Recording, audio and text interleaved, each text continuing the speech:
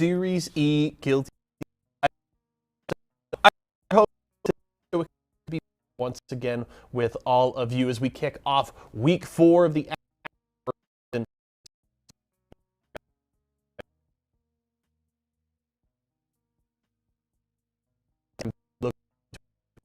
of all.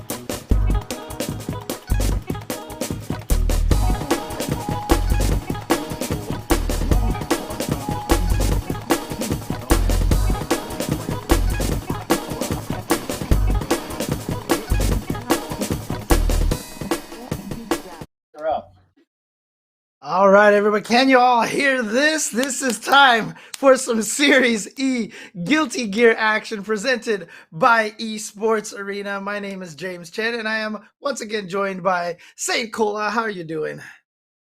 I'm doing fantastic. Now that the technical difficulties have been figured out, let's figure out who is going to take this week's Series E Guilty Gear Strive tournament. I cannot wait to see who's going to take it. I mean, last week we had Lean, no mean out here, being coming through in the bracket. That was super sick. And it's only gonna get hotter week after week as we get closer and closer to hopefully, Vikings announcement or maybe some fixes and changes, things like that.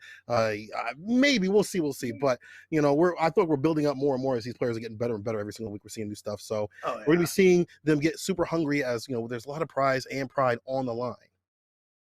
Yeah, for sure. And again, for those of you who have been tuning in for a few weeks, if this is your first time tuning in, get ready for some fearsome action. I mean, because the list of players that we have are ridiculous. But before we get into the players, let's talk a little bit about the format here. It's, your standard double elimination bracket. However, it will be 3 out of 5 the entire way. All the other rules are pretty similar and what you're accustomed to from fighting game tournaments. The prize, however, there is $500 on the line. First place getting over half of that at $300. Second place with $150 and $30.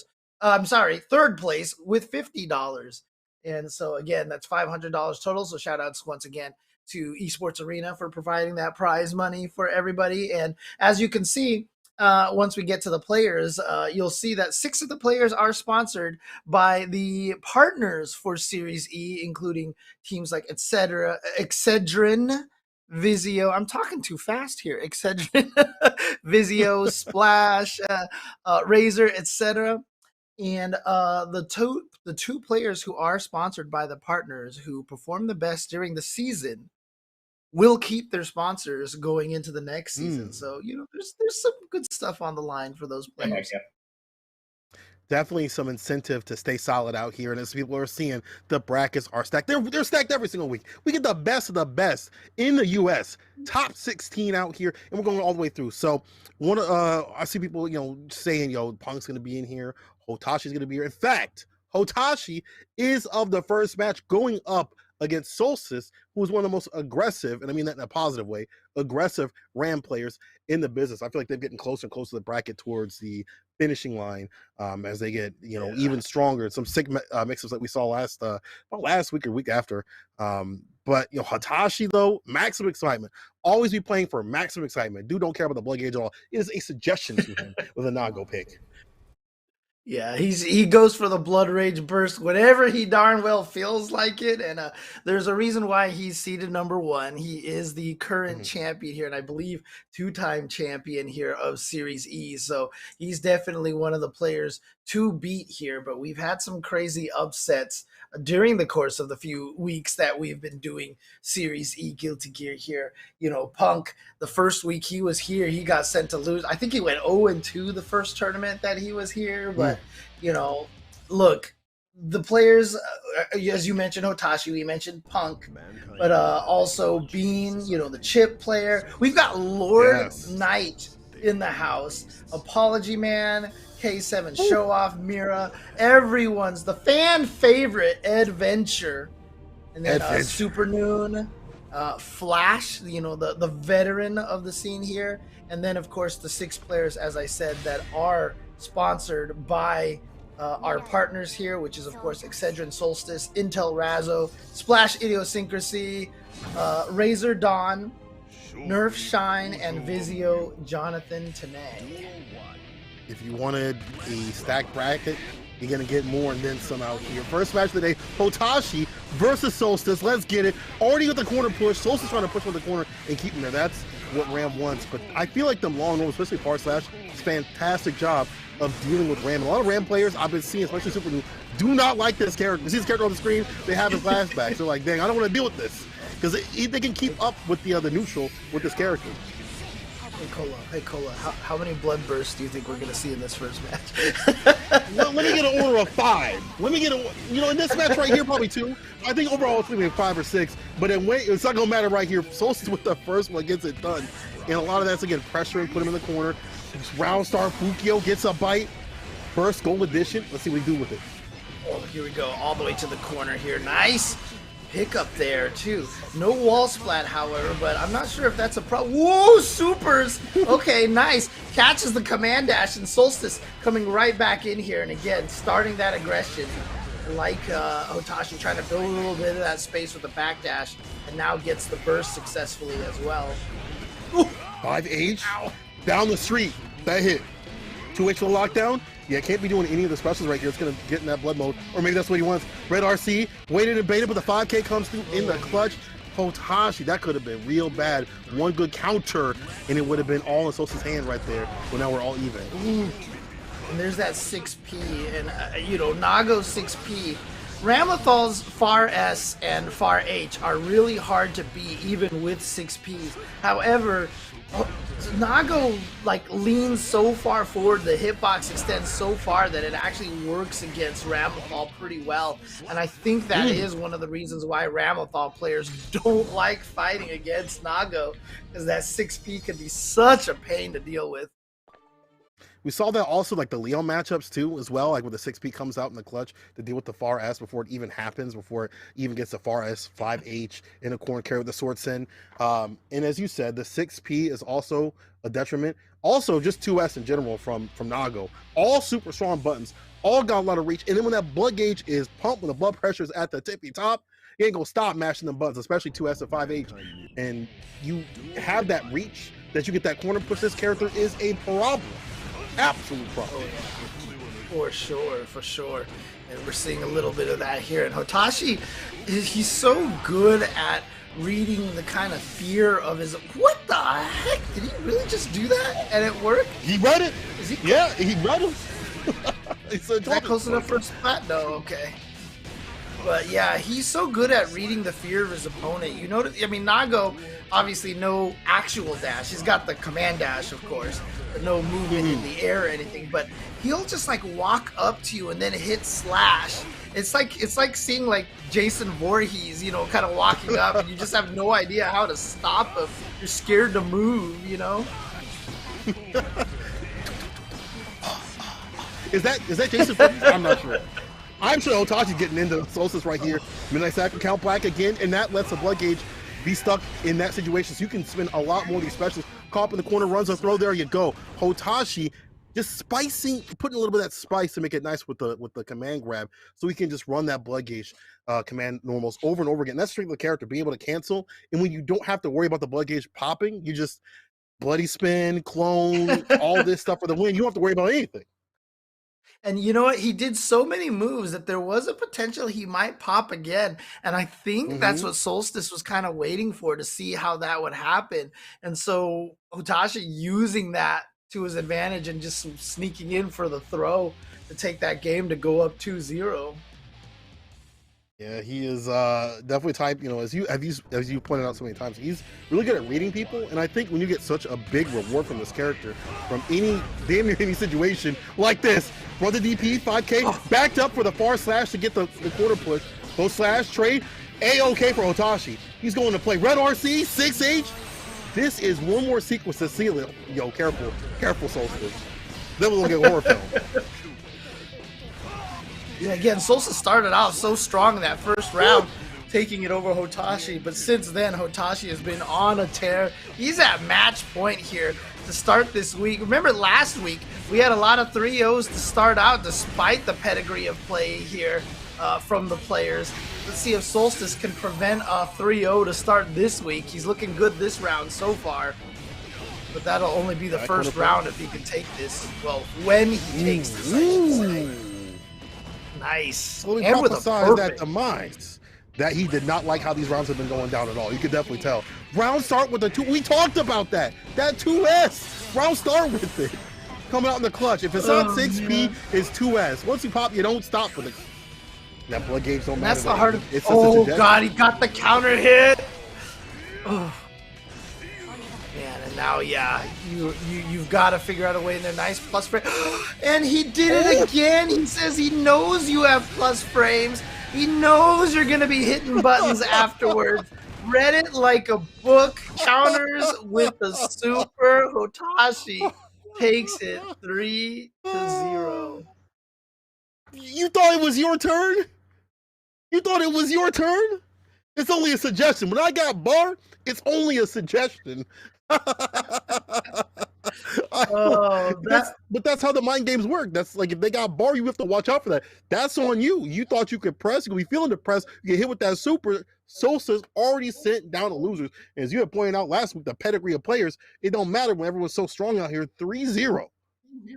yeah. And again, this is just really, really intelligent play from Otashi, reading the situation and reading the mood of the match. There's always this kind of like overlying mood. And in that situation right there, Solstice needed the comeback. He wanted the pressure, so he did the flip, which is plus on block, so he can keep the pressure going. There was pretty much in Hotashi's mind probably a 0.0001% chance that Solstice wasn't going to hit a button in that situation. And even if Solstice had blocked it, it probably would have been because he accidentally hit the button too late. Yeah. Didn't time it right, but we'll see what's all right here between Razzo and Bean. Just a fan favorite lately, I feel like, for Wednesday night fights, and also I've gotten super far in the last bracket that we had. Still one of the chip game. There's not many chips that we see, but Bean probably the best in the US right now when it comes to chip play. Yeah. I think what was it, third place last week that he ended up getting. So and he did it largely through the winners bracket as well. That's true. Trying to get this pressure. Ooh, okay, let's just flash kick in the middle of that sequence. Nicely done. Also blocking it out. Looking for that 2K situation. We'll get a knockdown like 2K2D or a counter hit like this with RC ground pound. Corner carry. Yeah, waits with the slash.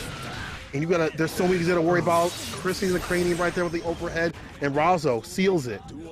This character, I love me some Leo. It's not a chip matchup unless we talk about just how quickly this character melts in terms of damage. He's not good at taking damage, so it's always a tough thing. Oh my God, he just did it! Oh, takes the burst from the flash kick. Oh my Razzo, you're the worst. And you saw B trying to dash up and deal with the 2D, but the recovery was just enough for Razzo. And that's the way that Razzo plays. It's the wild style, but again, pulls back enough to like, okay, I know what this distance. If I do 2D and if I whip, I'm gonna have time to DP, get that hard knockdown, put him in the corner. And as you pointed out, the character has no health to play with. Poor Bean out here. That's what you signed up for. Again, it's on the resume. It's listen, you don't have health to play with. You get benefits 401k, but you have no health in play. And Bean, that's something you just have to worry about with the character. Yeah, but like you said, they know what they're signed up for, so you can't even be discouraged in those kind of situations. If you're a chip player, you just accept that that's something that happens, and then you just come right back in and start going to work like he's doing right now. Look at this, trying to keep Razzo guessing on whether he's going to do the final move of the Rekka series, or if he's just going to use that to keep attacking.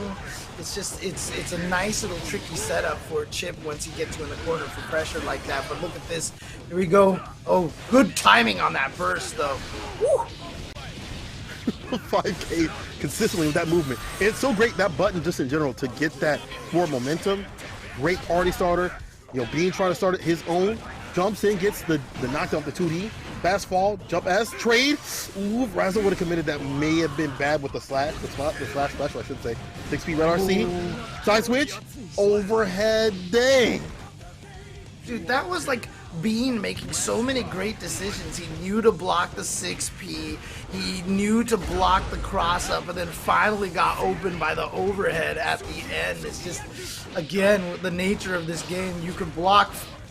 You could be so smart and successfully block like 4 times in a row, but then the last time and you're done. Just block better. You gotta worry about the 2-on-1 character that is Leo. Get the back turn, you gotta worry about that. But just like that, being with the corner push, DP's in the middle of that Rekka sequence. Try to get the corner push. Didn't work, trying to side switch with it. Razzo trying to make that return over seat, but I don't think it's gonna happen here. Being with the bar at the bottom, about to cook with 6K. I was just about to say it, Cola. I was about to say, watch out for that 6K. I saw he had full meter, and we remembered how a bunch of Beans rounds ended last week with that 6K. That's definitely the opener. Bean's been really good with this corner pressure, like throwing up the Gamma Clone, just get the plus frames. Razzo trying to be preemptive with the 2K to stop that. Oh, jump ass. On the other side, coast to coast. He's got the most. I can't believe that Razzo has managed to tech like 2 throws from Bean here. It's just Chips, he's so fast and it's so scary when he actually goes for the throw that he's been so accurate on that. Has been amazing. But look at this, the wall splat. But of course, you know, Chip has to kill you by death by 1,000 paper cuts. So no death just yet. He's coming in here, red RC, and nice burst from Razzo to stave off that pressure. Drift. First strike back at him. Bean trying to stay alive. Get that game point. Look at this. The chance of death. Who's gonna crack first? Jump K. Not enough damage again, as you said. Death by 1,000 cuts. But Razzo got a sledgehammer. PRC back throw though. On the PRC. What? Oh my God, Razzo. How is Razzo doing this? You talking about the throw tags? What? What? Oh, you know what? Maybe that was a throw tech. He was like, oh shoot, he's gonna throw me. Let me tech it. And then he got the throw and he's like, okay, I'll take it. I'll take it. Sometimes happy accidents. Is that what we're doing out here? Happy accidents? That what's going on? The Bob Ross kind of situation. Bob Ross philosophy, man. Just accept your happy little accident. Oh man. You know what's really funny, James, is as Razzo sits on game point, I was looking at Razzo's Twitter, and they were like, I gotta do something about FD. I've been having problems with FD. They push it out. That's what they're saying on Twitter. I was like, what if you just grab? And look at what's happening here. The grabs are coming through the clutch, but Bean puts him down on the ground. Now running the command grab, hidden lead village with the explosion. Bean taking a page out of Razzo's book. Gets that corner point. Ooh, nice 5K right there, and the side switch on that counter hit RC. And look at this. All of a sudden, all that life is gone. Oh boy. Here we go, and now Razzo with the life lead, but we're down to this round end situation here again. Nice, didn't go for the air throw, but drops the combo. Oh boy. Just spin YRC. Let's find the finish. I get that 2S. Just DP, but the Apple Bean caught him. Oh my God, Bean. Get a lottery ticket. It took me like, you a lucky person. It took me like 5 seconds to process exactly what happened at the end there. I was like, who died? What happened? Wait. Oh, here we go. That is nasty. Damage for Bean now. Oh no! Could have did something, but it's gonna end up losing. Ooh, okay, actually he had burst before the super was activated. Okay. Yeah, that saved him. Red RC off the backboard. Alpha Blade jump S. 6-8 steals at Bean. Ooh, that was lucky. There's a lot of lucky moments for Bean. Buy a lotto ticket. Buy one for me too. And if you win some money, you owe me something, Bean. You know what I'm saying? But dang, Bean getting away with murder. Oh man. But that also means if you win, you owe him something, right? That's how lotto pools work, I think. Don't tell them that. No. I was gonna cut you a deal too, James. Now we're okay, that's not how it works at all. Yeah, you're right. Okay. All right. Here comes Bean, but there we go. The wake up throw from Razzo. And yeah, that overhead, enough startup to give Bean enough time to be able to DP. And speaking of, we've got flash kicks from Razzo now. DP from Bean, back at him. DP again, Razzo. Sit in it. Oh, he baited it out, but that was really unfortunate situation there. And he went up for the jump slash, and I like the punish from Bean, but Bean didn't convert it into a full combo. You'd better convert this. Oh, he was trying to bait the burst. Get that burst thirst. He's gonna finish the job. Yeah, Razzo. Oh! Just gave me. Oh! And Razzo choosing to hold on to that meter, figured, you know what, Bean is probably going to try to bait it, so I'll just hold on to it to the next round for the burst. Here we go. Ooh. But now, with the way Bean is playing, was that a bad idea? Because Bean's getting the pressure here. He's also baited out a... Okay, there we go. Finally, the burst finding its mark. He couldn't get over the fireball. Now Razzo with the pressure. Ground pound, yeah, I like this corner push. The backboard just a little bit, needs to get that wall splat. Close to doing that. DP again from Bean, just sitting. That could have been the end right there, but Bean going in. at the ankle save you. Still needs to find an answer for it, and Bean stays alive. Guess how? With the round-ending 6K once again, man. I'm gonna call this guy the $6,000 man, dude, because he is getting away with 6K all day. All day. 6K, favorite button. That K button probably broken. Like we saw with the Zato player last week. The 5P was broken, the 2P from John Tanay. That button was broken. I bet the same thing is in the same case with Bean, as that K button has led them to victory and finally opens against Razzo, but that DP coming through. Razzo, I gotta give him credit also, has been doing a fantastic job of dealing with the clone in the plus situation by just running the DPs. It is risky because Bean could, stutter step and kind of bait those out. Razzo doesn't have a call in the corner, and Bean really let these DPs fly. And Razzo getting punished for it. Yeah, like I said, Bean starting to bait out the flash kicks a little bit more, and so yeah, despite the fact that Chip doesn't do a ton of damage, was still able to take off a great chunk.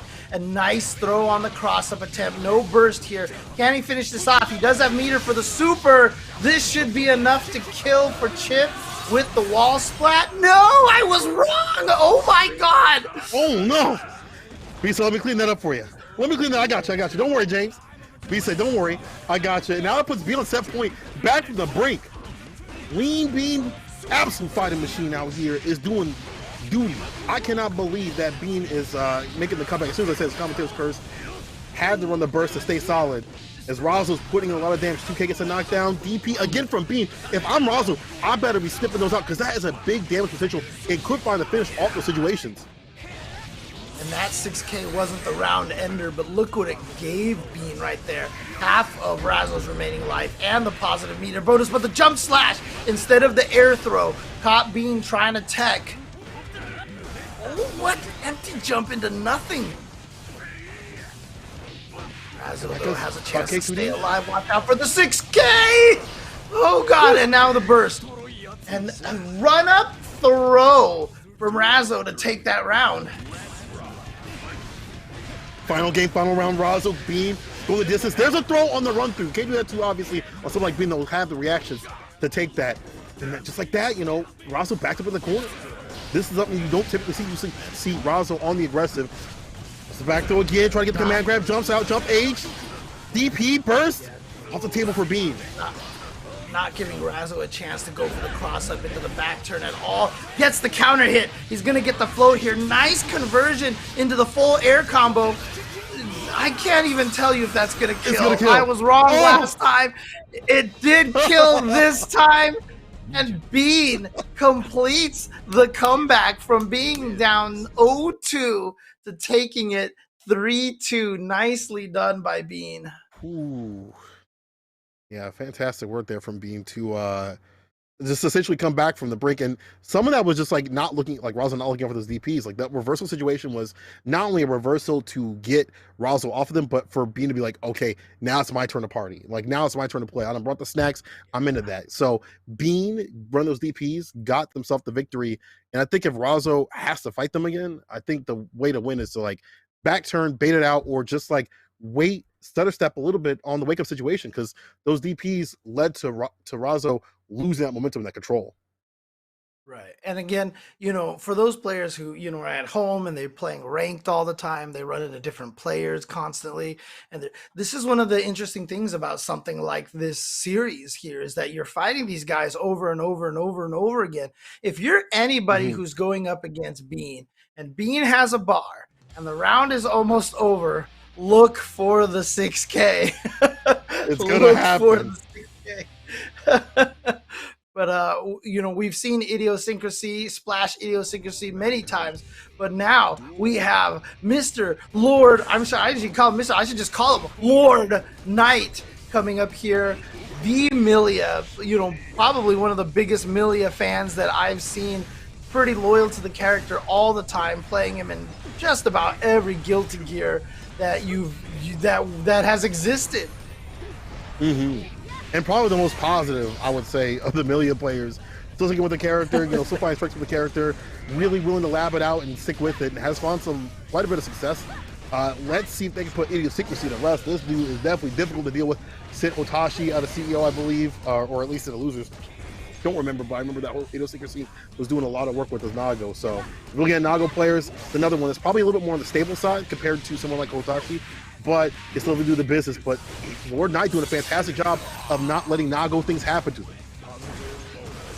Good start here, but again, very similar to what we saw with Chip, you know, the death by 1,000 paper cuts kind of concept right there, and that's going to be something very similar with Millia. Of course, both characters with similar archetypes, just being a pain in you know, in terms of rushdown, and that super is too far away, but he accidentally RC'd the wrong direction. This is going to give Lord Knight the opportunity here. Burst, he wants this round. He wants to make up for that mistake, and the Beyblade is going to do it.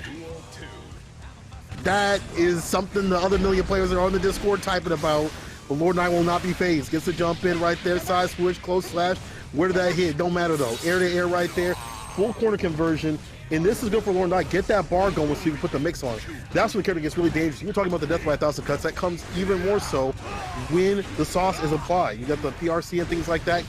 That is when you get those knockdown situations where this character suffers, doesn't have a DP, has to, you know, get out of the situation with 5K or 6P or any of those, you know, faster moments, but they're not fast enough to always save them. And Lord Knight can now run the mix. What's on the menu?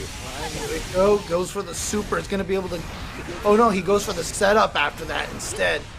And here we go. Pressure in the corner. Gets the overhead into the Lust Shaker. And is going to take that round. Ties it up 1-1.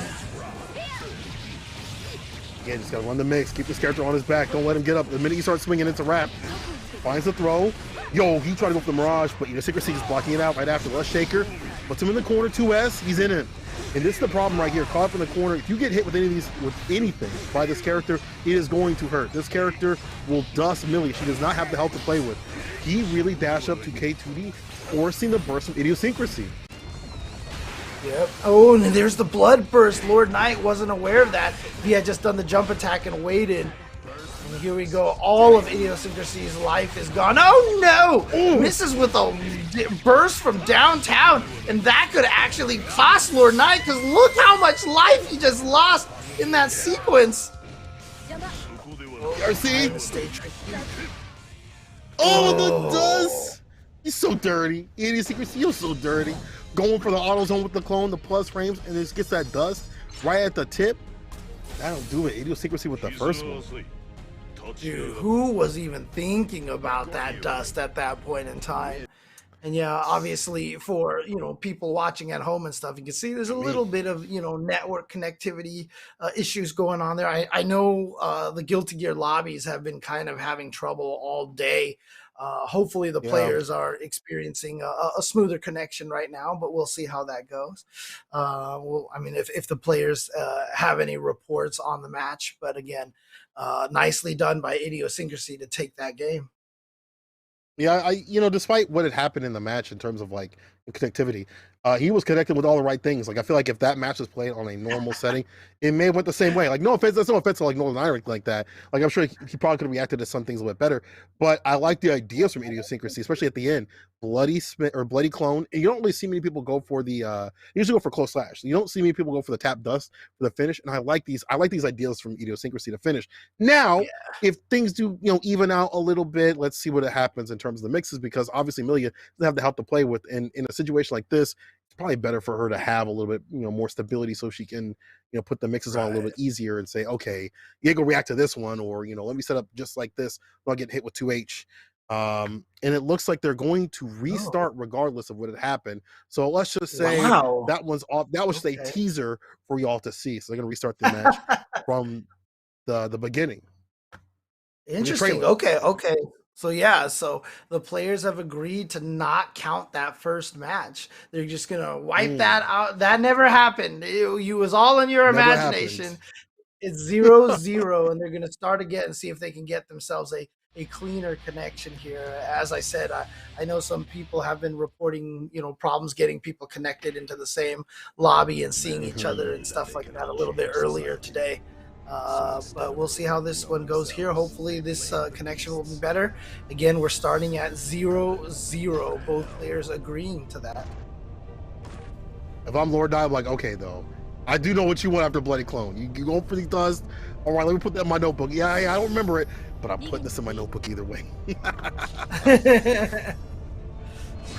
You know, I didn't know anything about the lobbies. I haven't logged in for my usual daily beatdown where Celestial players just smack the heck out of me. So I haven't, hopefully it's a-okay. Let's see if they're going for a test here. Idiosyncrasy not moving.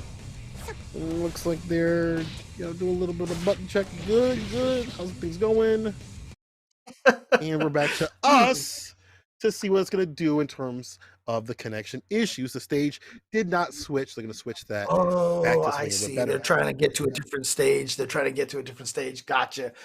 So they're restarting right now at this point. Okay, fair enough. We'll get this match for you guys. But again, as a preview of what to expect, I mean, after this match is done, we've got Punk and ApologyMan coming up down the road. Yeah, so that one is going to be taking place most likely after this match over here. And again, down the line in this first round, it's going to be K7 Showoff versus Mera, Adventure versus Dawn, Shine versus Supernoon, and Jonathan Tanay going up against Flash. So yeah, a lot of scary matches coming up for all the players. Again, trying to get that $300 first place prize. Yeah, they're fighting for that. They're fighting for that green. And shout out also to Lord Knight, just a little bit of lore. I saw him doing some stuff for McDonald's. They had like this tent or whatever out in his area, and it was really cool to see him playing with people, with the community and stuff like that. So shout out to Lord Knight. Man, they're doing a lot of content too. So check out their channel. Make sure you're following them on their Twitch and stuff like that. Seeing what to do, because I really like them as a content creator because they're not really negative. And I feel like when I watch people that are content creators and they're like, man, I want my character, this one character sucks, you won't get that with Lord Knight. You'll get the honest truth. You'll get him analyzing a lot of the not only his characters but other characters, stuff like that too as well. So make sure y'all check out what he's doing. So I'm always excited to see him play in brackets, not only just watching his stream, but play the brackets too. I always remember one of my favorite stories with Lord Knight was there was one patch during Exerd where Milia did get kind of nerfed and she wasn't, as strong anymore. And I saw Lord Knight kind of complaining about that a little bit. This was right before Evo, and then Evo was happening. And I saw Lord Knight walking out of the hallway, and I was kind of like walking within earshot behind him. And so, like, really loudly, I was like, man, they buffed Milia a lot. She's so strong now. And, like, immediately he turned around, like, with this look on his face. And I just, like, I just kind of smiled at him. And he was like, man. You might have just got watched and you were just like, man, Milia is not that bad. And he just got watched and you just like, man, Milia is okay. I couldn't resist, man. Story, James. I couldn't resist, man. Oh, man. I feel it. But it was just so funny how quickly he turned around, too. He was just like, oh, okay, here we go. We're back in here. Let's go.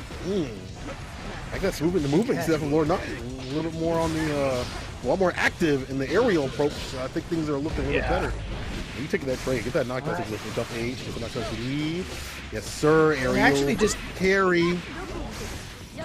A lot of the times, when Milia goes for that, four-way mix-up off of the meaty disc, Lord Knight actually that time just doing nothing. He did nothing, and that's actually one of the underrated options for Milia, hoping that the opponent tries to wake up with something or do something and just getting hit automatically.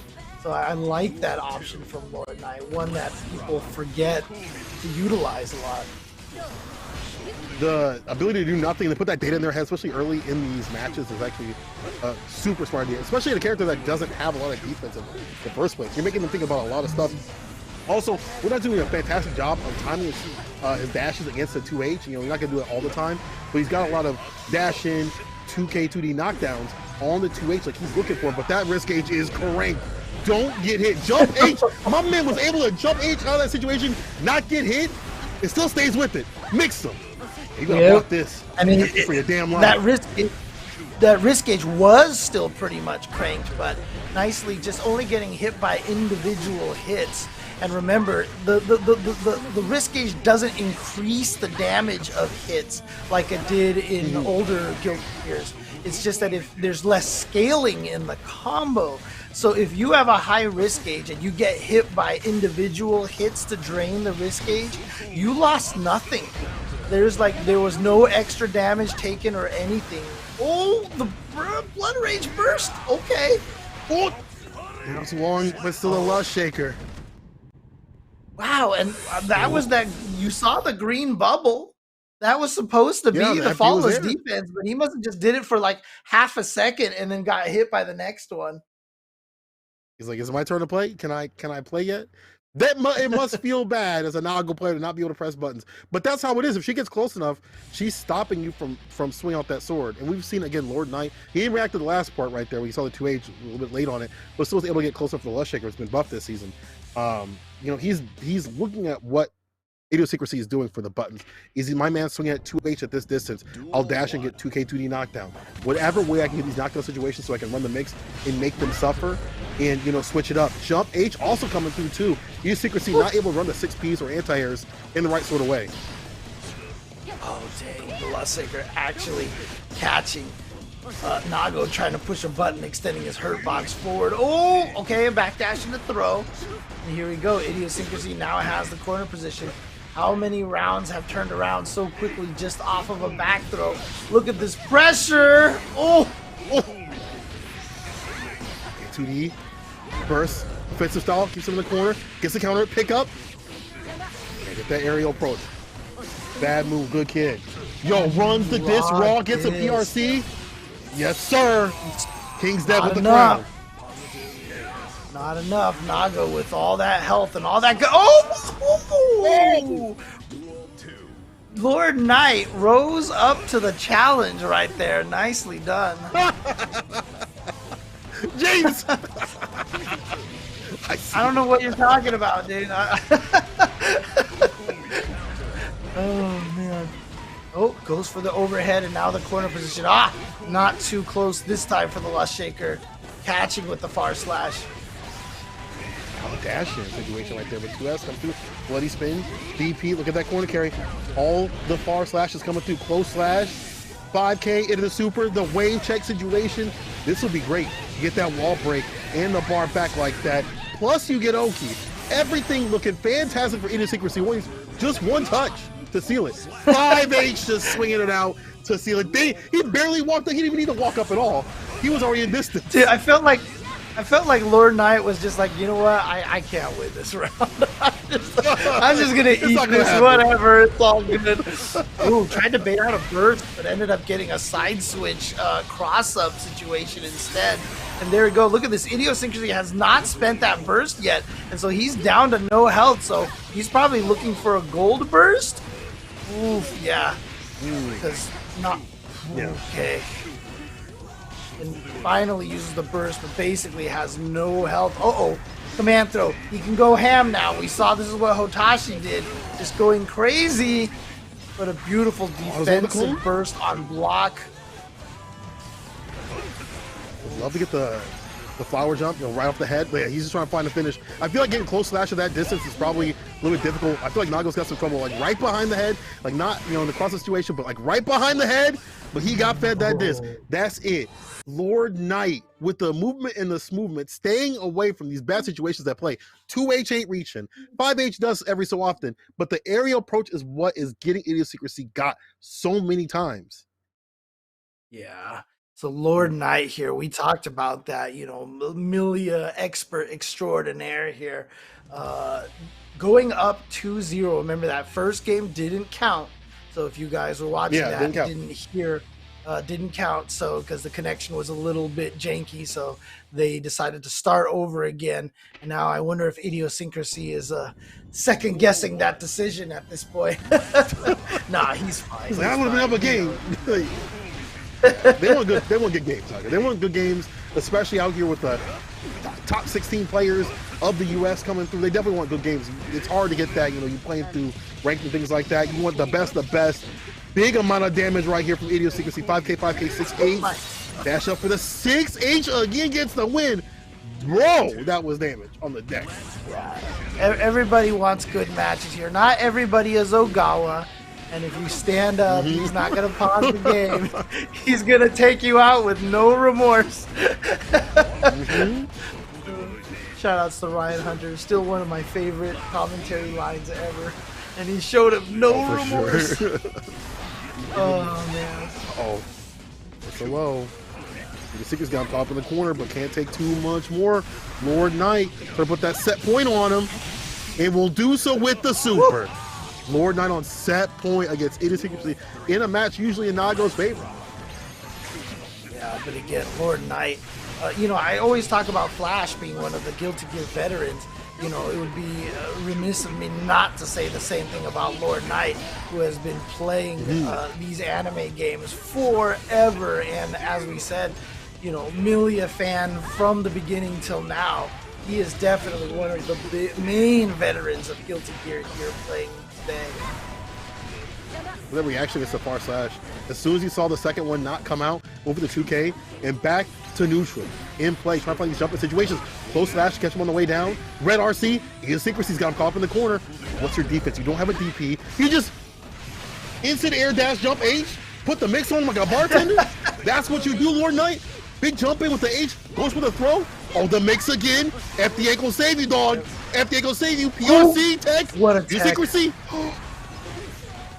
With back dash to avoid that throw as well, but catching the command dash with his own throw. Chip is a danger. Expect to see lots of lust shakers if Lord Knight can get in. No, he just does the frame trap disc.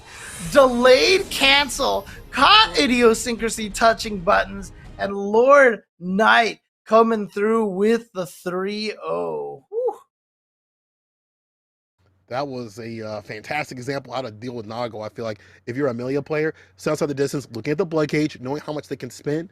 And you saw Idiosyncrasy had that blood meter cranked at the bottom of that last round. He's like, I can't do anything. I can't do bloody spin. So those options are off the table. You just have to worry about the normals. And again, you saw maybe not every time he was successful, because you can't be successful every single time against Nago, but you see him stutter stepping underneath the 2H to deal with that button, going like as soon as the frame, like the recovery frames are on the far S, which dash up and do 2K 2D knockdown. Like dealing with those buttons is how you have to deal with Nago. And Lord Knight wasn't afraid, as you said, you know, veteran of the game, veteran of Guilty Gear just in general, has been in probably worse situations than just Nago up on the screen. So he's like, hey, this, you know, Nago round's gonna happen. You know, let's say okay. As oppressive as you think that Strive might be, the oppression from some of the characters in previous Guilty Gears is ridiculous. So, you know, the fact that Lord Knight is able to find those gaps and find the situations to just escape with an instant air dash H or something like that, that is years of just veteran practice of holding that on defense and finding the gap. And he was able to escape. And by the way, I just want to say, someone in the chat said, we need more Faust. Well, you know what? I think we're going to get that to you, because coming up next is going to be Punk versus ApologyMan. And I think, I mean, I don't know if ApologyMan has been playing anyone else, but I expect it is going to be Faust in this mix. Yeah, I don't expect anything different. I think if you're a false player at all, you're sticking with that character. Like, you're not switching. Like this, you're ride or die with the doctor. And Punk, you know, someone asked who Punk was playing. Punk plays Soul and Milia. He was playing Milia a little bit on the stream yesterday, but I feel like it's gonna be the Soul pick. What I say, the Soul pick and play, in maybe better this season for False. I feel like maybe, you know, your normals are better, the RNG's better for you. You get more off your exchange, things like that, and so a little bit weaker. I wouldn't say a lot. So you can kind of hang with the character, but you definitely do not beat this character at all. Right, and also just as a reminder to those watching right now, the opinions of the players do not reflect that of the staff here. As we see Punk's username, you know, this. Listen, hey, that ain't me. That ain't me. There's the back door from Punk. Oh man. All right, okay, here we go. Nice conversion from Punk into the corner. Not gonna go for the wall splat. Instead, sets up the meaty, gets the shimmy, Then the wall splat, and look at this damage. Oh my lord. This is the Well, natural I said predator. we were gonna see. I said we were gonna see some Faust. We haven't yet. Are we? So let's see if I we don't can see it. actually see some Faust this coming next match. I'm sorry, Oh, apology, man. I man. don't think I saw who you were playing at all. That's how fast that match went. Like, I'm sorry, I don't. Who was apology? Okay, that was false. Okay, just kidding. But like, honestly though, like, I feel like the natural predator to a lot of false play is, remember, he doesn't have the best buttons. A lot of lingering buttons, things like that can be whip punished. And guess who is the best in the business when it comes to whip punishing? Is Punk. Doesn't matter what game he's playing, dog. Like, he doesn't even have to have optimal combos. He's just out here whip punishing, playing footsies. And we saw that CEO, like, Diphone was like, dog, I'm trying to like put game on and get the knockdown situations, and it's not happening. Punk just finds some footsies, picks some combos, goes in, and Soul just be winning. Dude, there's like some spider sense or something from Punk when someone hits a button. I don't know how he does it. I mean, I would blame. I can't whiff punish for crap, and I always like to blame it on old age. But even when I was young, I couldn't whiff punish, so I have no excuse. Me too. Oh, So that's 6 Ace Oof. coming through 30 to 5K. But it doesn't matter because he gets a side switch and the burst to put ApologyMan in the corner. Aggressive with it. Far slash.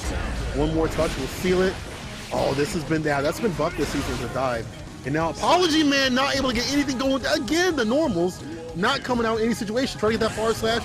Didn't happen. The fire stops. A bit too hot with it. Oh, there we go. Punish the whip 6S. I'm sorry, was that a 6H that time? Yeah, 6H.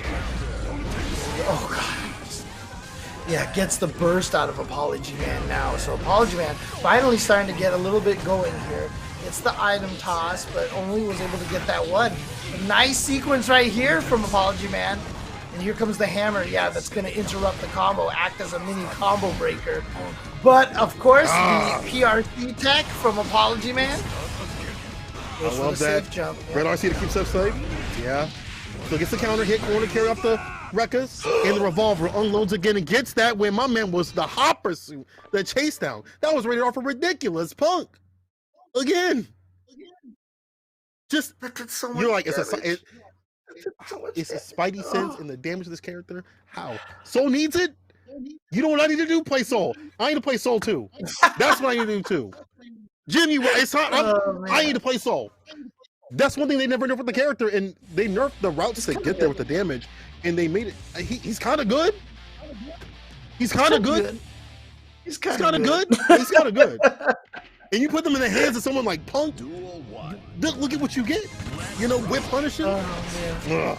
Stop the game. I mean, obviously, all the past couple weeks of Dragon Ball play have not gotten Punk rusty at all. He's looking just fine right now. Nice extension off, and that's the second time he's anticipated the bomb hit and just batted it back right away. I love that.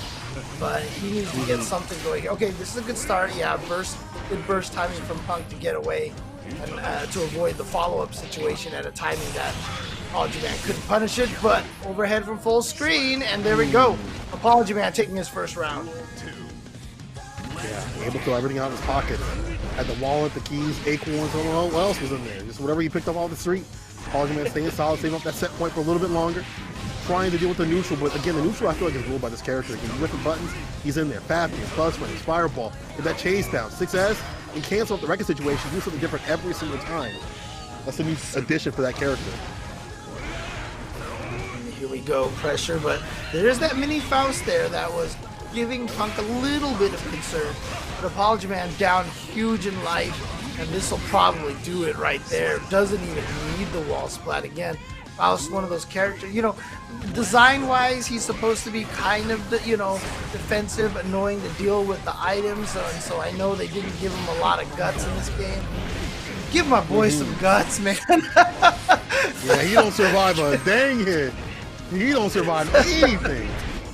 Oh, 6 man. Anti right there.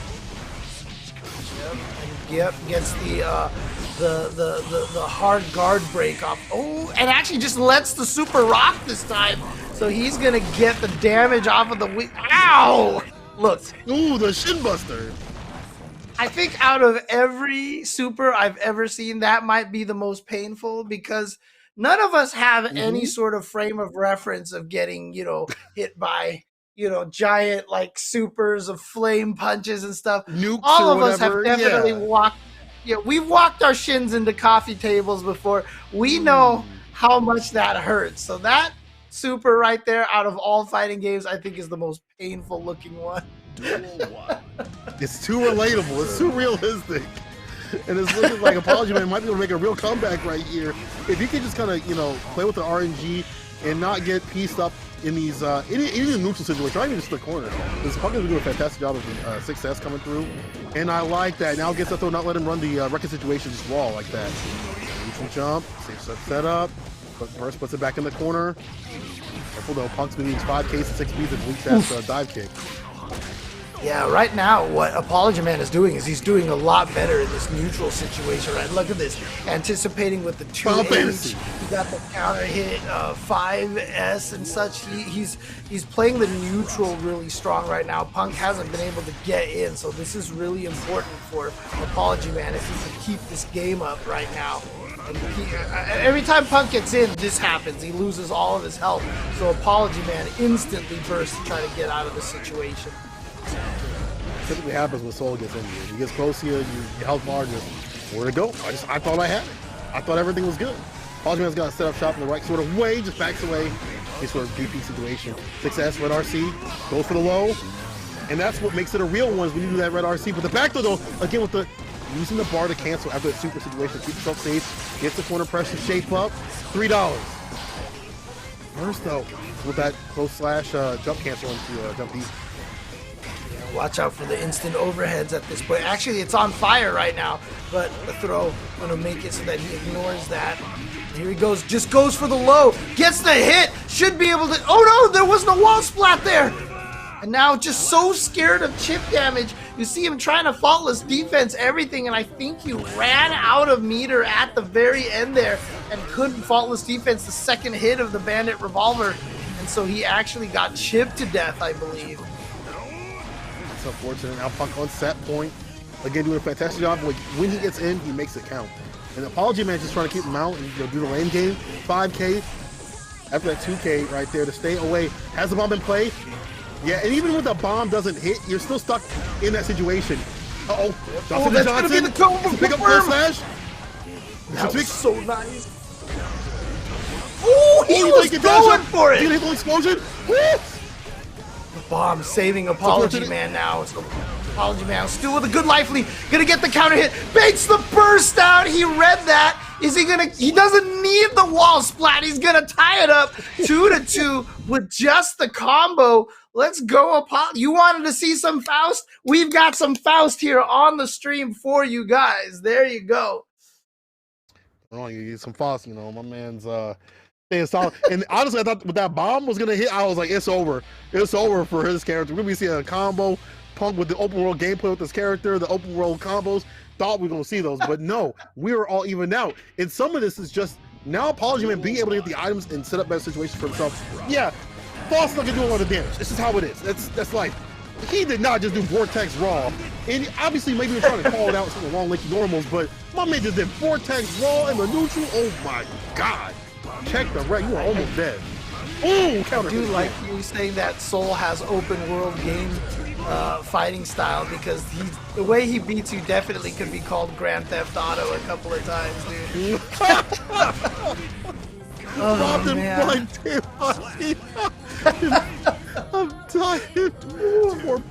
Poor ApologyMan. I mean, this the battle of this neutral right here. Obviously, the character that has so many ways to get started and put on the damage. And if you're false, you're not applying a lot of these items. You can't really fight the normals at play. You see people like RF be able to get away with that sometimes, but it's not consistent enough. That's just how the character is. You have to have these items, at least for a little bit of these comeback swings. 6H lands, 2D, Punk with that corner carry. Oh no, the back throw from ApologyMan. That's bad for Punk. Sets up the safe jump. Oh, and it's going to combo off of the tap dust. And okay. Nice combo extension. Now ApologyMan trying to tie it up, take it to the final game, final round. Has the potential. And RC, go slash 2S, mix, and that should be enough. Final game, final round. We have to break, baby. Let's go. Pump versus ApologyMan.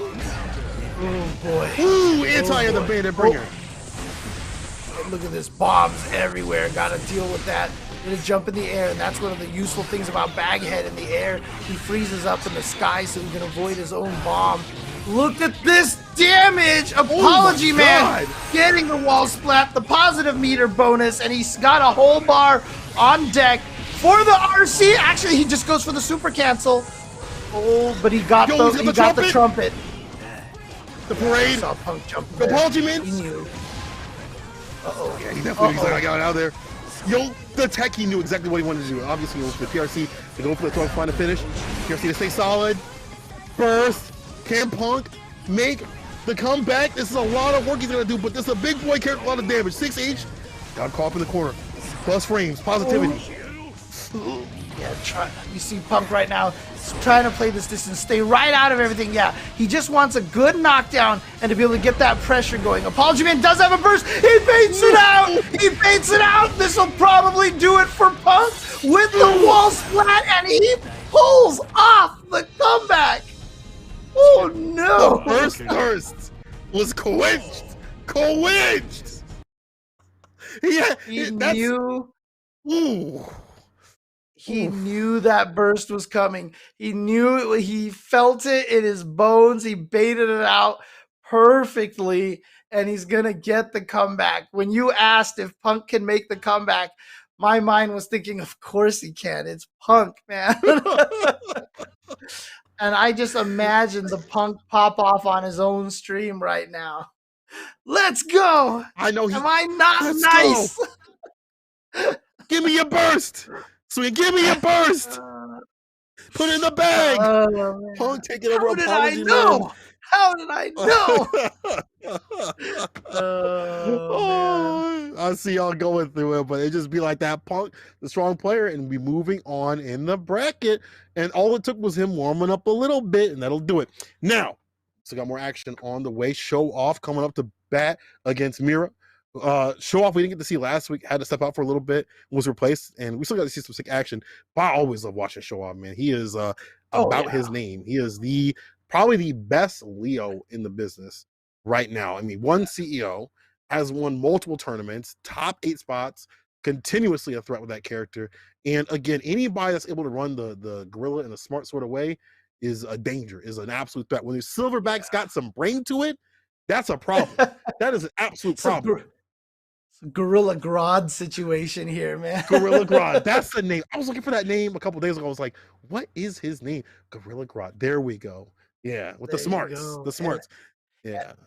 And again, one of the coolest things about that too, K7 Showoff from the NRS scene, you know, for the longest of time, there was a lot of people who were out there being like, NRS players are lucky because, you know, the other scenes aren't playing there.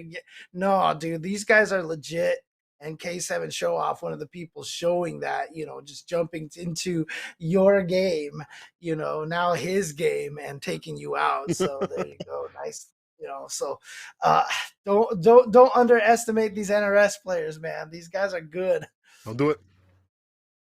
Don't do it. Don't do it. You know, that also speaks to the melting pot that we have of Strive. And Mera also a multi-game competitor herself. Marvel, Street Fighter, top place out here, won tournaments too as well. And you know, has won some Strive tournaments too as well, I believe. Did very well at the PAX tournament, the PAX West tournament that was a couple months ago. So she's no stranger to the danger out here of this tournament. Yeah, she did really well. It was so weird because it was like almost pros or whatever, but I'm like, the players that are out here like not enough damage, you know, CG and stuff like that. I was like, y'all are like pro level. You just don't have the pro name. But Mera is sponsored. Shouts to her. Recently sponsored with her, you know, significant other. That happened in 7 months ago. So very proud to see that their work and effort has paid off. Same with K7 also. He's been sponsored too as well. So, you know, that's hard work getting rewarded out here. What you love to see in the FGC. There There was that awesome video too of like K7 sponsor watching the tournament on his TV, and as K7 is winning, he's just like, yeah, let's go! Like he was getting super hyped and stuff. It was actually really, really sick. And there is a question in the chat that I'm gonna pit to you, Saint Cola. Is when you win a tournament with Leo, does it count though? Of course it counts. Listen, if the character's on the screen, if it's on the character's screen, of course it counts. I don't even play Leo like that, but K7, the way they be showing off, makes you want to pick up the character again. Listen, everyone's got a chance to pick up Leo, Soul, Nago, all that, you know, so you do what it takes. If they die, they die. That's what happened to Mera. She don't get going. 2K2D knockdown. And this is one of the problems I think that Mera might have is that she plays someone like Razzo so much that you fight someone that is so different with their Leo play, you're like, dang, it's a dang new character right there. That combo is not okay. The combo's illegal. I mean, that's always one of the cool things about Guilty Gear, right? I mean, there's enough freedom for like character expression in that way. So yeah, the way Showoff is gonna play this character is not gonna be similar to the way Razzo plays at all. Here we go, Mera now with this corner. Look at this damage. Actually gonna spend the meter for the hard knockdown and the extra damage. So let's see how Mera uses this. Just runs up for the throw. But what a tech by Showoff. And now the back throw into the instant super to try to prevent the burst. But that just means that Showoff's gonna have to do more work because that's not enough to kill. That close slash, more touch. Won't last. Yo, the command grab. Jump back, PRC, Anto, she said no more. Not again. Wild throw season, yo, Mera said not again. Not again. Woo. If y'all know what that means, yeah. Mera, what happened last week, that Mera, you know, someone PRC'd that, or she PRC'd, the other person got out of the situation, whatever. Even though she tried to PRC, she wasn't able to get the grip, but this time she did it. Oh my god, that's so great. She's ready. Okay, there's that counter hit and the side switch, but Showoff a little bit too early on the juggle attempt right there. Gonna drop Mera a little bit too early on that. Drops the combo, giving Showoff now the chance. Oh, wake up with the super. Oh yeah, it was too far away. And good on Showoff too to try to counter it with the shield from that range as well. Yeah. Oh my god, the DP comes through in the clutch. She just sent it out. And you know what? Even though she took this round, she put something dangerous in K7 Showoff's mind. Like the fact that she will wake up with the different types of supers. So you have to worry about, is she gonna run the command grab? Is she gonna run the normal super? Those things that you have to worry about. So even if you're in backturn state, there might be ways to play around that. And if you don't have the bar to escape, you're like stutter stepping against her on her wake up because you're like, what's she gonna do? She's gonna DP, she's gonna super. Like you can't pressure her now because she done put it in your mind that she might be doing that every single time. So I like these early game things, and it works out even better than how she's got a game up too. Yeah, so there you go. So Mera taking it 1-0 over K7 Showoff so far.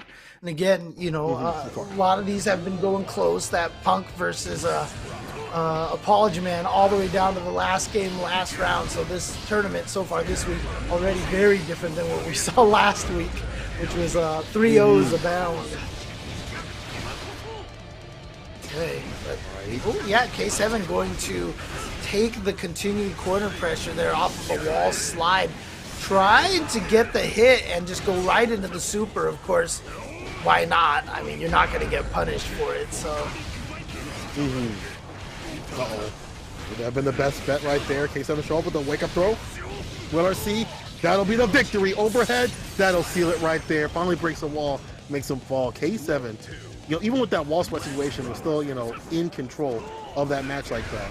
But I gotta wonder if that's just like not wanting to go back to neutral to have to deal with the wake up situation again. Like, let me get the wall split situation and keep you locked up in the corner. Let's see what it does here. But Mera just goes for the burst, get that distance back to mid screen. Bar slash. Corner carry with the Rekkas, of course. That corner push, take the state coast to coast. 6B finding its mark, and now, oh wow, look at this, countering with just far slash that ended up turning into close slash, I believe, just because of how far Showoff had run. Super's gonna do some damage, but not a lot. It was scaled at the very end of a combo, so now here comes Mera with the, oh no, just getting thrown, and I always say that feels bad. those kind of situations feel bad when you get thrown on their wake up or thrown on your plus frames like that. And it might have even just been, as we mentioned before, a throw tech. Just like trying And, to tag. Yeah. like we saw in the previous match. And, but it just worked out for Showoff. So there you go. You take those happy accents or whatever they may be, but that's got to be a painful thing on the other person's side. It's just like, dang, it was my turn.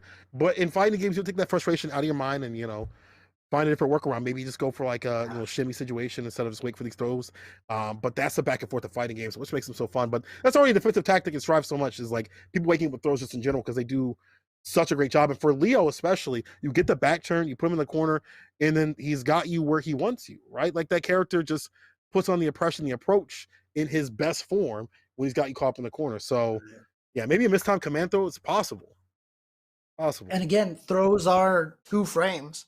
So they're still one of the fast. I mean, they actually are just the fastest thing that all characters have universally. So, yeah, I mean, although it will lose to a true meaty, if you mistime it, you will definitely.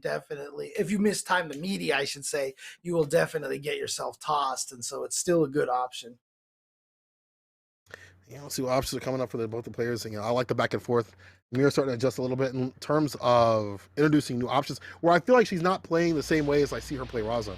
I feel like Razzo is one of those where, like, when Mera plays them, it's like they pull back a little bit because there's so many options that they have the layers. You don't have those layers with K7 just yet. You probably fought them not nearly as many times as you fought Razzo. Like, Razzo and them will play 50 games or whatever. So you have to take those layers off and apply a different sort of seasoning right there. Backs away, gets a whip punch to play, and then, again, the shimmy situation says, no, sir, not me, not again. Ooh, far slash again! Wow throw! Mera going for the reset off of that. And this time actually goes for the combo link, of course. Actually, was that a combo? I didn't notice, I didn't see. But I'm pretty sure it was, and he's just gonna do that to take the round. Overhead first, full distance. 6S, I like that in the neutral just in general. Like they try to throw a fireball too close, 3 frames, you get him got. He trades. Monkey see, monkey do. Super. K7 Showoff. I'm just 2 silverback swinging out here, but K7 gets a little bit more off the situation. The dash up throw on the Oki situation though. You see the 5K for that, just that walk to catch that walk like the Mera was trying to do. I was just surprised that throw did that much damage. Wow, okay. Well, I mean, Showoff will take it, but look at this. Bandit Revolver just in neutral, raw, to get the counter hit, and now the counter hit off the sweep. Baits out the burst, okay. Here we go, gonna PRC to be able to keep this combo going. Wasn't close enough to get the splat there, but wow, Mera just goes for it again, another DP. Kind of like Otashi stealing that turn from Solstice. Mera knowing that it wasn't her turn after the Bandit Bringer, so went for the DP, which gave Mera the opportunity to win just with that throw right there. Nicely done. Just a little bit. I like that Mera just catching the run through, and that's obviously probably one of your best options against Leo if they do the run through. You can't catch it every single time. It's hard to react. Because of the mental stack that the character puts on, you have to be watching out for so many options. And when they cancel, you gotta be like, okay, how to react. And shoot, with my old man eyes, I can't do it every single time. But no surprise, someone as strong as Mera is not gonna let that go through for free, even when the mental stack is up high and she's on game point. This is something different than I've seen when I see them playing was like fights or the tournaments. Usually it's the opposite. Like K7 has such a strong showing against Mera, but the way that she's playing is putting him off his game. Someone in the chat asks if Mera becomes CEO champion if she takes this over Showoff. Dude, we should just have that. We should just have like some weird championship belt that only exchanges when players defeat each other in tournament, and it's just a random person will hold the belt from time to time. I think that'd be funny. Oh man. You know what's not funny, James? The damage that comes to his soul. You see that red? That was with the quickness. We talked about that. Oh man. And the 5K, the 3-framer on Wake Up. I mean, I talked about how fast throws are at 2 frames. Well, having a 3-frame like standing K is also pretty good. Mera now one chunk away from taking this over K7 Showoff. Uh-oh. PRC doesn't get the punish, though. The walk-up throw, no way, Mera! With the calmness. Come here. Let me talk to you. Is this leather? No, it's pleather. Get out of here. It's kind of this nice little calm walk over there into the throw. Mera sending the CEO champion to the losers bracket. So now Mera is your official CEO champion. No, I'm just kidding. Showoff gets to hold on to that one, dude. Trust me. He did the work that day. He did the work. He is the current reigning CEO champion, and no one's going to take that away from him.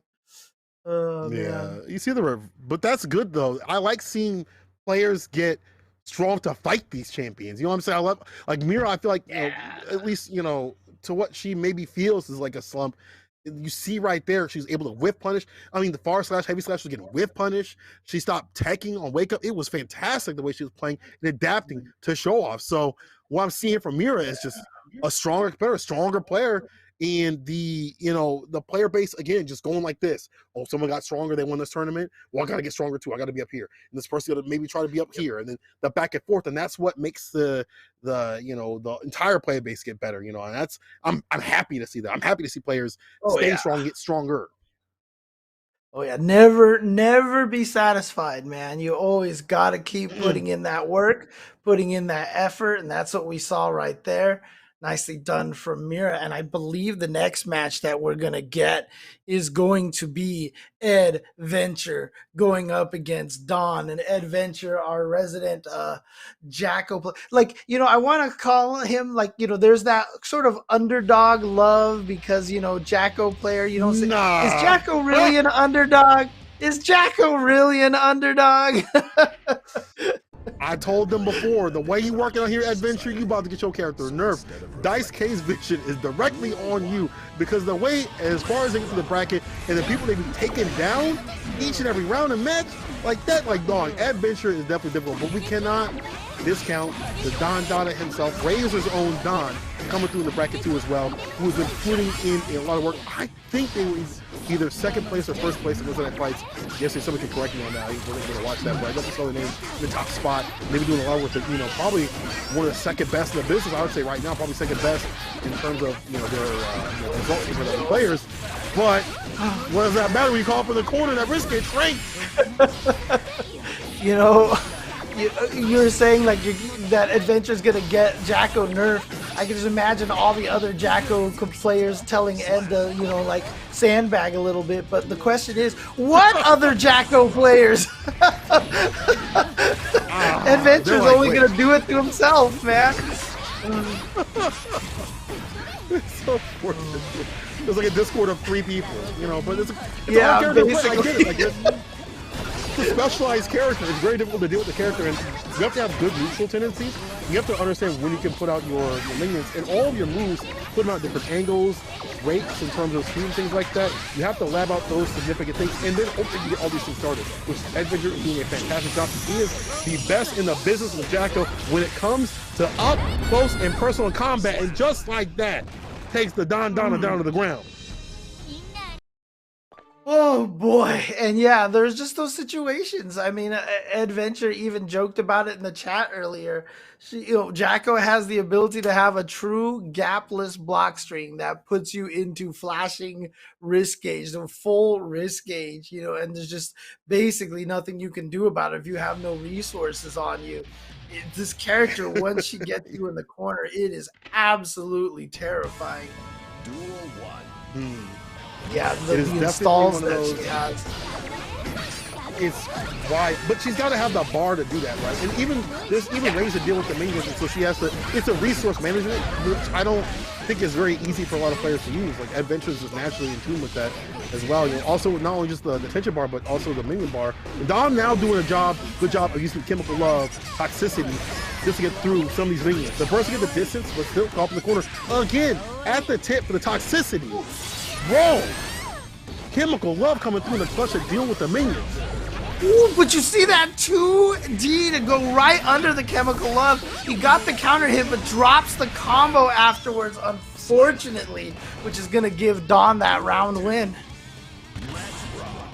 Oh, I love that idea 2D running under the something. chemical love. It was so smart, but just couldn't get the conversion. You will probably want to play that mid-range game to do a better job of being able to use that 2D. But now the drill comes from Don. And now he's, using more of these aerial options to stutter stop a lot of the minions. Wall break, reset, of course, because this is the problem with this character. She sets you up for success and will put them to rest. She gets that slump down, just putting with another combo conversion after the wall slide down. Don is like one touch situation from sealing this. You do it in a lot of different ways. Right. 5P, yeah, nice and easy. But, Top in the corner. but Here we go. oh, I love that decision right there. But the burst just to get it back, and then a counter burst. We had a YRC, and then a burst, and then another burst. Here we go, the air throw. And guess what? You're sandwiched now. You're blocking here. Here we go. The the tap dust gets the hit. Not gonna be a wall splat, but another one. Just back to back. Tap dust. Your adventure. He said, it's to choose your own, and I choose to win this round. That was sick.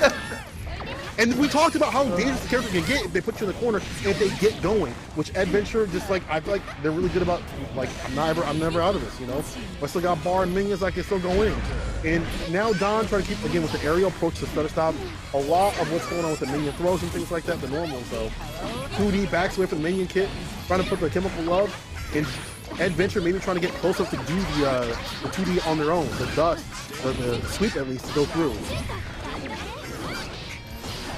Playing that distance game right now until you can find the opportunity to get the pressure. It's basically you're just fishing with Jacko at that range, see? And now we've got ourselves in the situation where you can do the pressure, but that's why you go for the YRC. But I love Adventure realizing that after the YRC, Don is going to want as best of a situation as possible. He's going to go for the micro dash, and so Adventure had the 5P all ready to go against it. I put the base over now, using the stroke 2, goes low, 6-8. Chemical love, toxicity. That's all I see is toxicity. Baits out the burst. Doesn't want no gold.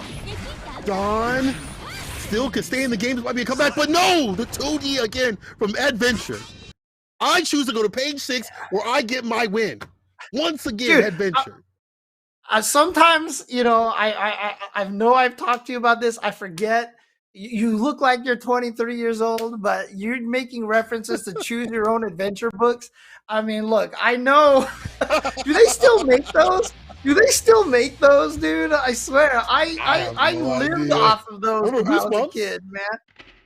I lived off of those choose your own adventure books. Oh man, I love those are the best. I cheated too. I go to the back to see what the best one was, but Adventure might be doing the same thing too. I feel like he's been choosing the right answer at the right time. Don, I feel like, is not being able to put the mix on it too much, and that's kind of good for Adventure in terms of their innate defense, because obviously this character does not have good defense. And as soon as I say this, man, commentators first, as Don gets in, jump key, and the win with the super situation, he said, listen, I'm going to find an opening in this defense, and it's just a lot more pressure in this corner. Not sure where the heck Jacko went that round. He's kind of melted, but again, that's what Eno does, right? I mean, as oppressive as Jacko can be in the corner, you know, Jacko oppresses you by putting you in block strings forever, and you just have to find pray that you find the gap and make a mistake. Meanwhile, Eno gets you in the corner and just puts you in a blender. She just never gives you the opportunity to play defense safely or comfortably. Not going to be as much block speed, but look at this. Nope, neither. She's going to get chipped. And how do you avoid chip against Jacko? You can't. He's just hurling minions at you from everywhere. You need to move with like low recovery that can deal with the minions, but even then, Adventure can buff them. And now Don knows that they have to get in to get that win, and they cannot let Adventure set up shop. Even one minion disrupts enough of the neutral where Don can't comfortably get in without taking trades or getting hit. And now the minion bar, stock locked, ready to unload. Help! Help! Good Adventure! Block, good block. Oh. I stay solid. Can't believe they stay solid throughout the entire sequence. The sandwich situation again. Oh man, you're blocking. You're gonna be blocking. All right, he's got, okay, spends the meter for the PRC. Again, double PRC instead of going for any of the installs. And there you see why. Just the constant pressure is so terrifying. And there you go. Adventure is going to take it 3-0. And, you know, I haven't seen a lot. Well, I don't see a lot of Jacko players, but, you know, I notice Adventure doesn't, there's that input that you can press that it automatically does the win pose where she takes off the mask and she leaves the mask. Oh, off yeah, for the next yeah. round. Yeah, I haven't actually seen Adventure ever use that. So, well, if there was more than 3 out here in the world, we would probably see more. But you know, I think with Adventure being such a good player and showcasing what the character can do, I would like to see more adventures. I'd like to see more adventures. We'd like to see more of the Jackos come out, because now you've seen a game plan for the neutral, which I think is very difficult to grasp. And speaking of grasp, we're going to have a player that loves putting on the Gorilla Glue onto you, loves to stick to you like Gorilla Glue, I should say. That is Shine, the protagonist, come up to the deck against Supernoon as part of our winners round 1. So let's see who gets to get it done. Supernoon out here, just woke up from a nap, probably sleepy, but one of those players where, you know, he jokes on Twitter, but he is studied and studious and serious when it comes to his fighting games. Yeah, and you know, for Potemkin players, the Ramlethal match can be kind of a frustrating matchup, especially, you know, I talked about Ramlethal with that far S and that far H really controlling that neutral space. And so, you know, Potemkin has a hard time trying to close that gap there, including the jumping slash from Ramlethal as well, covering all that space in the air. So between those 3 moves, kind of hard for Potemkin to get in. But again, Ramlethal, one of those characters, not a lot of guts, again, takes a lot of damage, and we know what happens to characters that take a lot of damage versus Potemkin, right? So it's strong, yes we do. Oh man, just get in one time. That's all you need. Instead of reflecting on them. You gotta be careful with the sword sense, because that can be flicked back, you know, if you're aware of that. But you know, it's gonna take some work by Shine again to get close enough to cause enough damage. Supernoon can do that far slash 5H, put his corner pressure and put to work. You just have to be careful. Don't let him get in. Don't let him get close. Don't let him get close. Don't be hard. Don't let him get close like that. There's the delayed sweep. Too far away though for Garuda to hit. Gonna make it over? No, you did not. And I think that's gonna be it right there. Yeah. He tried to make it over the mirror, but Shine had the 6P ready to go. Got the hit, baited out the burst, and is gonna take that round. Off in the corner, jumps the Garuda like that. Neutral jump into the special. The aerial special approach. The burst to put it back in the corner. Offensive and defensive. Don't want to let them start the pressure and put it back in the corner. Supernoon's out of there though. Getting trapped with the Rekka. Just sends it. Such a nasty Gets thing. the hit, and here we go. Corner pressure, but that back Mega Fist. How many times have I talked about how good of a defensive tool back Mega Fist is? Yeah, you thought he was going to go for a meaty pop buster? You tried to do something on Wake Up? Eat that close slash as a meaty. Led to a beautiful, beautiful RC combo. And Shine going to take round game number 1. You know, I think it's calling to what Supernoon wants to do. Ugh. Look at this. Every week he has been doing so well. He's actually seeded number 3 right now in this tournament. So yeah, just an indication of how strong he's been playing. If it's not this tournament, it's like Wednesday night fights that he's either winning or being in the top 3. So it makes sense. Probably, you know, I'd say probably the best pot right now in the US, but probably put the rest of Supernoon to get into him. Burst the distance, burst offensive style. If Supernoon's trying to be as, you know, as aggressive as possible at this point, and not let Shine get going. As soon as I say the stuff, back throw comes through, and now defense into offense. You're caught up in the corner. You have no bar. What do you do? What are your options? Dude, you hold this. You lost so much health from just Garuda chip damage in that sequence. Oh man, it's so terrifying, because if you try to hit a button, you get hit by Garuda, you get pop bustered, and you lose a ton of life. Because Garuda into Pop Buster barely has any scaling on there, I swear. You're lying. Garuda stays solid enough to stay alive. But for how long? He still has that in that corner position, or Shine does, and that one of the buttons better to do it. And runs a command grab to seal it. Dang, Shine just I feel like even though he backed off, it was still like, dog, you have one button, just with one button. I'm gonna get a counter hit, I'm gonna get ending. Round start with it. Make it fist down to the ground. Man. This is not looking too good for Supernoon already. I'm just gonna dash into the flick. Yeah. There you go. Meaty Garuda goes for standing slash. Yeah, you're stuck out of the air. Nice burst timing there from Supernoon to try to get himself out of the corner.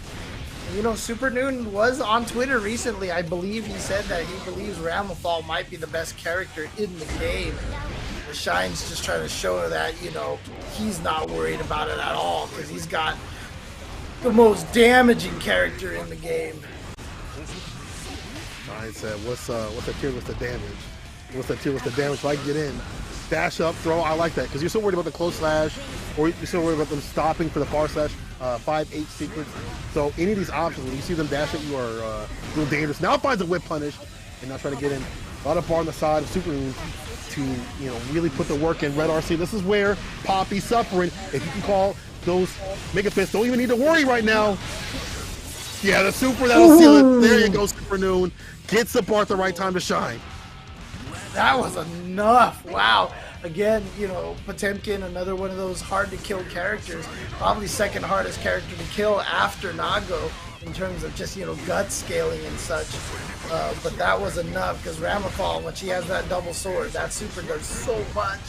Nice Kara flick to get that reflection there. Normally if you try to flick the sword explosion in the corner, the explosion erases the fireball. So you kind of have to Kara cancel forward a little bit to get that fireball to reflect. Okay. Corner here gets the throw and the setup, the counter hit, the full combo, the wall splat into the super. It's gonna be enough again. And there you go, Supernoon. Supernoon. I ain't done yet. I ain't done yet. You may be Potemkin, but you know, if I believe my character, I believe that she's top one. I'm gonna get it done.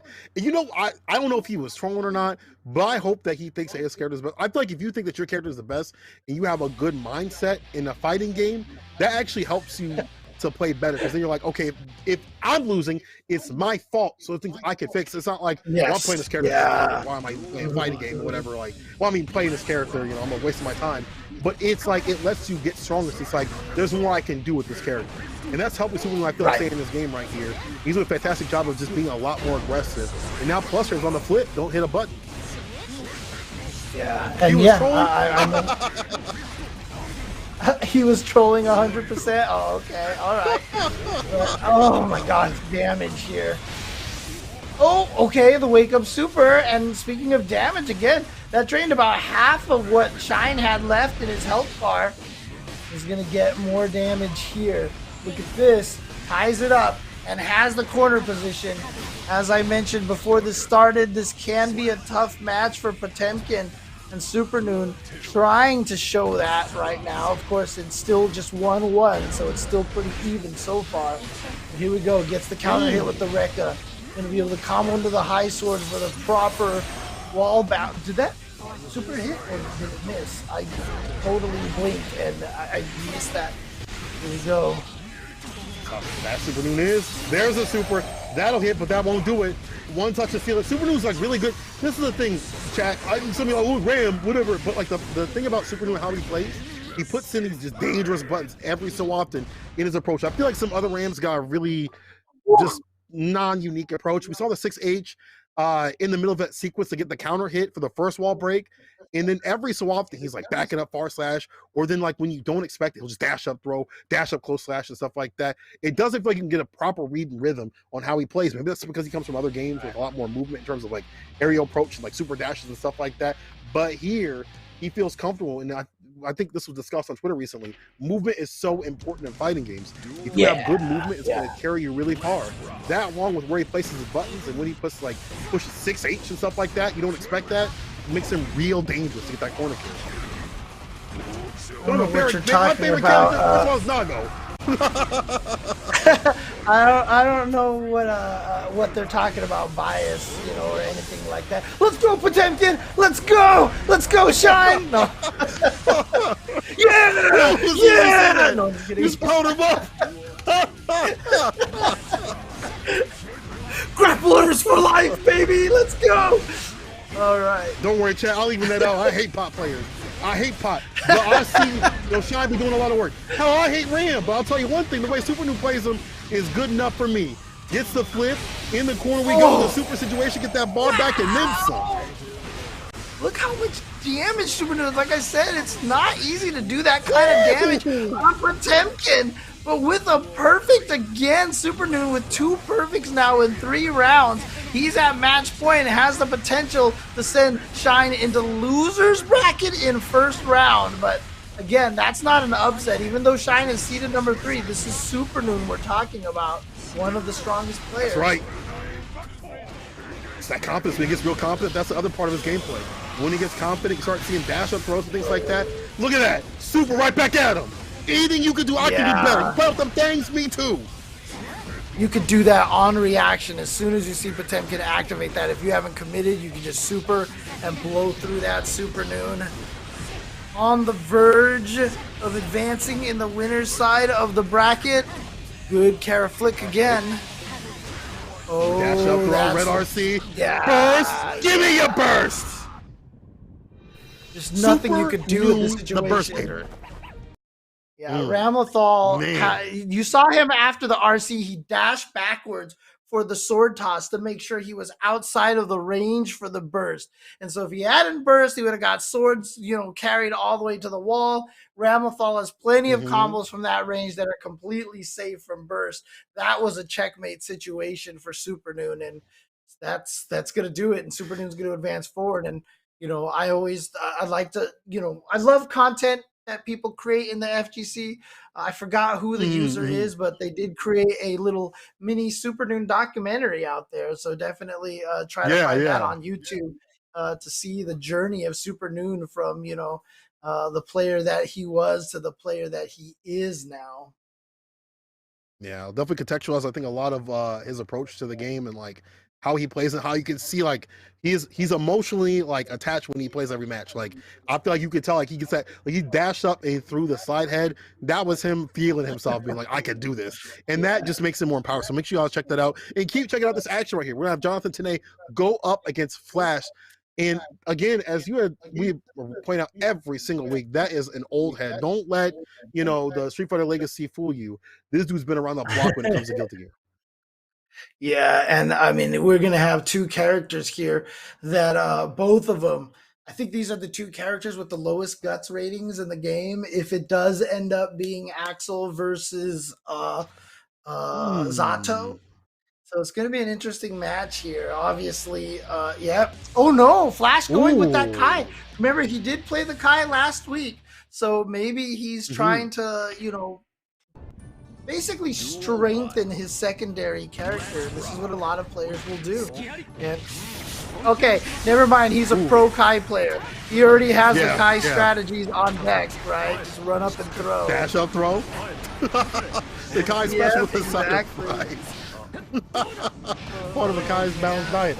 But yeah, I feel like he also played that in the Central America bracket too, as well as Arc Revo as his final match. He didn't qualify like that, but he played as his final match. So it's definitely a character I think he wants to put in work alongside with the Axel. He's not a bad pick, I don't think, against Zato. You got the normals going, this character that you have to put as a jack of all trades. And Zato like this is feeling pressured. That's enough with that throw in the fireball though. Nice. Oh, I love seeing that combo. That's such a sick combo. Yeah. That drift back with the red RC fireball. Yeah, and again, it's one of those burst safe combos again, going for... Oh, he knew he was going to deflect the fireball. He saw Jonathan do that last round, and so he had the stun dipper all ready to go. He's like, this interaction is something that I've dealt with forever. I guess he's been putting a lot more work. This guy definitely looking a lot stronger. As soon as I said this, Jonathan did get some damage on the deck. Target at 2S, backs away, no more Eddie in play. See the super come out from Flash. One more good sequence to seal it, but the opposed stopping him in his tracks. Leapfrog, 2S, 2H. Leapfrog again, the super situation knocks him out of the ground. Eddie Meter back on the deck, and Oki, what's the mix? Going for the Pierce round, start with it. And he's gonna get the RC here. No meter for the burst for Flash. Tying it up 1-1 in basically in crucial game number 1. See who can go up 1-0. Which is 3 out of 5 the whole way in this tournament. Flexing back and the 60 coming through from Jonathan today. Where the 5 P's at? Yeah, where the 5 P's at, John T? Where the 5 P's at? It was definitely John T that was one of the 5 P's and the 2 P's. See if it comes into play against this character. I think you might be a little bit dangerous against this character. Like 6P could come through. Far slash might be a little bit more different and deal with a character that has a lot of range, so it's a jack of all trades.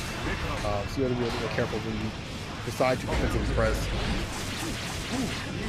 Lots of Jonathan actually getting the hit in that air-to-air situation. Burst to try stave off the pressure. Not going to be fast enough. That super going to be blocked by Jonathan. And now Jonathan trying to play a little bit of defense against Flash here. But now that he has the Frog ready to go, Eddie ready to go, able to do some offensive pressure here. Now chip damage is a threat. Ooh, perfect bait on the burst. And Jonathan taking game number 1. I really like his way to lead the fireballs to the deck and it'll start to become a problem. And then getting that momentum, you know, and again, the 5Ps. We talk about how great he is at defensively pressing 5P, being able to challenge. But that, you know, that's one thing that you got to watch out if you're Flash, because that's going to stop a lot of those dash-ins that we were seeing before from Flash. Flash was going for the run throw, which is not really a mix-up though, but like it's so dangerous because you think, oh, he's going to dash up throw, dash up close slash, whatever the case may be with the character. And Jonathan T is going for the 5Ps, maybe not getting a lot of damage, but saying, can't run it. First one of John T. Flash is going to stick with the Kai. Like I said, perhaps, you know, Axel is his main and he's just trying to get the tournament experience with this character to be able to, you know, potentially play in like an Arc Revo or something like that. Here we go. We're going to keep that pressure going in the corner. Nicely done. Steals the turn, says, you know what, I'm just going to throw out the super because you're going to hit a button and it's going to hit you and send you through the wall and I'm going to take the round. What if it was a 5P? I wonder if it was like trying to defensively 5P and he just sends out the super. Not a bad option though. That should get that off the table though. Now gets a jump from behind, stay fine, whips the throw, and again those 5Ps don't have a lot of damage behind them. You're just doing it as like a defensive tactic to stop their approach. Unless you've got like red RCs who's gonna get the opponent carrier. Start up shop with Eddie. Finds a Pierce. Speaking of Eddie, getting that corner push, the 2H. Release the super, yes sir. Anamorphous taking a bite out of crime. Big chomp right there. Ton of damage. Now, yeah, just gonna play very defensive over here. Eddie is out. Okay, finally got the Eddie meter back now. Doesn't even need it, just that crouching slash. His hand just comes out of nowhere. Trying to offer you some more fantastic or something like that. You know. Would you like some more derp, sir? Would you? Would you wrap ham hock? I don't know. But that's probably not that good. I was about to say, you know the names of some hors d'oeuvres, huh? Oh man. Esports don't pay like that. Basically, yep. Oh man. Go. Oh no, okay. Just gonna get reset into pressure here. Jonathan trying to go up 2-0. What a throw from Flash. Gonna get in the corner. What a throw tech. And again, back-to-back throw techs. That fireball is gonna get the hit. Gonna knock through the wall though. That's an instant wall break. That's super. So Flash ain't gonna be able to extend off of that. Oh, what a block! IP, Red RC, leapfrog again gets the win. Oh my god! He did.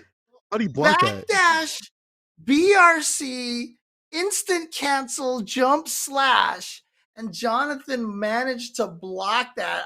I don't know if Jonathan read that or if it was just a situation that Jonathan just happened to be standing and, you know, was just holding back because he was trying to do something. But that was a nice little mix-up attempt from Flash, but Jonathan just blocking it and throwing a monkey wrench in that plan. Duel 1.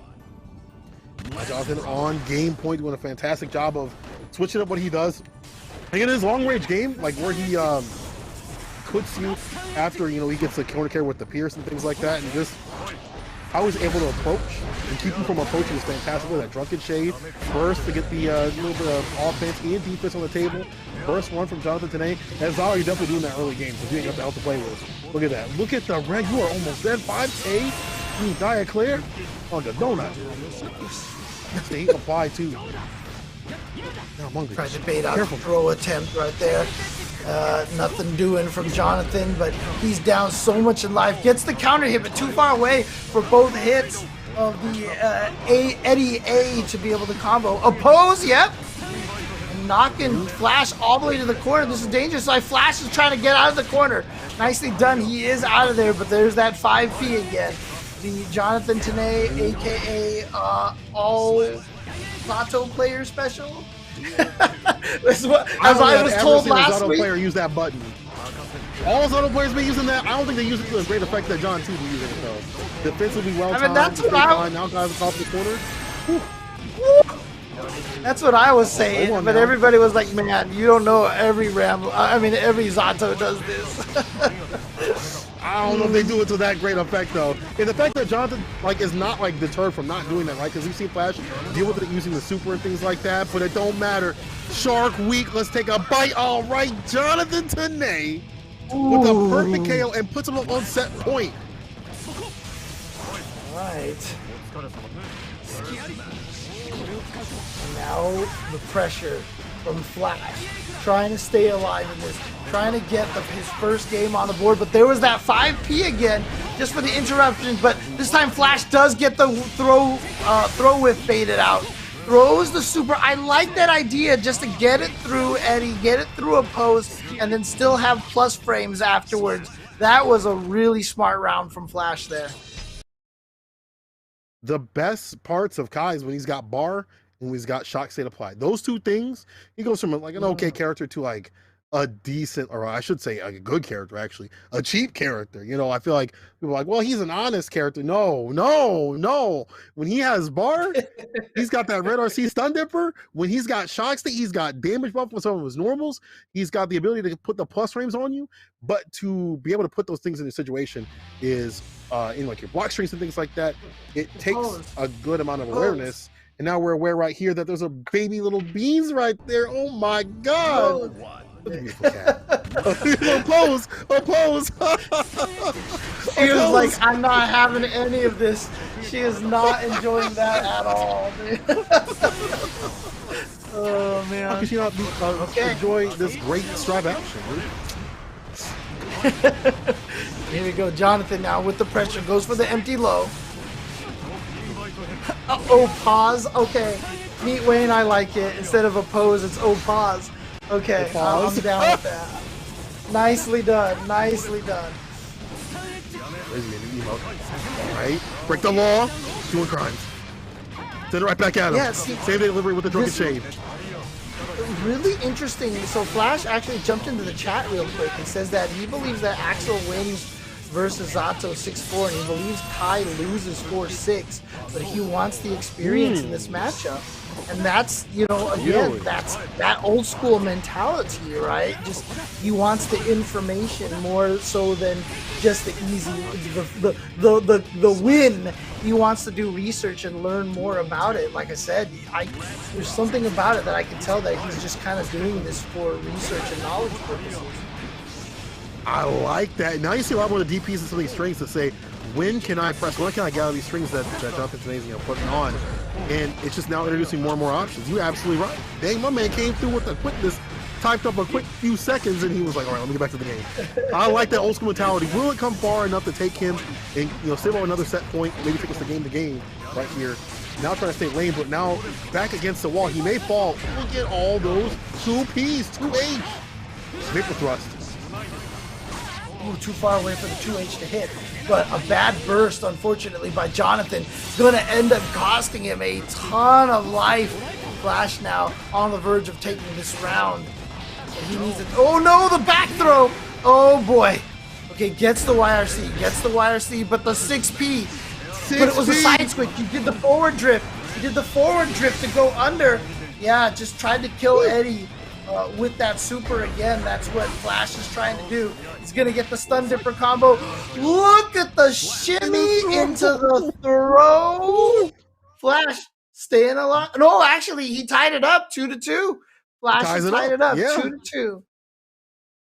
Hey, yo, if you're doing this just to figure out a matchup and you're working this hard, this actually is ridiculous. Like, he is finding fantastic options. And someone pointed out in the chat, he's smacking Eddie. I feel like he smacked Eddie more than he smacked Zato in this match. He is definitely aiming for Eddie because that's been a pain point, right? Like, he is like, all right, I'm going to 2S you. I'm going to stun dipper. I'm going to run the fireballs close range. You can't chuck his shade as fast. He's doing a fantastic job. Game to game. Jonathan Name versus Flash. And again, I mean, this is Flash, right? So he has so much history and so much. He's been, he's the kind of player who's been fighting and trying to blow up Eddie for decades now, So he's definitely used to having that mentality. But Jonathan Tanay right now with a great start here this round. Oof. There we go. There goes Eddie again. The fireballs ain't working out so much. Let's leave and take up the table. Scratch out your notes. Dude, Flash is a man who has notes, man. Let me tell you stories about this guy. Ooh, counter hit. And then resets into the command throw. Here we go, Jonathan Tanay. Match point. He's there and aware. Let's see what happens. Stun Dipper does it raw. And again, to deal with Eddie, just wants to get Eddie up the table. So that makes Jonathan Tanay have to use the normals of his character. That is auto, and it's not so good for him. And then you go in and get that win. Shock state, now applied right there for 2K2B knockdown. No big deal. Let's see out the fireballs. Stun Dipper again. He's in. Oh, the finesse and plus. Reset up the 5K DP. That's the end. Yeah. That's going to be enough. Again, very low guts from Zato. Here we go. Final game, final round between Jonathan Tanay and Flash. Let's go. Fantastic round start. Man, look at that distance where he's able to play for 2S and get the leapfrog and convert. They saw it. Now he's going to get that bar back like that. Up in the corner. The pose. Right into the gaping maw. Gets in. Oh, what? How did we air? Okay. Was he the one? I don't remember, but here we go. Jonathan Tanay is going to go for the super. Is this going to kill? It's enough. Of course it will. Ooh. That's a scrub McGruff right there. Fantastic play for Jonathan Tanay. Man, that is so old. I can't even use that as a reference. Y'all don't know about that. What I do know is Jonathan Tanay doing a fantastic job, but not for nothing. I love Flash's idea to work out a match by himself. He's like, I don't care what y'all say up on Twitter. I don't care what y'all say up on your little, message boards, stuff like that, the Discords. Y'all get like that guy, the security guard that goes like this, where he's saying, yeah, this matchup is fantastic for you. Like, no. You say, I wanna experience this for myself, and has gotten a lot of data from that. And my man said, I'll be the best Kai soon. Let's go. I love that. Yeah. Honestly, it feels like you recently started playing Kai. And from last week, I'm going to tell you this, Flash, that Kai looking nasty. That Kai looking good. There's a drastic difference between those two Kais. Yeah, let me, and just so I have the opportunity to tell the story, I still remember, I think it was a final round that I walked up to Flash and he was learning Kami in Street Fighter 4. And he just pulled out the 3-ring binder, I think. It was like a 3-ring binder, opened it up, and had every character being back thrown by Kami and what to do to set up the ambiguous cross-up unblockable setup. Like, it was all written down there. Flash is a scientist through and through. This is the guy who does the research and does the practice, which is why him playing Kai just for the knowledge is just right on brand, man. So, he wants to have the strongest Kai free in a month. I don't doubt it. I don't doubt it. Well, right. I don't know. That was fantastic action. Yeah, we're going to throw it over to Razzo and see what he has to say about this whole entire tournament so far. Sorry, let's go. Let's go. Thank you, gentlemen. Welcome back, everybody. That was an intense first round of matchups. I have the bracket pulled up over here, just looking through it. Honestly, a bunch of different things that I'd kind of like to touch on. The one thing I do want to talk about at the start, and this was something I wanted to go through and discuss a little bit last week on Series Recap and didn't get the opportunity to do so. But it is what has felt like we have a bit of a first seed curse so far in Series E Guilty Gear Strive. During the first 3 weeks, our first seeds were K7 Showoff, Punk, and Diaphone during those 3 weeks. I believe it should have been Punk the first week, K7 Showoff the second week, Diaphone the third. And during those 3 weeks, those 3 players, during their week when they were first seed, went a collective 2-6 as first seeds.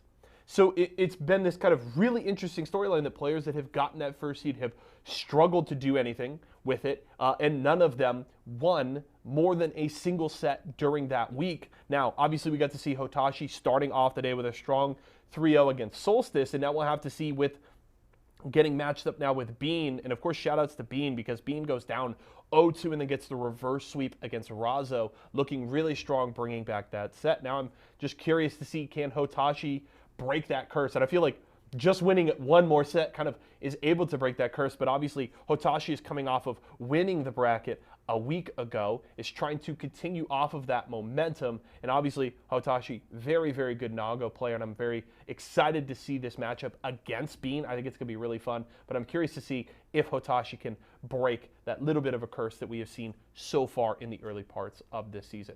But right now, of course, plenty more to talk about today, but we are going to go to a quick break. Do want to remind you guys, of course, if you are enjoying the show here, we certainly appreciate it. We love putting on all these online events, but we do want to remind you, we are open all across the country. We here at Esports Arena are inside of 18 Walmart stores all across the United States, and we would love to see you come in and play, whether it's Guilty Gear, Smash, Halo, and anything else. We would love to see you come out and hang out with us. If you want to find an arena near you, use exclamation point locations in Twitch chat right now to find your nearest esports arena. But we are going to go to that quick break. When we come back, though, Cola and James will get you ready for round 2.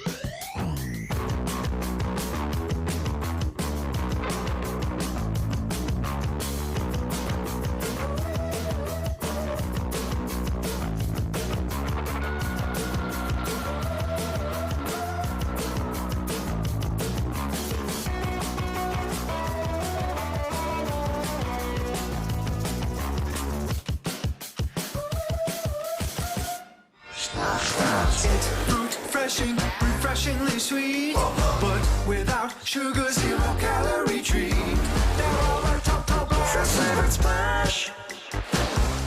It's fruit freshin'.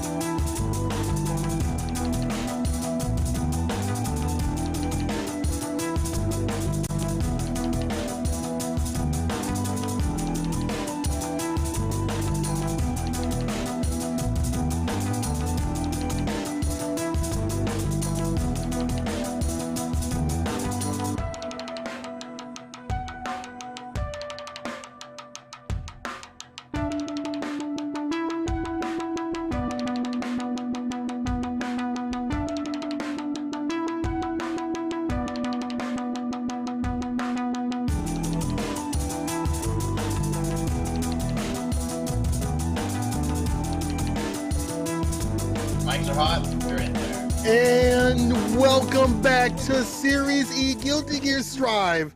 We heard y'all were striving for some Guilty Gear action of the highest level, of the toppest shelf, and we got you right here with your boy St. Cola.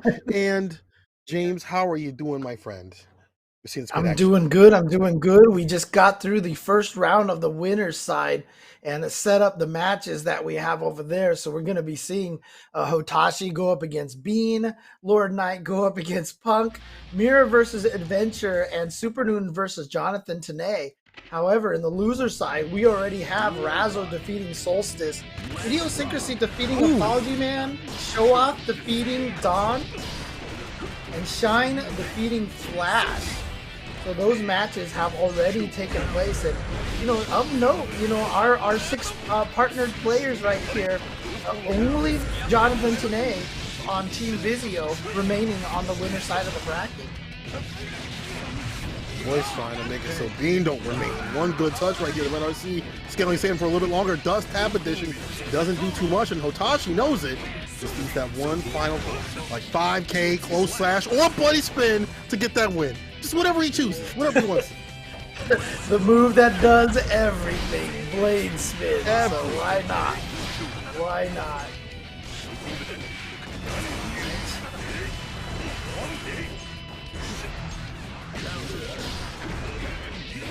Now, getting the knockdown here, starting the pressure going here, but backs off a little bit. Again, even though the range is going to favor Nago dramatically, Bean can definitely take advantage of some whiffs. So as long as he stays hard to lock down, and actually, if he can keep this combo going long enough, that should be a death right there. Because your health keeps bleeding. That after the blood burst, your life just keeps draining during the entire combo.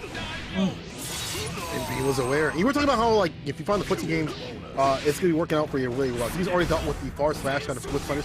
And even if he's not fighting whip punish, he knows he can dash in on recovery frames.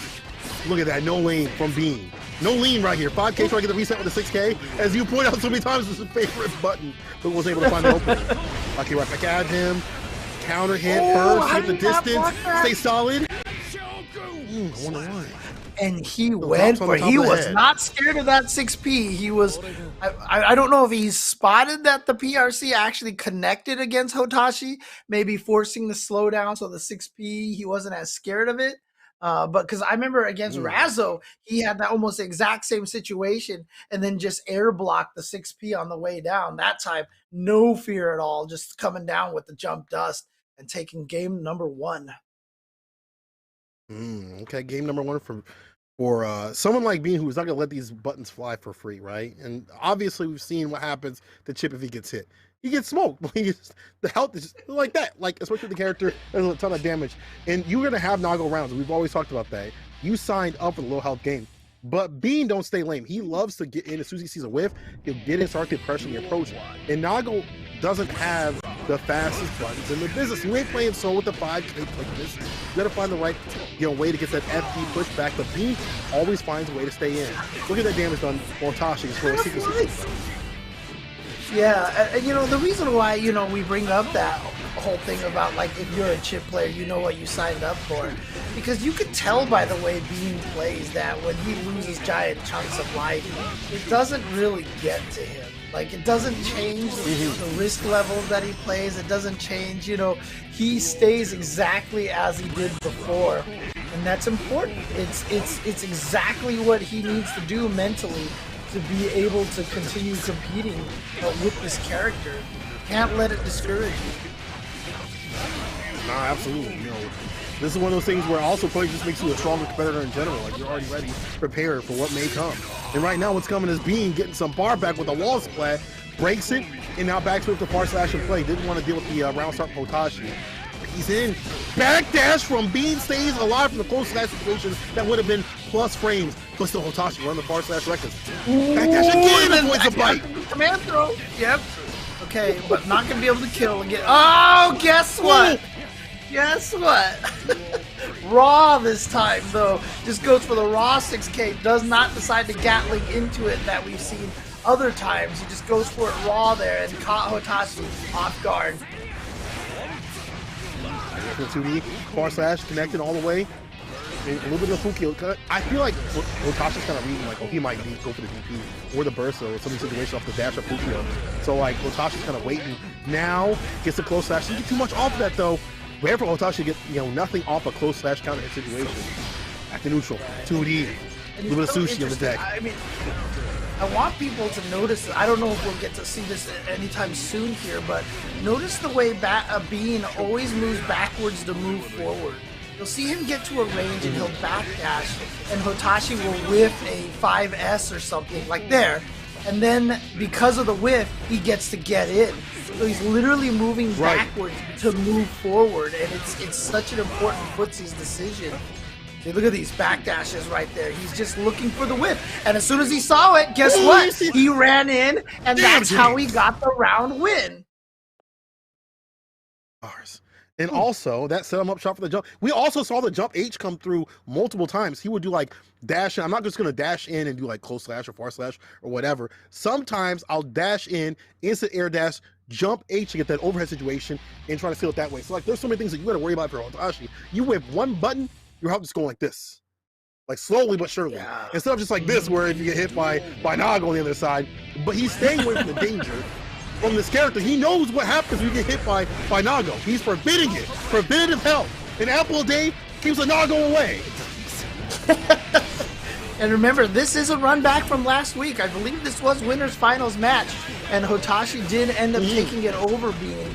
I don't remember what the score was exactly, but Bean right now looking like he is trying to 3-0 our two-time Series E champion. Can he actually pull this off? Okay, gets a knockdown. Sushi, Bake. You get that 2D situation, get that knockdown. I was over the close for the plus range. So gets a counter hit, Bean, Red RC seals it.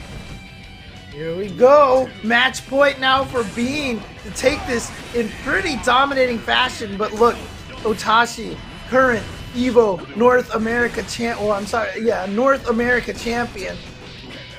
And so, this guy's not going to go down without a fight, but Bean is definitely giving him that fight right now. Ooh, the 6B, but he was baiting a burst. He thought Bean was going to burst off of that. Backs away from the stomp the yard right there with the 6K. Justin Finn, still, Bean about to get this win. Runs the throw, he's got bar. Reset, gamble for the plus raves. BRC, air throw. So he gets the wall, make it fall. Reset. Oh, wait. Blocks the burst! You're the worst! Bean! All protein! This big boy Bean! Dang! The 6K definitely showed up, but Otashi had done a burst, and Bean, because he PRC'd off of the 6, he was going to 6K RC. That's just what he was going to do. What it turned into was 6K PRC instead, which allowed him to block the burst. So I don't know if that was something that Bean intentionally did, but now I came to the realization that it's a burst safe overhead sequence as well. So that's pretty sick. I thought Chip was dead, bro. I thought there was a whole ceremony for Chip being in the ground, but Bean just hands up out of the ground, out of the graves, just saying, I'm still alive. I'm gonna thrive and strive. And as he moves on the bracket and sends down a champion to losers, the Shark Pit. I can't wait to see the end of this bracket. Before we get even closer there, we got Lord Knight going up against Panda's Punk. Oof. I'm going to call him Altered Bean now, because he's going to be like, rise from your grave. Rise from your grave. Do you think they know about they probably think that's like a do you think the chat knows about that though? I mean, I feel so old. They probably know, right? They probably think it's like a I can make these references to you because I know. I know you'll know. I played them in the arcades myself. Yes. I spent millions of quarters trying to beat that game. You get the different power-ups every single level. That game was so sick. It made no sense, but it was so sick. Yeah. Oh man. Oh, the old I mean, I remember when the Genesis came out, Altered Beast was like the go-to game for that. Oh, I think it came with the Genesis actually. So yeah. Was that was like that was the pack-in game back in the days when consoles had packed-in games. Or if you went to like different realtors like Sears and stuff, they would have different ones there too. Like you get Vector Man if you're lucky, or man, you don't know about them kiosks that you would play right at the mall, just like you'd be like playing like a couple levels. Like this is the sickest thing ever. And you know what else is sick? Lord Knight versus Panda's own Punk. Let's go. Sorry, go on. Ooh, okay. And, obviously Punk, has played a lot of Milia. You mentioned that earlier beforehand. So he definitely knows the character well, but this is Lord Knight. So let's see if Lord Knight can throw any monkey wrenches into this. And Punk, of course, barely surviving his match against ApologyMan, needing the comeback of comebacks in the final game, final round to be here. So I'm clutch. But again, the clutch factor. Punk is the kind of player who can definitely pull that off. Now here we go. Look at this damage! Didn't get the wall splat, but death by 1,000 paper cuts is what Lord Knight needs now. So this is a long road for Lord Knight. Yeah, he needs a couple pieces of paper. That's a whole notebook right there. But Punk is aware, runs a reckless, doesn't get the full conversion right there. Needs a lot more. If he would have bar, would have been able to seal it, but just needs one touch. And just runs the Fafnir to the face to put him in his place. Ugh. Everybody has a plan until they get punched, right? Everybody's got a plan to get Fafnir right in the face. Oh, man. All right. Now Punk with the corner position here has the 6P ready to go. Okay, again, using the double jump. Oh, gets the hit. Didn't get a conversion, though, and I think that kind of threw him off a little bit, which let Punk just get away with that wake-up 5K.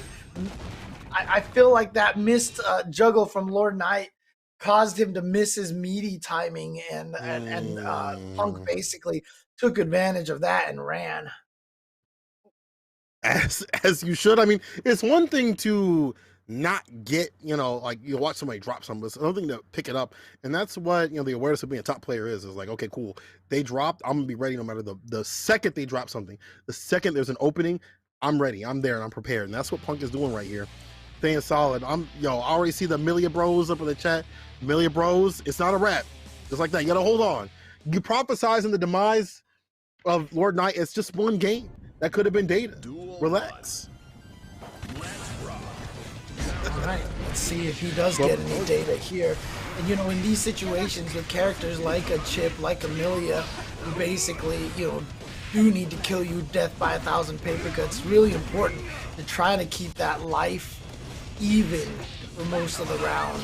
Because if you get into a huge deficit, it just becomes scary because you can't risk as much because any little mistake will just end you almost instantaneously. So it kind of nerfs your offense a little bit as well. On the reverse, you get going, and then you start feeling a lot more comfortable about what you're laying down, the neutral, things like that. You start studying if they're aware and prepared against some of these anti-DP, spin that we're seeing right here from Lord Knight. Getting it in. Slash S. And RC, of course, is below. How many times have we seen that? How many times have we seen the Rekkas in the red RC below? Yeah, you see Lord Knight just trying to build some distance, get away a little bit to reset the offense. Got in there. He got in there. Wasn't even sure if that was a two-hit combo. Doesn't matter. It's going to work, and Lord Knight taking his first round here. Success trade 5K. Gets a pickup. Look at the full corner push. That's no big deal, though. Even with some of these combos, like not always, working, he's got like the turtle combos. It's enough to stay solid, along with his neutral, too. 5K trade, he's awake and aware. Still be swinging. You hit me, I'm going to hit you a lot harder. And we talked about how difficult it is. Like, you get hit, it's going to hurt. Soul is about that business. Got burst off the table, though, too far up. Yeah, and didn't go for the full combo there. Went for the reset. Punk was able to block, but again, you can only block for so long. And here we go. Like I said, this is a good position for Lord Knight, even in life here. Look at him going for the double jump, the rose again to try to catch Punk punching buttons, but Punk is going to get in there. Lord Knight never got the chance to activate that burst, but I think he probably was holding on to it to save it for this round. I think he was resigned to let that round go. At some point, you gotta let it go. Puts him in the corner, though. Let me see the mix. Bad Moon, good kid. Runs a throw. What's the situation? Reset. Yo, the Mirage from behind. Nani. 2D knockdown. Mix. Like the side switch. And probably gonna get that wall splat. Yep, just like that. A lot of power on Lord Knight's side to find the finish. Yeah, he's just, now you just look for that opportunity to see Lord Knight not pushing too hard. Raw super because he has the meter. What was Punk doing to get counter hit? But I love the PRC in the air to challenge Punk going for that air dash over there. Punk saw the disc and said, this is my chance. I'm going to air dash. He's in the middle of recovery. And then a beautiful PRC from Lord Knight to be able to get that jump K in there and take game number 2. I think what also is starting to get more deadly is the type of mix that he's putting in. A lot of different flavors.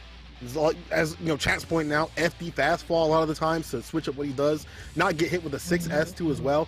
And now we see the Mirage on some of these cancels too as well. So Punk's got to be awake and prepared. And somebody who doesn't maybe play GG as consistently, hasn't labbed out some of these situations as much, you're probably caught off guard by some of this new stuff. But then again, you are playing Soul, and all it takes is a few hits. So sometimes you may not need to know the tech. You just find those whip punches on the deck. So it's still an even game as we were game to game. Ooh, look at this movement right now from Lord Knight. And yeah, of course, Lust Shaker, you can extend it a little bit longer or let it end quicker. And so occasionally Lord Knight, you know, we saw this in the previous match that he had. He'll extend the Lust Shaker, and you see people try to counter poke it, take their turn on its whip, and they just punch themselves into the Lust Shakers. And look at this, Lord Knight now on firing on all cylinders, as they say. Yeah, real confident in his play. Just being able to get the mix. Lust Shaker, early cancel right there this time. Jump H and just reset the situation every so often. Jump H, I don't even know how Punk blocked that. He was slightly walking back to block that, but still gets hit with this raw the neutral. 5K, knocked down the 5H, 6H, I should say. PRC, Jump H, oh my God. King's dead with the dust. Lord Knight is playing so smart right now and just using all the Milia options that she has available to her and just being so nicely unpredictable. I mean, that's the name of the game for this character, right? I mean, you basically can't block her. Her mix-ups are unreactable. It's just you have to do a lot of them and you gotta get in. And right now it's a scary situation. No, he finds the counter perfectly and now actually hit Punk out of the air of a backdash, so that allowed him to even extend the combo a little further. But here comes Punk. We saw what he did to ApologyMan with the comeback. I cannot believe he did that wreck situation right there raw, but it's still he was going to fall after the jump P. Dang. Not for nothing though. If you're Punk, you should definitely be noticing the fact that you did get the revolver off there. The low that is like a fake situation though, like because people can challenge that. You know, especially unless it's like a red RC, then becomes like a better mix up. But like, you know, I've seen that a lot where people will just cancel off the revolver a little bit and then stop and go low.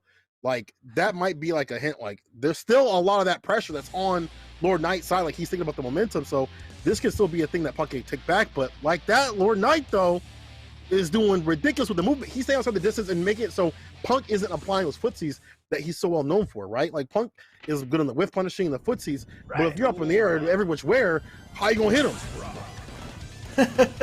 I mean, there is always the DP, but you're wrong on that one, and you will eat a chunk of damage. See how these people are people referencing the Fun song in the chat? I see people typing "Carry On" in the chat all day. Reference Amelia, the thing. Oh, that's carry on. Oh man. Okay, here we go. They're listening to the song. Is that gonna hit? Ooh, at the very feet. Tippy toes. What's up with Punk? With that back? Again, it's just I see. Like, you know, that's part of the Million song. I see. God, it has the words "carry on" in there. That's right. I forgot about that. Ooh. If you are by Romanova, you'll definitely know the lyrics to that song. She sings that consistently. Shout out to her. She is like the karaoke of Guilty Gear. Fantastic commentator and karaoke machine. I learned the lyrics to that song because of her. But right now, I'm learning that Punk is getting pressured in the corner. Ooh. I will karaoke birthday train anytime you let me, dude. So let's see. Oh my God! Where did all that health go? Trying to bait out the burst. Nice decision. Yeah, I like that decision from Lord Knight. He knew that that was a KO situation and it's last round, so of course you're gonna burst. But instead, Lord Knight trying to make the comeback here. Can he pull this off and basically steal a game with the non-burst? RC. Oh god, the double overhead. Lord Knight taking the first overhead off of the RC, landed into another overhead. So Punk saw that there was no jump K. He low blocked, got hit by that overhead, and then Lord Knight getting in with the throw. Him deciding not to burst at the end when that should have been the only decision for him to make allowed him to be at this point, and now he gets a gold burst with all this meter. This is Side switch with it too, out of the corner. Yeah, he needs this momentum. You gotta keep this and run with it. Don't let Punk play. Don't let him press any buttons. The minute he is pressing buttons is the minute you're feeling the press go up in the corner though. This is good for Lord Knight to get that bar back. Just like that, we're gonna be seeing that mix come on the deck if he can get that. And again, he's back in that movement situation until he gets that bar. And look at the tension building up. The cross-up situation, like that does. Punk's still in this. Red RC goes low. Trying to 6P though. Punk cannot get hit. First. The distance, he's still alive. Gold burst though. So he doesn't have any, he didn't get any of those extra resources, he just managed to stay alive. Punk, remember what he did to ApologyMan? He can definitely do this, especially with how quickly Milia's health can go down. The Lust Shaker hits, 2 pixels left, BRC, oh! Oh, the throw back at him! Oh, no, the throw! No way! No way! Not like this! Positivity! Red RC! Not like this! Not like this! He did it again! How does he do this? How does he do this? Bro, what is in his system? Chlorine? Caffeine? Cement? What is in this dude's system? I don't get it. I don't get it. But you know what? I'm watching for you. I don't get it. If you're a player of Punk's caliber, you have been in situations like this so many times. You know the comeback is capable. You're not worried. You're not stressed. You know you can pull this off. And that's how has been able to do that twice in this tournament now with these ridiculous comebacks. I mean, doesn't help that Soul hits like a truck, but still, I mean, most Soul players would not be able to pull off the things that he's doing. Oh my god, like I have multiple chats up, and so every so often I glance over at Punks because I always like to look through it, like their chats and what they're saying, stuff like that. And every so often, like just the chat is going crazy right now. And we're to the final game, we're at the break, everyone's just going wild everywhere. That's what Guilty Gear does to you. Alright. Small life lead for Punk right now, so Lord Knight's got to get some damage in right now. And look at this. Punk trying to be the mobile player right now. Stayed in the front, got the hit, forced the burst out of Punk. Okay. But the life lead, no more life lead. It's pretty even right now. And again, using the nice hitbox on that Rose double jump. Uh-oh. Just accidentally walked into Gunflame and look at that. Yeah. Getting hit by that Gunflame was huge. Because it got the knockdown, gave the throw, and now Punk has the corner position. And now you're cranked. Red RC. No jump though. That's good. The Lord Knight gets a knockdown. Puts them in the disc. That's the mix. Oh, the 5K. Okay. Got the hit here. Can he get the wall splat? He missed the 6S. He dropped the 6S. So will that rob him of his success? Let's see. Oh, Mars James. No turn right there. Better be on the road. DP recovers in time. Oh my god. Oh, he got it. He got the hit. Finds a hit. YRC. What's that burst? Oh, the burst. Gets it. The table now. Oh no, he ran into another. He ran into the fireball. He stepped in it. Down at match point. Okay. Kidding. Okay. Are you kidding me, James? I'm about to have a hernia. I don't know. Million Bros ain't looking so good, is it? It's not looking so good, is it, Million Bros? But still, Lord Knight can still make the return over seat. It's just you have to put one of these mixes and stay outside the distance. And I feel like the mental stack that Punk is putting on, the damage that could come from this character is putting, or like he's gonna right the ship. This is what Lord Knight's doing right here. Down the ground with the bad moon. F, he stutter steps from this approach. runs the revolver raw in the aerial approach. Damn, Punk. Punk missed the dash over there, I saw. He got the knockdown and then just didn't do anything, and I think that was a little bit of execution error. There's the DP, keep himself safe, wild throw, lots of damage, and here's that pressure again from Soul.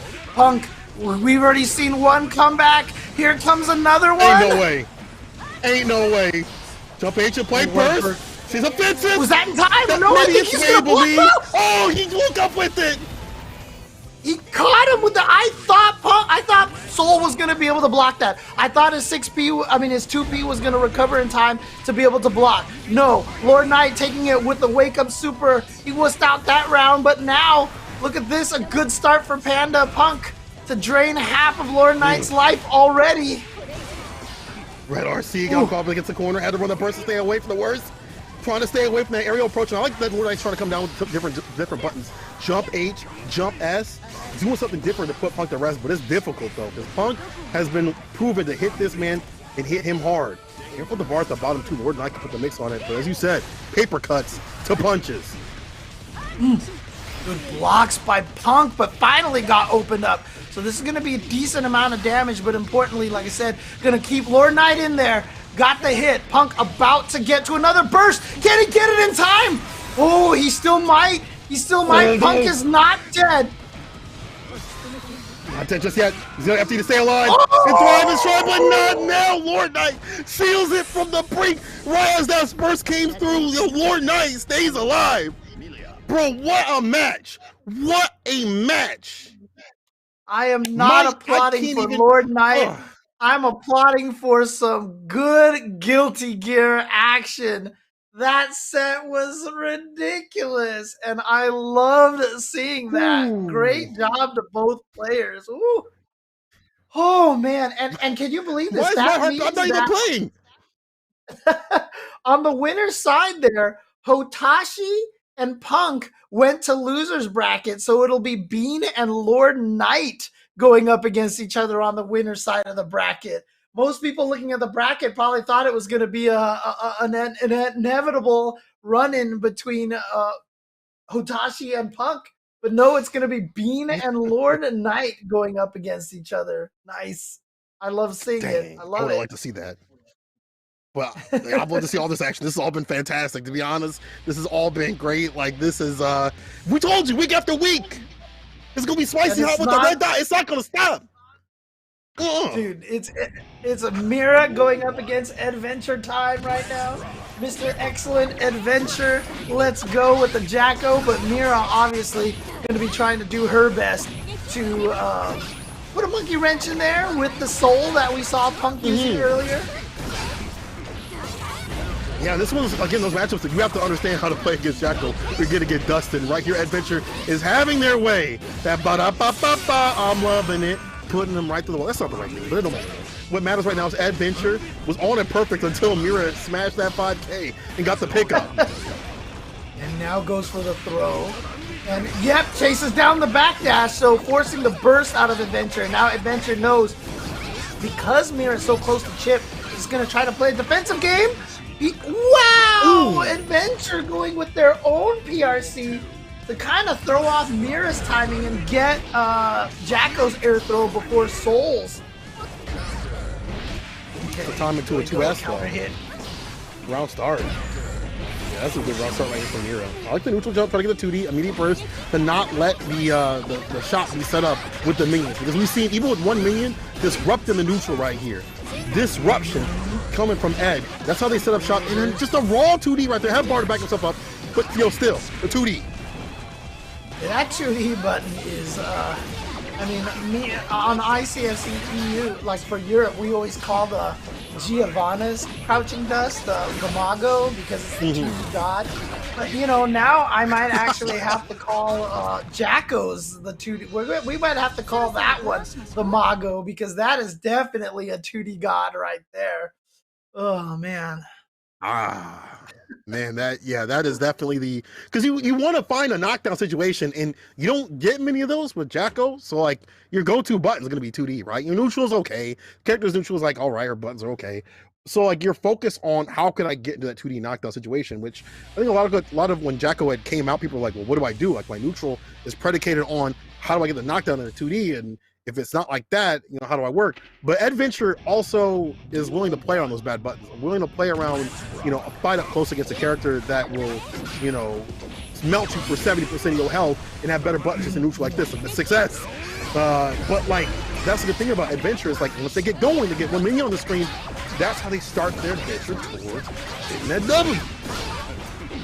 Look at this. This is what Adventure's going to do. Yep. And again, when you fight against Jacko, managing your YRCs and your bursts are so important because you have to find a way out of this corner. And if you don't have those resources, this is what happens, and Adventure's going to take the round off of the Bell Super. Okay. Again, Adventure being able to have just great bar usage. There we go, gets a knockdown again. From behind to stay fine. And that's when the minion really gets to shine. Because even if you block, it's still not your turn. Yep. And of course, being able to back out of the range of that DP like Adventure was able to do. But, again, you don't want to count Mera out of this. But, we talk about this a lot with Jacko. How do you get practice against this? How do you learn how to fight this when Adventure is literally one of the only people who can help you learn this? Like, obviously, Mera can hit up Adventure afterwards and be like, hey, let's practice the matchup. Please. But, if you don't have, if you've never had that opportunity, like, honestly, if you're playing in Ranked, you're playing in Celestial, how many Jackos do you run into? If you're playing in a tournament and it's not Adventure, how many Jackos do you actually run into to gain this experience? It's rough, man. Yeah, like actual Jacko players, not y'all who just download the character to watch the, all the stuff the character be like, oh, I just like the costumes and stuff, and then never play her. Like those people, y'all just dropped her after a week. Oh, I'm a Jacko enjoyer. No, you're not. You're here for a week and then you left, go right back to Leo. Not Adventure. And you're right, having the practice against a good Jacko is definitely difficult. And Mira's got to find something because this is looking long. It's looking peak right here. It's looking difficult. Right, now here we go. Gets the knockdown in the corner. This is where you got to hold that. But nice hit with the 2S. Okay. Just do it. Just do it. And, sometimes that's what you got to do to fight against a character like this. The 6H OTG is going to be enough to kill. Again, Jacko, a character with low guts, so. What was the old adage? If you don't know a matchup, by the way, your first inclination is to rush down. That's like probably the best thing to do. If you hold back, you let them set up shop like that. So rush down, definitely in favor of a character like Soul. But then again, if you're running into a lot of the minions, it may not be so good. And right here, the minions have set up shop in the corner. The dust to open them up. Oh, this is the difficulty. That's on the DP, but she still had a deficit in health.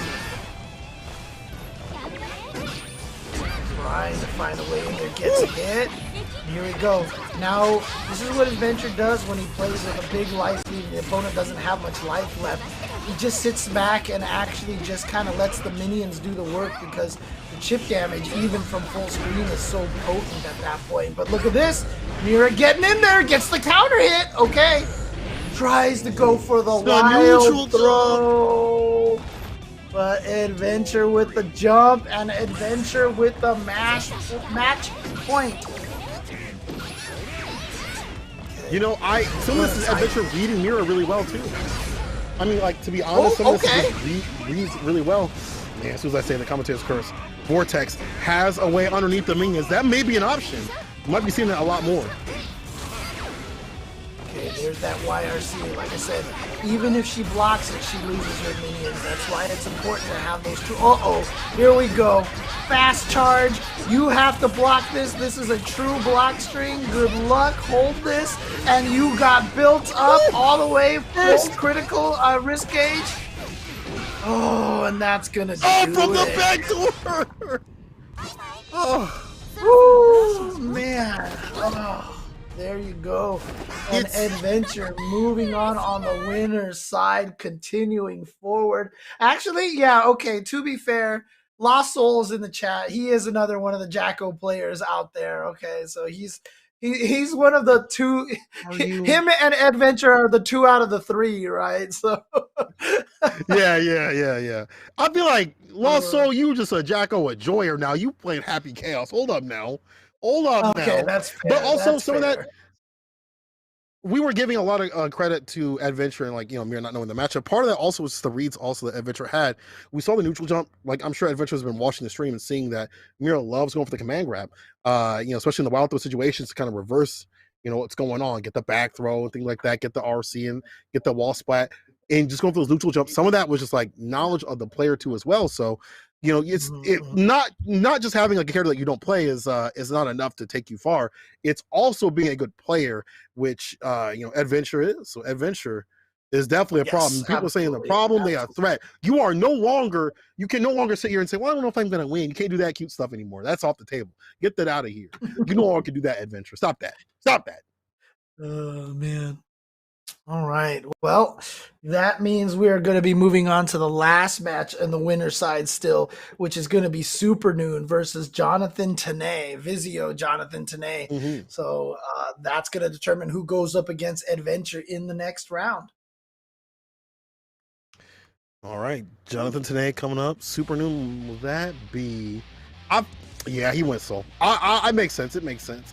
To me, I still think Soul can do a fantastic job of fighting Ram. You have a DP, and you don't melt if you miss a single hit. And I feel like that long range game, and someone that is emotionally, you know, based player as Supernoon, they start to feel themselves, is going to be aggressive. It's hard to keep them off. No 5Ps won't always push them away. So, John, going back to the old faith. Nice whiff punish and backdash, but a little bit too early with the swing afterwards, so didn't punish the whiff DP. Oh boy, counter hit, yeah, and you get to link that into the dash up, dash 5K. With this, probably an accidental side switch, but again, who cares? He just did about like 70% damage right there, so. Oh no. Open world combos. Oops, I got a combo to jump, need to do it. Dang, John, that was an idiot right there. The open world gameplay of Soul, like if you see the distance you can go to it, you see that mountain in the distance, you can just defend it. Oh my God. Yeah, I had to run the burst early to stave off that super. Oops, all damage is what that is. Oops, all damage. Oh man. Wow, plus frames, and Jonathan Tanay actually challenged against them. And he was right. And he's going to get the kill over here. Ties it up 1 round apiece. Wow. People be. Oh, wait, was that Jonathan frames, Tanay taking the game? Oh, sorry. Okay, yeah, Jonathan Tanay took that game. That's my bad. Yeah. No, you're I right. Swear, You look, said Jonathan Tanay. I love Guilty Gear. I love Guilty Gear to death. But the fact that they changed the hearts so that it's like 1 heart means it's down so around. weird. Oh boy. I mean, they did Legend of Zelda style, and it definitely confuses me every once in a while. So, oh man. All right, let's go.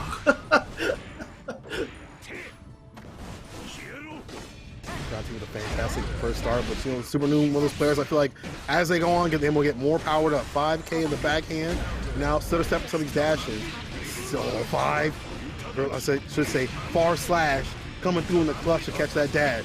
Now he hasn't caught up in the corner with the red RC. Jump P actually opens up Supernoon, has to run the burst. Alright. Gets the combo into the Rekkas here.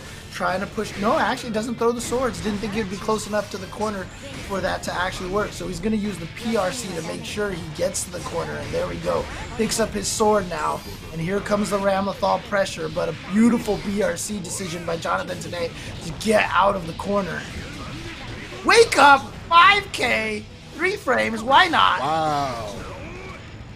No reason not to. And look at what you got. Stays alive and thrives in the 1P? Are you kidding me? Daru just missed, and Jonathan just hit 5S, and it was like a auto whiff punish. Straight. Oh, didn't cancel the right one though. He went for the wild throw. Probably an input error, but still aware. Look at this. Soul be recovering and staying fine. Burst ran, dash up, gets the counter hit.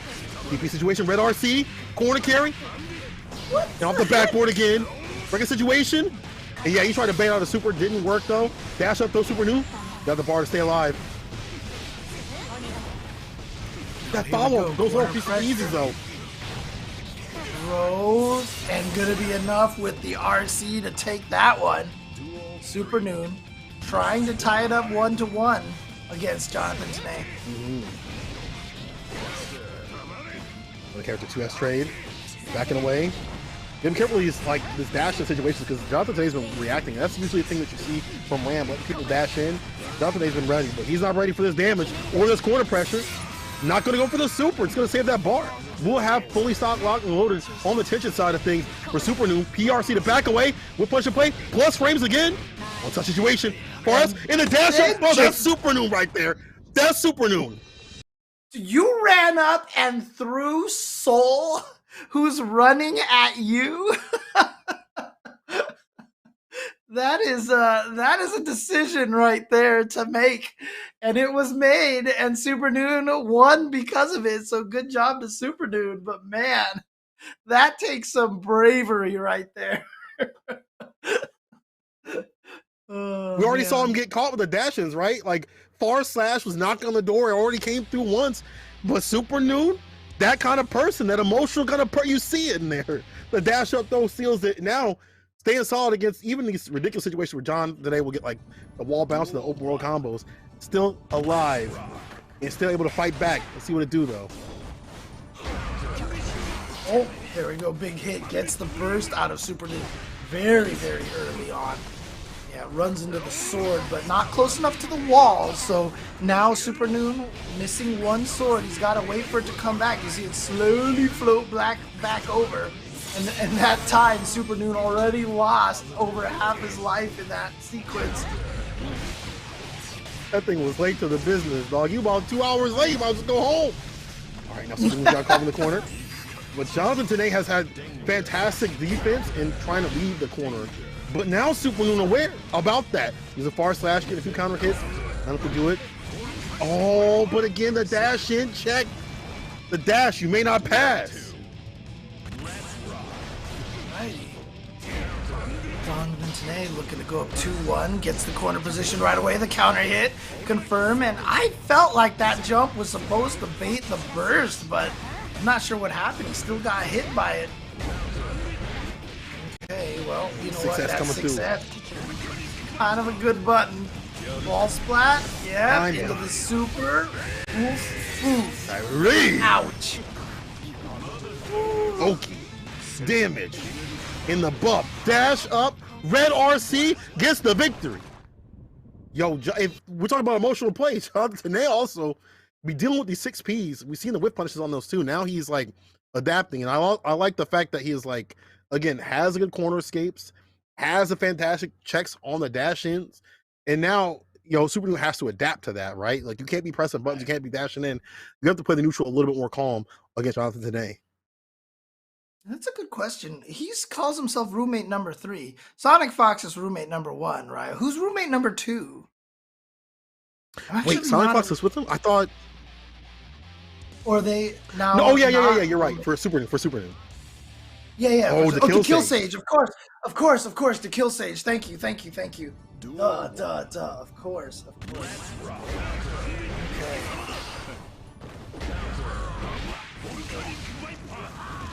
Situation Jonathan Tanay on game point. Going with Supernoon. Oh, is this the right way? No, Jonathan Tanay doesn't says look no. like it so far. It does not look like it so far because this Leo. Oh my God, his 2D just got stuffed by the 5S, dude. What the heck? Sweep just lost the neutral slash. Did you see that? Red RC off the backboard, Jonathan Tanay. Oh yeah, you can't be throwing. Tag. Nah, that's Leon number 1 stuff.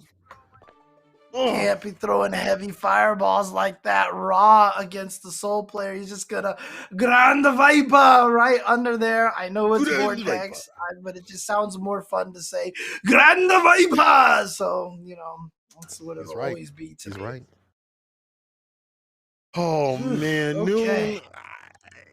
Bro, I feel like the Ram was the pick. It was just you adjusting to what Jonathan Today was doing. The Ram was the pick. But I get it. You want to have some defense, right? You want to have some sort of like when you get knocked down and Souls up on top of you, you want to have a way to wake up and fight back. And obviously Leo's got that. He's got the flash kicks and things like that, but at that time. Need some time with it. That's okay. You gotta lose his run. We've got some breaking news here, by the way. Sorry to interrupt you here, but on the lower side, Shine has defeated Otashi. Otashi is out of the tournament. Yeah, that was my expression too. Shine has defeated Otashi 3-2. Punk has defeated Showoff 3-0, and Idiosyncrasy has defeated Mera 3-0. Yep, Showoff is out of the tournament. But like, wow. Yeah. Punk and Shine actually have to fight each other in the losers bracket now. Punk and Shine are going up against each other. But meanwhile, here on the winner side, it is Bean going up against Lord Knight. Let's go. Bean, one of those people who believes in Chip. Side switch, alpha play. Come on, get season 1. About to get it done. Lord Knight can only FD to save himself. If the jump in gets the win, you see the plus frames every so often off the backboard looking like an N1. Ball is life. Yeah, and you know, this is a match between two different characters that still share very similar mentalities, right? We mentioned it, these are the rushdown characters, death by 1,000 paper cuts, etc., etc. Both of them want to mix you up as badly as possible. And we're just gonna have to see who does a better job at doing that. Right now I'm looking at the screen and it's all Bean. Dash up, throw, one more touch to the finish, plus frames, trying to pay out that burst, didn't get it though. Lord Knight still going in and still get this win. Just needs probably 1 or 2 more good mixes. Backdash a little bit, jump, S got the reach. Not enough to even kill Chip. Oh my God. Wow. Chip is still alive, but speaking of Chip, both players on the verge of dying by Chip. Not sure what Lord Knight tried after landing, but it got him counter hit. And there you go. Bean is going to take that game. And, you know, in a way, you talked about how, like, Bean is like the last remaining Chip because after Chip got nerfed, a lot of people left him. You know, similar to what we've been saying about Adventure, that's kind of a good advantage for Bean because, you know, you don't get as much practice against Chip as you did early on, you know? Yeah. I mean, I think it's also just indicative of, like, Strive. Like, I think Strive is, in a good way, such an explosive game. And there's some bad ways to it, too.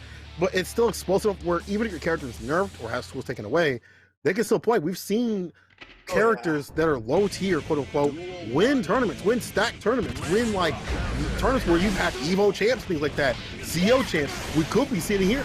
Bean could land the victory.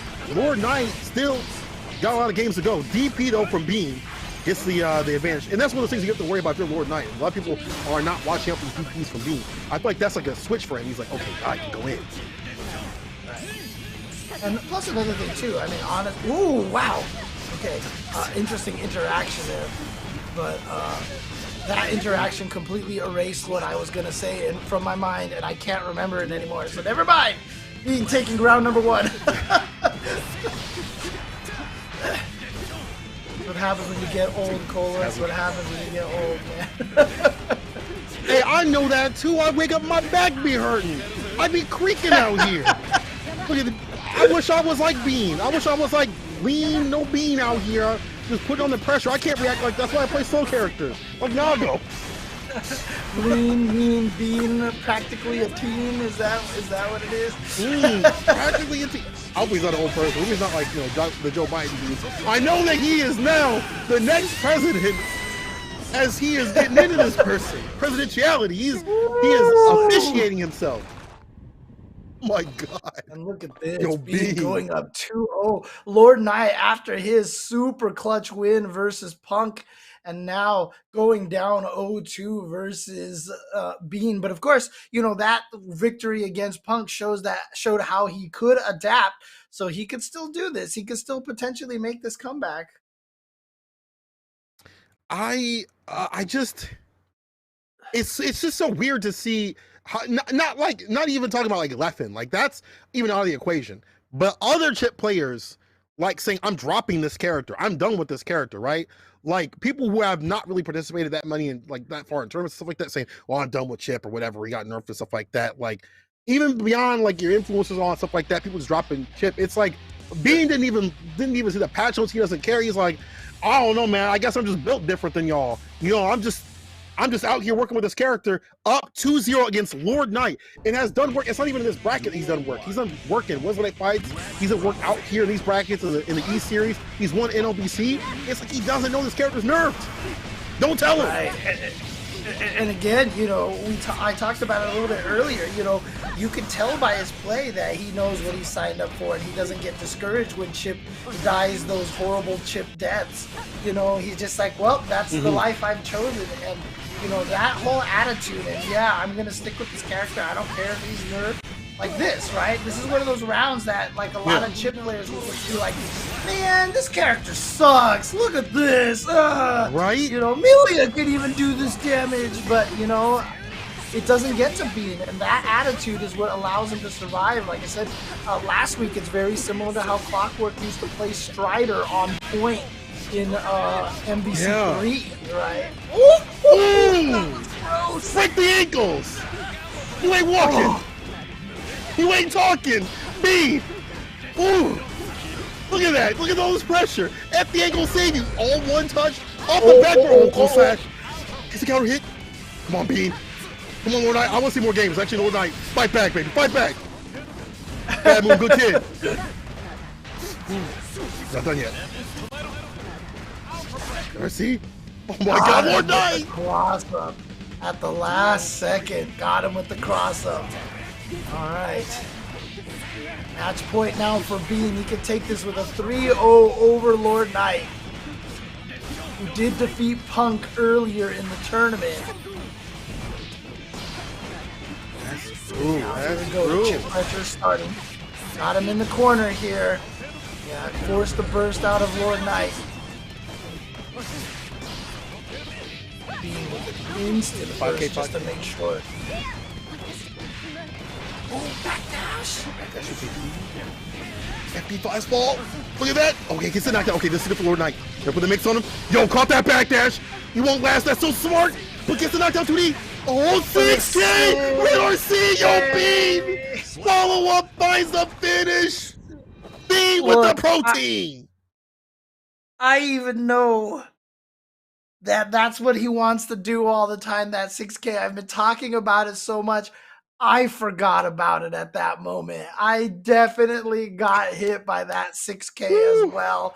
6K coming in, doing the work. Because the thing about it is, what's nice about the way Bean uses it is that he doesn't rely on it, right? Like, obviously, it's a good tool. He hits meter and get RC a lot in the middle of the round. The thing about it is he refuses to use it until the end to kind of make it almost more guaranteed. You're worried about the cross-up, the frame traps, you know, the command throws. He just doesn't use it. Even though he knows probably in the middle of the round he can land it and get some damage, he refuses to use it until he needs it to win the round. And I think that is such a smart tactic. I mean, it's a classic FGC play. If you have something that's really broken, I'm going to use the example that I know, Cammy's hooligan throw in Super Turbo. Super good move, but the more you use it, the more useless it becomes. The less you use it, the better it stays. And so you have to learn to win without it, even though it can get you damage easily in the middle of the game. But if you save it for the end to win the round, that's when it becomes the most effective. Yeah. I think also, I just want to, again, shout out Bean for playing with this character. And, you know, people are saying, like, Leffen, stuff like that. This is beyond Leffen. Just people, just in general, find it out if you like the character enough to keep with them, right? Don't worry about whoever's saying what, good or bad. If someone's doing work with the character, that means someone can still do work with the character. It doesn't mean, like, whatever people's words or whatever. Ignore all that. Just put in work. If you like the character, keep playing them. Same with Adventure, where they said Jacko couldn't do it the same way. You see Jacko still play winners semis against Jonathan Tanay. Yep. So here we go. Jonathan Tanay is going to go with the Zato, interestingly enough. Like, I felt like maybe this might be another soul choice here. just so that he has the Volcanic Viper in the corner to try to make some escapes. But right now, Jonathan Tanay kind of dancing through the minions pretty well, and Eddie looking a little stronger here. Gonna reset the Eddie meter with that sword super. Good block on the tap dust. But again, this could be a situation where these two have played each other a lot, so maybe Jonathan has that experience versus Jacko. But never mind, actually, here comes Adventure. Look at this lockdown full screen. I kind of like that because that's just some of that approach of the sending them out, but it don't matter. Adventure is all about the trades. When you got the minions at play. You think that this would be better? That was gonna be better off because of the long range game with the leapfrog catching down the ground. But the minions being out such a problem. Now Jonathan Tanay just preventing that from happening. Round start with it or getting the wall break. I like Kwanzan in the chat calling this a Pokemon battle here. Eddie, I choose you! Minion, I choose you! Oh, man, Adventure using flop right now. Oh, that was a bite. That was what's a bite term in Pokemon? I forgot the move. It's been a while since I played. What's a bite? Mega bite or something like that? I couldn't either. It's old man. It's old man memory in me. That's why. Stand battle. I don't know about that one. Oh man, here we go. Have fun blocking for a while. Have fun blocking for a while. Yeah, you're getting. That's it. Your guard meter's getting cranked all the way. Wow, he found the back throw. Yo, they said it was impossible, James. You are ridiculous. Said it couldn't be done. Latif with the raid. How you doing, dog? Yo, Latif coming through means it's a good sign right here for Jonathan Tanay. Let's go. Yeah, exactly. Look at that. He's all powered up. I never wonder what Latif thinks of Zato, if he thinks that Zato is like one of the strongest characters right now. Oh, what an air throw. Man. And again, if you want to talk like some old school, you want to talk Latif right there, man. So second place, Street Fighter 4 at EVO 1 year. So yeah, one of the old, at one point in time lived in Arizona for a long time, and was one of the scariest players here in the United States. So shout out to Latif. Always really happy, he knows this, always really happy that he's back playing some fighting games, man. Always happy to see him back playing some fighting games. Yeah, his return to Razzo has been fantastic to be watching, so make sure y'all check out his stream. Thank you all for coming through. Jonathan Tanay, though, let's see how he works out in this matchup. He's doing a fantastic job of, like, these round starts have been real good, but Adventure again gets going one minion, and then you see like that corner push of position and pressure that Jonathan is able, or Adventure is able to put on. Let's see if Jonathan just can disallow that from happening. Right. Oh my God.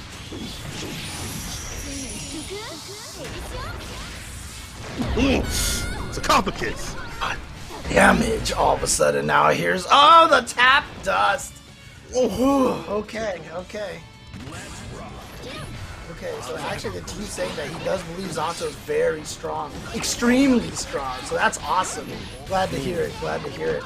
But Adventure, man, Adventure is also very strong. So there we go, using the burst to keep the pressure going. And I've seen some people say they don't like the fact that, you know, on the defense like that, as soon as you get hit, you can use the burst and it gets you a knockdown and the corner position. But it's been that way forever. So, you know, look at this. Yeah. Good block, but you can only block for so long. The damage. Oh my God, PRC runs the burst to stay alive. He's only on one touch, and this is Zato. The dash up, don't do it. You think you can dash up? The dash you may not pass. You are going 65 in a 35. We'll give you a ticket. It's in damage. What do you do? Damn. What do you do? Oh man. What do you do? Like, I almost feel like I don't want to nerf Jacko, obviously, but like at the same time, you almost feel like blocking minions should build your meter faster so you can get to YRCs a little bit quicker, because that is just terrible. It feels bad when you're sitting there blocking forever, dude. It feels bad. You know, it's true, but it's not like Ed doesn't have to work hard to get them to the corner. Like, it's not like her buttons are that good. He's just playing a fantastic neutral game. he's doing a really good job of when he puts up the minions. Even when he's got one minion on the deck, he's able to connect a lot of these combos because he knows if I get one minion, that stacks up to 2 to 3 and takes it one step at a time. When that doesn't happen, that's when his plan, is forfeit. Also, people deal with the dust too. So he's doing a lot of work, but he makes it look so easy, especially when he puts him in the corner. But then he just have to hold that. You better have that bar ready when you get put in the corner. You better have that burst and that yellow bar at the bottom. And big damage there, and now that's going to lead to an automatic meaty situation here. The tap dust, both characters being able to combo off their tap dust thanks to their Pokemon. Here we go, going to be able to block that, and yep, hors d'oeuvres.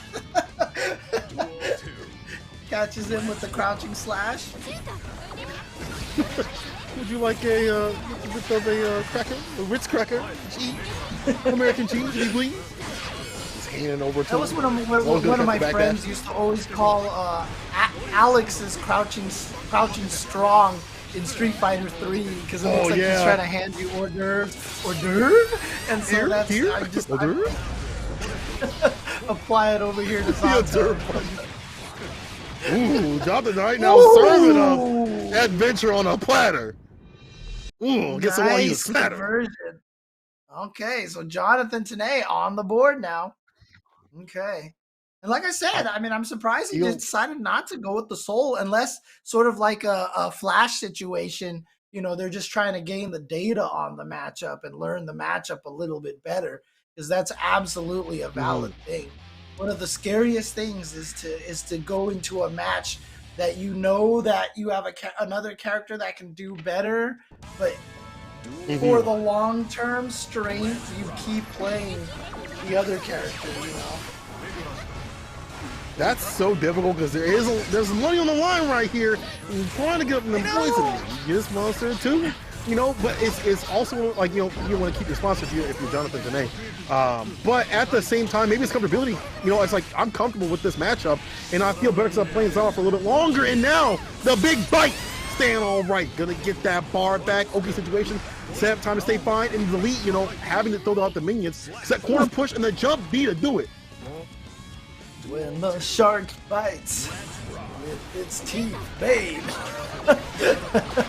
Oh, man. That might be too old for me. I don't know what song that one is. I feel like I've heard that. You probably heard it, the parody in a McDonald's commercial a long time. Okay, Mac the knife, man. Mac the knife. It's Mac the knife. It's an old show tune. I'm old, okay? Leave me alone. It's okay, I'm with you, James. I'm with you. Only a few years behind. So is Jonathan today in terms of damage? He's gonna get some of them plus range, chase him down. He can like a clown, try to 6P, 5P. 2S also. But Adventure's too far out in the distance. Yo, runs the dust raw. Oh, jumping air fireball just destroyed Eddie. That's not gonna be fast enough, yeah. But there's that 5P again that Jonathan today we know uses so well and nice. Opposed to absorb the minion, then launched Eddie into the gaping maw. And Jonathan Tanay, it's 2-2, baby. He's trying to do the reverse 3-0. Let's go. I like that he ain't giving up. Yo, I like this. Sniffing out the matchup. During now I have the opposed. I didn't even know it worked like those. I didn't know it worked like that. That's sick. That's sick. You're teaching me things, Jonathan, today. I'm sure he's learning the match. He was like, oh, that works like that? All right, let's get back into the action. All right, now. He's getting the Latif power up right now. You're carried. Just All right. Nice block on the tap dust again. There we go. The quick minion drop. One of Adventure's specialties right there. Grabbing a minion, jumping, and then dropping it down to stop people advancing on you. Here he goes. Yeah, the Eddie's meter's got to build up again. So there we go. Jonathan finally gets the Eddie back. He's going to activate here. Go for the oppose. But actually, the Gaping Maw just jumped right over Jacko. So didn't force her into the block stun. That was really kind of an unfortunate situation. Cycle punch with the minion kick. Still deletes that leapfrog off the table. And we were talking about that before. The minions stutter step and stopping some of the Eddie. Man's be beating up Eddie more than he beating up Zato in this match like that. Jonathan today, gotta be careful how he come through. both of these characters having to manage this extra meter so that they can use their Pokemon. But you know what? So far, that was super effective right there for Adventure. He's at match point.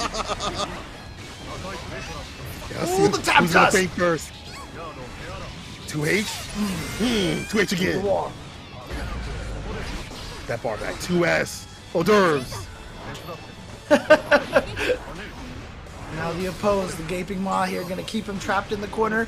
ERC, gonna keep him locked down. The command throw.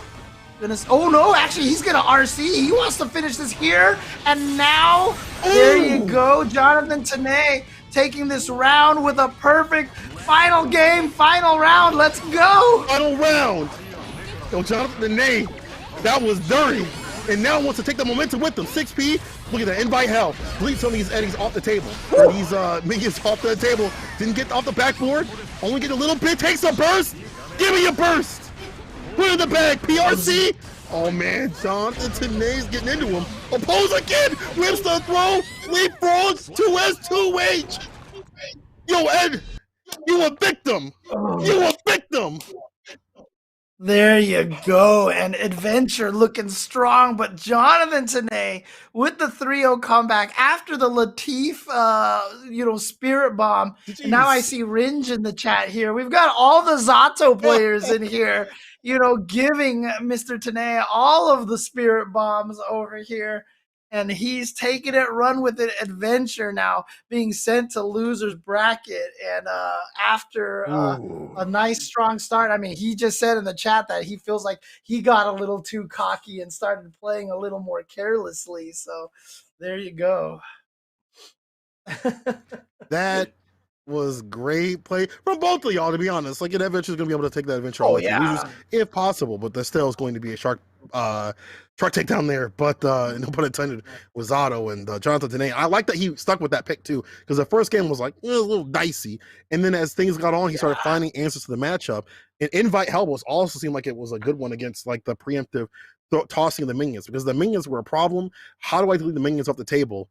And he found an answer. That was great. That was a great match. You don't even get to see Jacko like that, so that's why you watch these Series E matches. Okay, that's why we come through every single week that we got him. All right, so we are at a point right now. We're actually going to be moving on the winners side of the bracket. We're going straight to Bean and Jonathan Tanay for winners finals. And so they're going to be going up against each other. And yes, indeed, this is real hair right now. Tricepticon. This is what happens when you don't cut your hair for 2+ years. So Same. Again, I think I know about that too, James. Yeah. And Razzo and Supernoon still have not fought each other. Punk and Shine, I don't know. They might be in the middle of their match. Idiosyncrasy is waiting for the winner between Supernoon and Razzo. But right now we're going straight to winners finals. That will be Bean versus Jonathan Tanay. And man, it's going to be Chip versus Zato potentially, I believe. So. Man. I can't wait for that match. We've seen Bean deal with a lot of Zato players. I believe he's fought Jonathan Tanay before Wednesday night fights, and maybe in this bracket, but commentator memory don't exist, bro.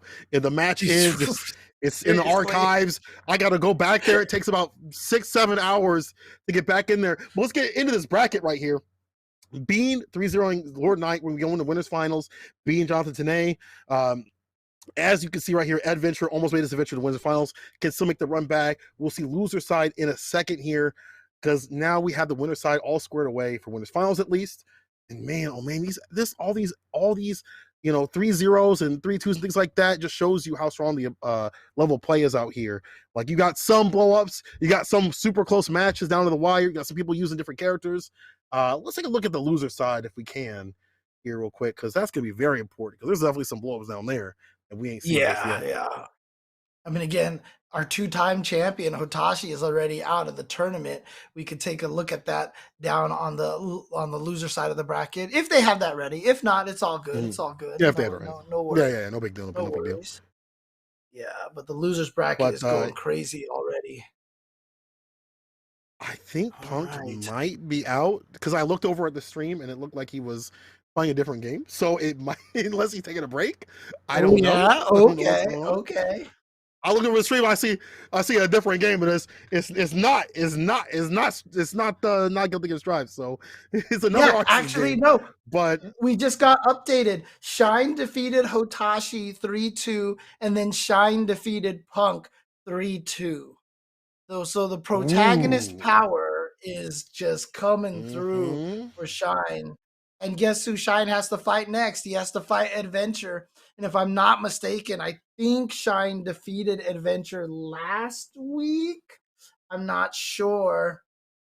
Yeah, no, Shine is really strong. Otashi said that the matches that he had with Shine were good games. And he even says, beware of Shine. Hey, shout outs to DJ Paychecks for the gift subs. Thank you guys Ooh, that's very a much. big And drop again, right shout there. outs also to Otashi for hanging out here in the chat over here. And again, always glad to see him doing well in tournaments. One of the strongest players that we have here in the country. But Shine, yeah, he's a scary guy. Defeating Otashi and Punk back to back is no easy feat, and he's done it. How many people can say that they defeated Otashi and then Punk in 2 matches back to back at a tournament, dude? the same day. Right. You definitely different. Yo, Bean. If we're talking about protagonists, there might be a new one on the scene. That is Bean. Definitely has a lot of people looking their way, and he's on winners finals. Kobe on the grains. Jonathan A stands in his way. 5K 2D knockdown. Red RC. Burst has to be run from John T. We still caught up in the corner, and Bean again with the whiff punch situation, not letting anything go for free. And I mean, I don't know if like Ringe or Latif, I think Latif actually went to sleep, so if he did, have a good night, Latif. But if any of the other Zatos are still in here, what they think of that Chip versus Zato, because obviously Jonathan decided to go with Soul for obvious reasons right here. One being that Chip melts whenever you hit him. Oh, people are saying that it's even. Latif actually says that he believes that Chip versus Zato is an even matchup. Okay. I mean, Why run an even matchup when you can run a matchup where you win? even. Why run a matchup where, at the same time, it could be even or not, but if you hit them, it's going to hurt a lot harder. You run the mixes just to play that neutral. But then again, Bean loves to play that neutral game. No lame out here. Yeah, that sequence that just kills Chip real quick with it. You have to, if you're Zato, you have to run like 2 or 3 mixes, right, on Bean. If you're Saul, you just run like 1 good hit and that'll do it. Like, no mix necessary. Yeah, I mean, for those people who don't understand why Wild Throw does so much damage for Soul, it's because in all the previous Guilty Gears, Wild Throw was a combo starter. And in the corner, he would get like the crazy dust loops and all sorts of just nonsense damage off of Wild Throw.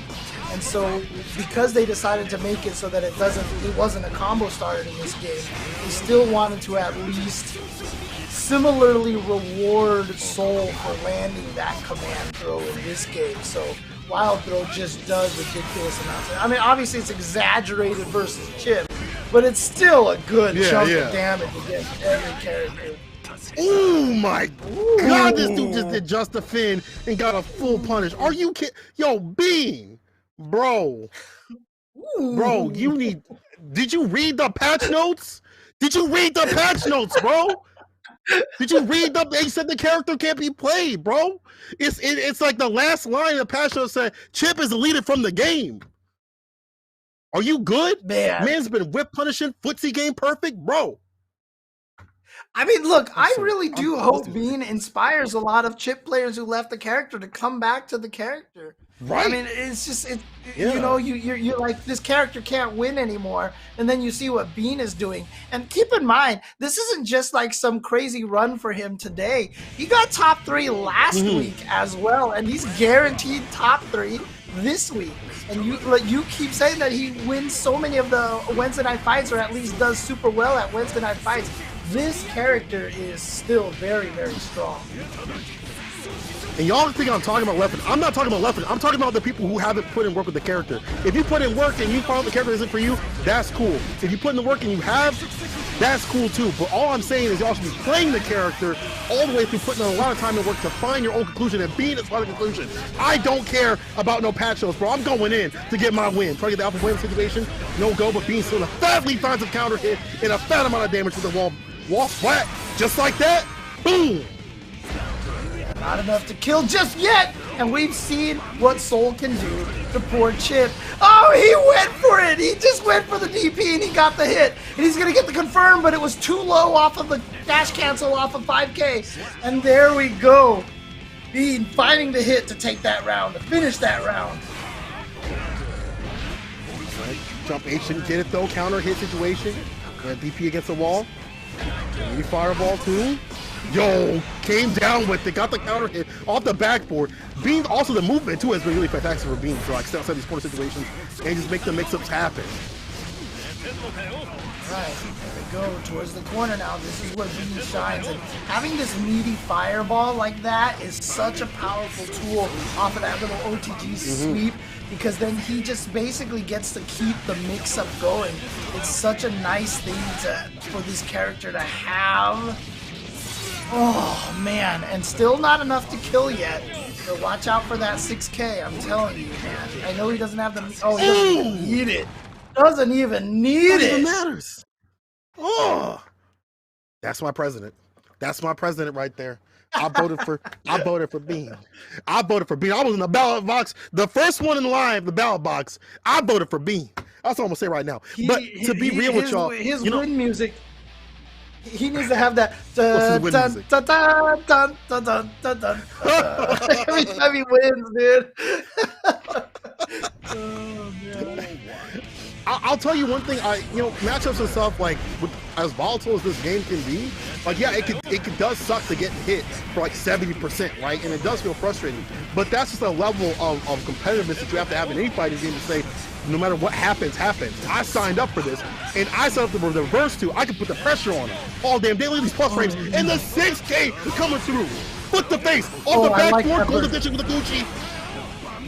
Oh, and gets the burst out of Bean as well. So that's good for Jonathan Tanay, even if he loses that round. But that's even in question right now, because Jonathan Tanay, with the life lead all of a sudden in 2 sequences. But again, that's the power of Bean. He gets hit by one of those and he doesn't get discouraged. And this is why this should be able to kill.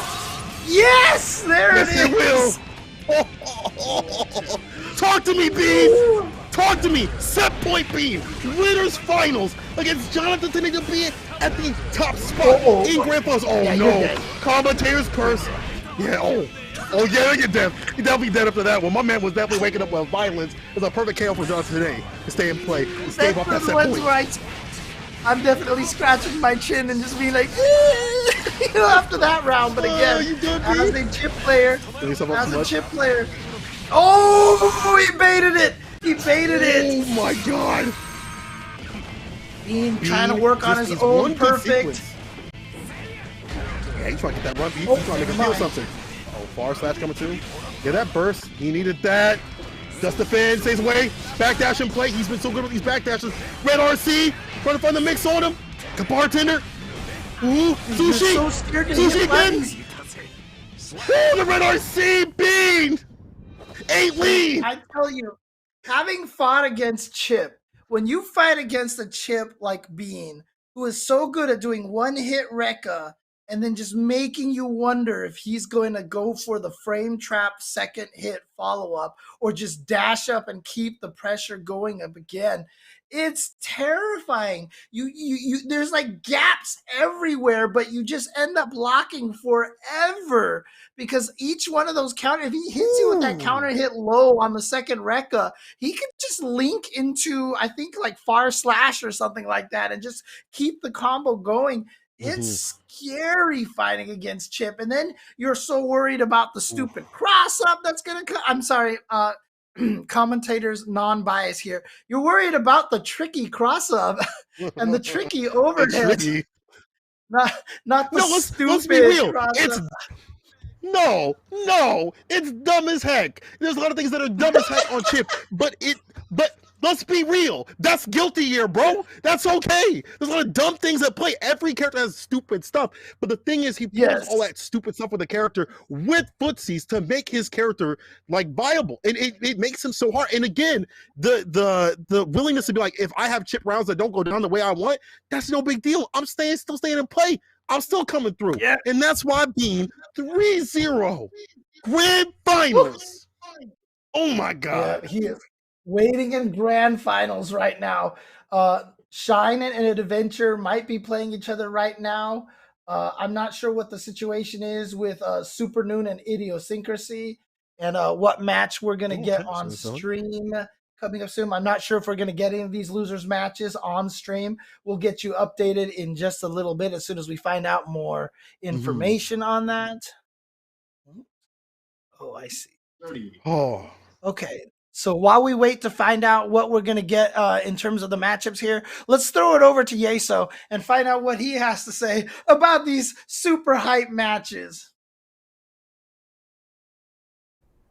Hype is, first of all, definitely the perfect word to describe those matches. We'll let James and Cola catch their breath a little bit. They've been going ham on the brackets so far, so well done, gentlemen. And just a really well-played winners finals there. Bean looking strong, taking out Jonathan Tene, and I believe that is both of them making back-to-back top threes. Because if memory serves, I think Jonathan came through losers and beat Bean in losers finals to go face off against Otashi last week. So honestly, both Bean and Jonathan Tene looking really strong these last couple of weeks. The new year starting off very well for both of them, and I love to see it. But Bean really making quite a bit of a statement with that last matchup there in winners finals, and Bean continuing to look good, taking out Lord Knight with a 3-0, also took out Otashi. And the funny thing is I mentioned it earlier, right? I was hoping, hey, if Otashi just wins one more set, maybe we've broken the one seed curse. Well, spoiler alert, Otashi didn't. Otashi loses to Bean in winners round 2, goes down to the loser side of the bracket, loses to Shine 3-2. So now the one seeds through 4 weeks are a collective 3-8. In sets in these brackets. So really just seems to be, the one seed is the one spot you don't want to be. So crazy to see Otashi. Obviously, I think what that, and really when you look at the bracket as a whole, what it speaks to is just the level of talent in this bracket. Only 16 players each week. It is invite only, but the level of play is so incredibly high when you can see players like Punk, like K7 Showoff, like Diaphone, like a Otashi going 1-2 or 0-2, because there's just so many good players in these brackets that even when you get down to those lower seeds, they're contenders. Obviously, Bean is a perfect example. Came in last week as the bottom seed, but had an impressive performance in Wednesday night fights the night before, goes all the way to top 3. Tonight, comes in again, all the way to top 3 as well. So really, there are contenders left, right, and center in these brackets. It doesn't matter what seed you are at. So really, and it just shows, you talk about what Cola and James are highlighting there about how hype all of these matchups are. And it really means the later you get in these brackets, they just get better and better. And these players continue to deliver. So it's really fun to watch. And I've certainly enjoyed it a ton. So looking forward to how the rest of this bracket shakes out. Of course, Bean moves on and waits in grand finals. Jonathan Tene now waiting in the losers finals. Still a few matches to play out over there. Supernoon and Idiosyncrasy need to sort their stuff out. That'll lead into a couple of more matches on the loser side, but it's definitely going to be an awesome run to grands. Do want to remind you folks, of course, if you're looking to pick up some Esports Arena merch today, you can. Head over to shop.esportsarena.com, and if you use promo code SEASON4, that's season with the number 4, because shout outs to season 4 of Series E Apex Legends. If you use that promo code, you can get a discount on your order. So go grab a brand new Series E jersey, maybe some other Esports Arena swag over there today. Again, shop.esportsarena.com, promo code SEASON4. We are going to go to a quick break right now, but when we come back, James and Cola will get you guys ready as we head down to the losers bracket. We start whittling down as we get ready to close out week 4. We'll see you in a few.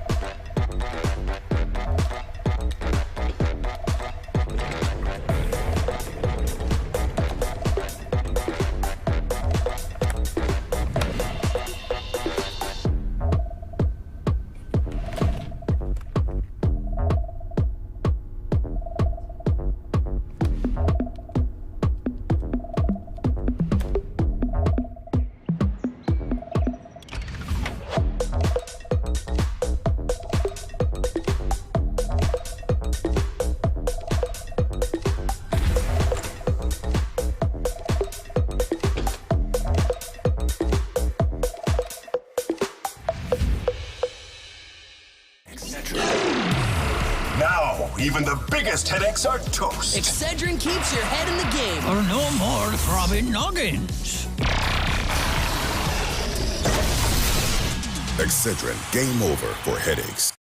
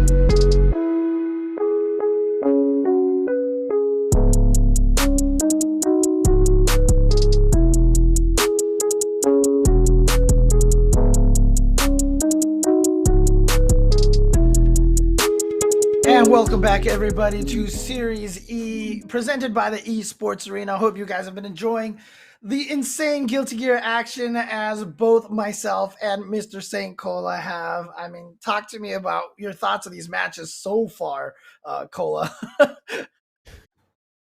The matches have already been fire, right? They've already been ridiculous. They've been absolutely sick. But I got to talk to you about a match I just witnessed during the break. I was like cooking up some dinner for my dog. And I looked down and I watched Supernoon stream after he fought Idiosyncrasy pop off so heavy. Not only Idiosyncrasy, but the character that is Nago. He hates Nago with a passion. And he was like, bro, the character trash. But again, Noon's that emotional kind of dude, you know? But I feel like he's powered up. Like, LK is now fighting a powered up Noon. Like, a Noon that is like, if I can fight Nago, I can fight anybody. I can fight anybody. If I could make it here, I could make it anywhere. Anywhere. I'm going all Showoff today. I'm doing all Showoff. I don't know what I'm doing. I don't know why I'm going all Showoff today. I'm sorry. I'll try to get with the times. Okay, let's go. Here we go. Lord Knight and Supernoon, as you said, Supernoon popping off after defeating Idiosyncrasy's Nago. But Lord Knight, looking really, really strong, was able to send Punk to loser's bracket. Then kind of ran into a little bit of trouble up against, what was it, Bean? That's right. But, I mean, the way Bean's been playing today, I mean, can you blame anyone for losing to Bean? Word. Oh, this definitely Evo run back. According to Freshman FTC in the chat, this is an Evo run back here between these two players. And with Lord Knight taking it the first Lord time. Knight that one? Apparently. Lord Knight was the one that took. Okay. Ooh, what? How did that hit? I didn't even see. Which side was he on? Which way did he go? 5H, cancel, we'll wait and bait, deliberate. I'm gonna go for that throw. Jump H though, try to get the burst, but he still got the health and got the round to take him down. Damn. I don't even know where that mix-up was, and that's one of the hardest things, right? If you don't play the character, you're not sure where all the mix-ups are, and so it just makes it harder to block them, you know. So it's just like you're basically guessing, right? And so instead, just if you can study the character enough and learn what the options are, that makes it a little bit easier. Just a slight bit, you know, just a little bit. And that will do it right there to even it out. Yep, one round apiece. Okay, catches the crouching kick and the sweep. We get the knockdown, but oh my gosh, just runs into the sword, close enough to the wall, gets the explosion, gets the wall break. Look at the damage. Supernoon looking strong here to take game number one. Gonna take Lord Knight some a nice little mix-up sequence. If he can just get the momentum here going. He can just start the vortex, but it's just gonna get thrown. No, he missed the combo, but the Daru's gonna take it. Daru's gonna take it anyway, so there we go. So we've got our I'm so shocked at what had happened. I can't even move. You see, I'm so frozen at the sick play that I can't even move. I can't even move around because look at how, you know, Supernoon could barely move around when LK was all over him. You know? Yeah. I'm using my mind to talk to y'all. That's how far I'm going. All right? I'm using my mind. Nathan can sit here. And he was ruining my illusion too. I was trying to pretend the stream froze, but you could see Nathan moving in the background, so he kind of messed it up. So yeah. Duel 1. No worries, we'll get this all going here. But again, it's going to be Lord Knight versus Supernoon. Supernoon with game number one, catching Lord Knight with the Daru. And I'm not sure if that was a chip kill or if he had just run into it. But here we go, Supernoon trying to win this run back against Lord Knight from the Evo tournament that took place earlier this year? Last year. Jesus, it's 2022 already. All right, here we go. Daru into the corner, gets the RC off of that, the wall bounce off of the flip, And yep, the double swords doing tons of damage. And of course, again, Milia taking a lot of that damage. Not very good guts level at all. So Supernoon continuing where he left off. But here comes the mix-up. Staying on the same side is Lord Knight. Nice backdash to avoid the Lust Shaker. And that time Lord Knight did not extend the Lust Shaker. So Supernoon was able to blow that up. Get the combo here into the corner. The super! Yeah, I was about to say, I don't know if the double sword would kill that time, but the super definitely would. And Lord Knight is just running. I mean, I'm sorry, Supernoon is running through Lord Knight right now. It is a quick one so far. Didn't I not say, you know, Supernoon is getting revenge like he's all buffed up? When you beat a character that you don't even like, you want to fight everybody. You want to swing at everybody, the whole cast. If I can take Nago down, I'll take everybody down. It don't even matter. Well, I'm in black and white right now. Everything's so different right now. The timelines are being changed. I don't feel so good, Mr. Stark. I don't feel so good. It's because Supernoon has defeated his nemesis. This wasn't even on the timeline. This is ridiculous. Oh man. Oh no.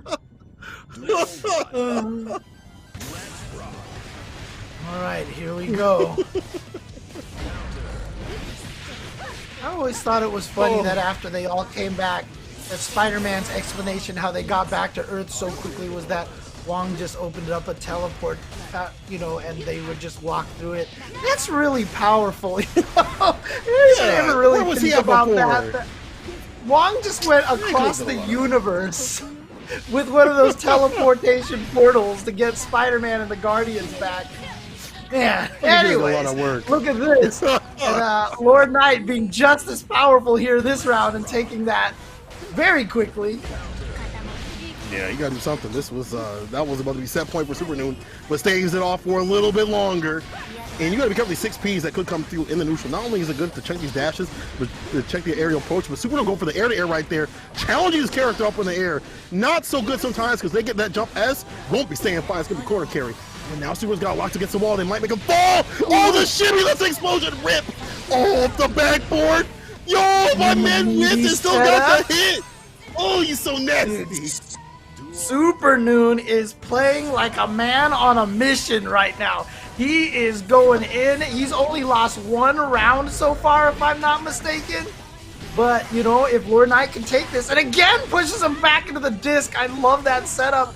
But if Lord Knight can take this, I mean, he'll only be down 1-2. And, you know, as a fighting game player, you take it one round at a time, man.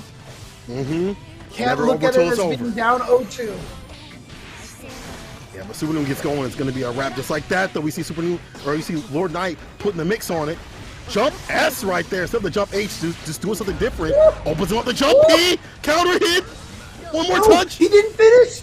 He didn't finish. What happened? Oh no, not like this. Not like this, please. Not like this. Don't let it do it to him. Don't let it do it to him. Danger. Sapping down that tension. Yo, burst and he's got a James burst. Don't let this get. Oh, jump. Oh my god. Oh my god. Oh my god. Dude, I was so scared for double sword RC out of nowhere. That would have just drained all of Milia's life away. Oh man. Oh boy. Okay. Okay. Okay. So Lord Knight, like he got that bar back with the quickness. 1-2. 1-2. Lord Knight staying in this. He's not quite out yet.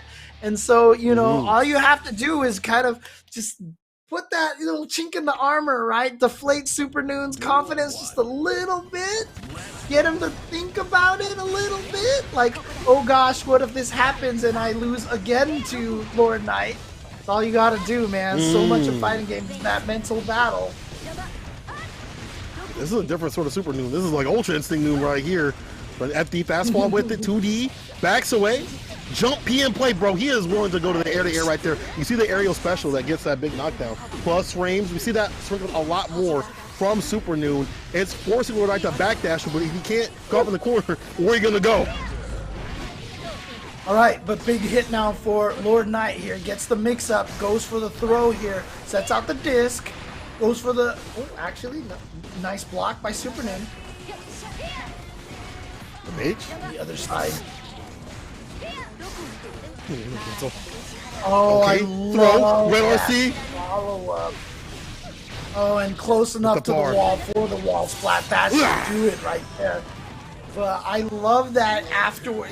I forgot what move it was that he blocked, but Supernoon blocked it and then just dashed up and threw and RC'd to take that round. Caught Lord Knight completely off guard. Here he goes, Supernoon at match point. Chicago Punish sometimes comes out in the clutch. Bad Moon, good kid. Dash up, trying to find the jump H. 2S. Hair car. Not gonna spin that bar just yet. Once the on block situation if need be. Yo, Mix City. Mirage. Stays in front. Got the hit. But you could lose your health so Jump fast. H. Actually, is he gonna burst? No, he's probably gonna save that meter. He's gonna save the burst for the next round. Here we go. Supernoon still at match point, but Lord Knight 1 round away from tying it up, and suddenly that deficit that you have is completely even. And like I said, that's going to be a situation where you're going to get Supernoon thinking about it. Here's the mix-up, the empty low off of the air dash, the patience. Like I said, sometimes you just got to block and let the opponent hang themselves, and that's exactly what happened there. Ooh, Nice okay. speed, backhand. It's the burst for some distance, but still, Supernoon could definitely take care of this. Oh, counter hit, knockdown, PRC, like that corpse carry a little bit with the sword sin. One more decision about to be the win. PRC. Cancel the sword sin again. He got shot by the explosion. I'm not done talking to you. I'm not done talking to you. Supernoon. Lord Knight tried to escape the corner, but it was just a little too late and not far enough. The explosion clipped him from behind, and Supernoon with the conversion off of that ends up taking it, sends Lord Knight out of the tournament, and Supernoon advances forward to go up against Adventure. Adventure, who defeated Shine 3-0. Shine did not have the protagonist power up against Adventure because Adventure is kind of the protagonist too. There's a lot of protagonists. I mean, going back to Supernoon, just like the fact everyone's like, oh, there's bias. Bro, it's about the fact that he has alternate timeline. He is getting revenge on not only the character that's Nago, but also the evil fight that he had before. That is like, these are the storylines that are coming from things that have happened months ago. He's getting revenge. He's on a revenge tour right now. Now Adventure stands in his way. This is super sick. This action's so tight, bro. This is so tight. Yes, Shine lost 3-0. Yeah, right. It's crazy, but again, it's a situation where Potemkin's gonna have trouble trying to get through, navigate the minefield that is minions that are being tossed at him all day. Like I said, Adventure, aka Despicable Me, doing work with all of those minions out there, and now he's gonna be going up against Supernoon here. And Adventure, he's been kind of a fan favorite, a stream favorite here, stream monster favorite, but he hasn't gotten to the top 3 yet. And if he wins this, he does make it in the top 3. Can he get himself to a position, the highest placing that he's gotten so far? Again, the range of Ramlethal is really good, but the thing is, Ramlethal's not going to just be tossing swords willy-nilly unless he can get Jacko towards the corner so that Jacko has to respect the explosion. Otherwise, you do lose a little bit of that neutral gameplay. See right there, but nice jump out. Yeah, the nice jump out from Adventure, and here we go. You've got to block. You've got to block. Hands up. Hands up. You cannot be taking anything. Supernoon can't be caught in the corner because Adventure has proven that the corner pressure is ridiculous. And a character like Ram does not really put place in the corner. If you got the fastest button, you got some good ones, maybe the fastest in the business, and you only have really a super to run in terms of a real reversal. And he's got to find a way to reverse the situation. This is looking dire. This is looking deficient in terms of health differential. Okay. Supernoon out of there. But again, remember what I said, what Adventure does. Every time in this situation with a big life lead versus a small chunk, he'll just back off and he'll let the minions do the work because you just don't have the life to be able to try to navigate and get hit every once in a while to make it in. Life is just a resource. You can lose life to get in, but if you have no life to lose, That's how Adventure plays that towards the end. Oh man, and he's going to have the ability to charge up the minions as well. Is that what he's going to do? No, he's just staying back so far. Whoa, got through the 6P like that. Far slash, heavy slash. Yo, PRC to get the distance. I like that. Runs the Rekkas. So smart with it. Sword Sin, explosion. Close slash. Finish him. Gotta finish him. Then again, yo, Adventure could come through. I like that jump DPRC. Burst from the back of the corner. At the bottom for Adventure. The YRC runs the gap. Available. Like that. There's the YRC. Can't take any chip. There's the minion and it bounced it. Oh man, there we go. Adventure barely clinging on, taking that round finally, but there was definitely nerves right there. Definitely nervous. But Adventure with that clutching out that victory and takes it 1-0 over Supernoon. That was a scramble situation. And again, like, how many times do you fight good Jackals? Like, not saying, like, you know, the Jackals that are out there are probably bad, but, like, really good ones like Adventure that really sling it out and to be confident and then neutral enough to get these minions out. And again, we talked about how Adventure is so good in where he places and spaces his minions. He knows which hit is going to place them where. But then again, it don't matter if he caught up in the corner. It's a battle. Who doesn't want to be caught up in the corner? Just like right here. You don't really have to spend that first. She's so good about taking that away. And the only like other Jackal players out there like Lost Soul, but I think Lost Soul's kind of a scrub, right? I mean, no, I'm just kidding. I see him in the chat. I love you, Lost Soul. I love you, Lost Soul. You know I love you. You know I'm just kidding.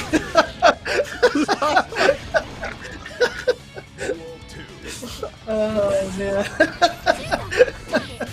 Oh man. No, Lost Soul definitely one of my favorite Guilty Gear players out there right now. But Supernoon taking that first round. Hit you with a side switch. Minion kick. Ooh. Oh, nice. I like popping the minions away. Very important. Yeah, There's the far slash counter coming hit. to play. Get that corner push. And stutter step right there from Supernoon. Don't want to get too close to Adventure, who has been waking up the supers for defense. Side switch. Trying to find the anti right there. Nice and easy. Oh, the shimmy. Oh, Baits out the burst. Yeah. Put it in the bag. I got that bursters. Quid shit. Now, people out there mentioning Pichu, another Jacko player out there. Which region is Pichu from? Yeah. You know, by any chance? I actually obviously do not know. The chat can let us know. I know Pure, and then there's two other ones. Okay. EU. Okay, EU. Got okay, it, EU. Got it. Thank you, guys. Do they play in Salt Mine? I gotta be looking more at the Salt Mines then. I guess I'm lacking my EU roster. Yeah, I mean, they might be playing on PC because I haven't seen them in the ICFC before, but that was PlayStation only at the time. So.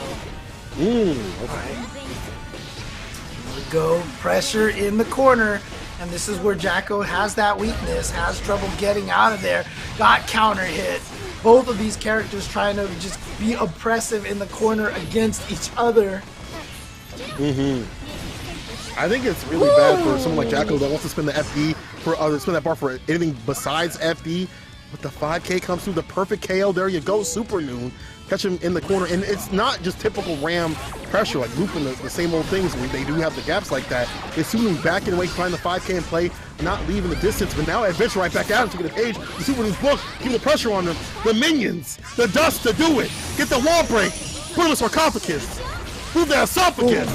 Could be enough? Yeah, it is. No, it's not. Pixel. Oh my gosh, drain him to perfectly 0. But yeah, what are you supposed to do at that point in time, right? You know you're going to block a minion and die almost instantaneously. So I think Supernoon was trying to do something, maybe wake up throw, hoping that Adventure would miss the meaty timing, but did not happen. Yeah, send that to Sajam. Y'all gonna lose some money on that one.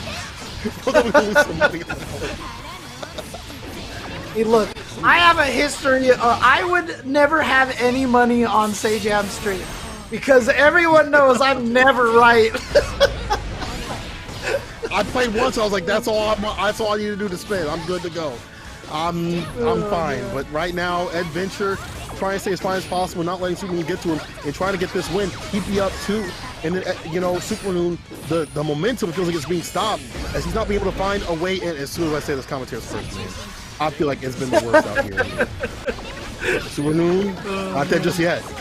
He's got that bar returning to him, but not any more adventure with the minions over and over again with the jump D too. I was so surprised that he died. I was like, how did that do so much damage? But I think he triggered the attack from both of the minions. I think both minions actually hit at the same time. So it did a little extra. I was like, that was a lot of damage from one minion, but I do believe that was both of them. And so now Adventure up 2-1. I like the angle that he's playing at. Around the jump D, it looks like she'd have to preemptively jump special up there. The jump special slash that she's got to kind of combat that, but then you're being preempted with that, and you're at a distance where you have to be close up, like mid-range, to do that. And Adventure's using that to set up shop comfortably. And now it's comfortably sitting game point right here. Man, as soon as I say it's caught up in the corner, commentators curse. Oh, look at all that damage. And now, okay, just a backdash from Adventure, trying to build some of that space. Tried to get in there with the 2D, but just got caught before it could even start low profiling the far slash from Supernoon. Supernoon trying to tie it up 2-2 here, just needs one round. Down. DD runs a burst to the distance again, going back to the minion throw. Set up shots. Twice now that he's tried to low profile. Oops, sorry. That was Trice who was trying to low profile on the far slash and just couldn't get there in time. But here we go. Nice burst. Beautiful burst. Trying to flip through to have the distance. Yo, the pickup on that punish was ridiculous. Adventure with the wall break. Set point like it's Supernoon. Here we go. Can Supernoon tie this up? Whereas Adventure going to be moving on to the top 3, I believe, or is it top 4 if he wins this one? He wins this one. No, it will be top 3. If Adventure wins this, he can get into the top 3 for the first time. That's flip. He's right in there. Nice conversion. Yeah, we're up to 6P. Got a good conversion right there. And the damage. If we're talking about who rules the skies, it's probably Adventure. But who rules the land when they get going with that far slash situation like there, it's Supernoon. But Adventure has got to stay away from these far slashes and play. Air to air right there. Supernoon getting a lot more aggressive in terms of the aerial approach. Red RC cancel. Dash up close slash. Dash up again. The defense from Adventure with that wrist gauge is cranked. Boy, yeah, you are. Oh boy, you're dead. Oh no, he dropped the combo. Oh, side switch. Didn't get the combo off of the 2D. Gets the throw. PRC trying to bait the burst out. Okay, jumped over the double sword. But the throw from Supernoon gets got. Adventure picks him up and puts him down.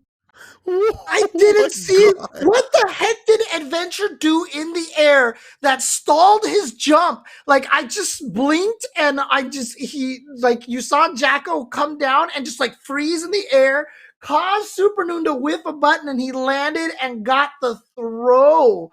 That was, I guess, just activated the someone says that he clapped his hands or she did her kick. I didn't see it, but that delay there was so clutch, caused Supernoon to miss his attack on the ground. And then he was able to land and get the throw. Smart stuff. Amazing. Just these minute decisions in this game. It just comes down to just little bits, right? Like literally tiny, minute decisions to stay solid, because you don't have innate like you have to use innate defense. You don't have like, I got a DP and stuff like that with some of these characters. So you're like, okay, I'll stall, make them with a button, get the throw, and oh my god, the soccer kick to the leg. Yeah, so it was a soccer kick. Oh my god, bro, Adventure, bro, Daisuke's vision is like directly on you. He's got the glasses on and he spots your character. And you know what happens to a character that's doing well in tournaments? They get buffed. Yo, we getting the replay. That jumpy. Counter hit. Oh, here we go. Yeah, right, so what happened here? What happened? We'll be able to keep a jump kick here. This was so genius here. So he gets the hit. Lots of chip over here. Gets Supernoon down to one more hit here, but the burst comes out. And this is what happens right here. He gets in there and watch. The kick. Yeah, the kick. Bro, nah. You are nasty. That you are delay, nasty, Adventure. genius. I That's love so that, dude. sick. That was so. Shout outs to the boys here with the replay so we could see that too. Yeah. That was sick. Yeah, he That gets is the hit definitely the over clip of the here. week. Often, yeah, you can see this again, and watch, and it also drifted her forward a little bit too, so that Supernoon's move even attacked in the wrong direction as well. So.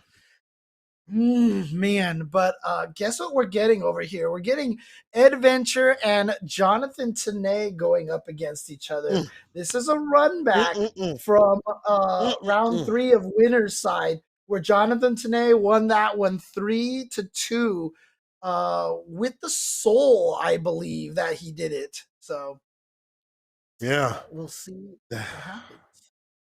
Oh my God, we've already seen some great action. Listen, we got 1,000 people. There should be like 2,000, 3,000 people watching this. Y'all tweet out, let the people know what's going on. We in losers finals. Jonathan Tanay versus Adventure. Y'all want to see some variety. You say I'm tired of the Nagos, the Leos, and stuff. Guess what you get to see? Zato versus Jacko. Tell me y'all thought was coming up. Losers finals. Zato versus Jacko. Jonathan Tanay versus Adventure. Let's get it. Okay, so it was. That's right. I remember we were talking about this match a little bit. Yeah, he was Zato last time, and he was able to take it. So let's see if he could repeat that, or if Adventure can make the comeback. That 2S right there. He's so good about the way he plays the 2S and then goes for the cancel. Fantastic catch. He's backdashing the 5P button that you love so much. First off the table. You're the worst. Is that? Jonathan Tanay. He's backdashed the crouching dust twice already with the whiff punish. So smart stuff from Jonathan Tanay, showing that he's playing not just the character, but he's playing the player as well, knowing Adventure wants to rely on that 2D to get out of the corner. And here we go. Pressure again. Let's see if he does. No, just gets the counter hit. Let's see if he tries to do those backdashes again, but no, he's just going to keep the pressure going. Oh, look at that defense though from Adventure. As soon as I say that, Ice top of the head. On the coconut brain. 6P right there. Let's get the anti-air. Off in the corner. Yo, immediate challenge on that jump in. Right there from Adventure. Now trying to set up shop. Drunken Shade. Throwing it out.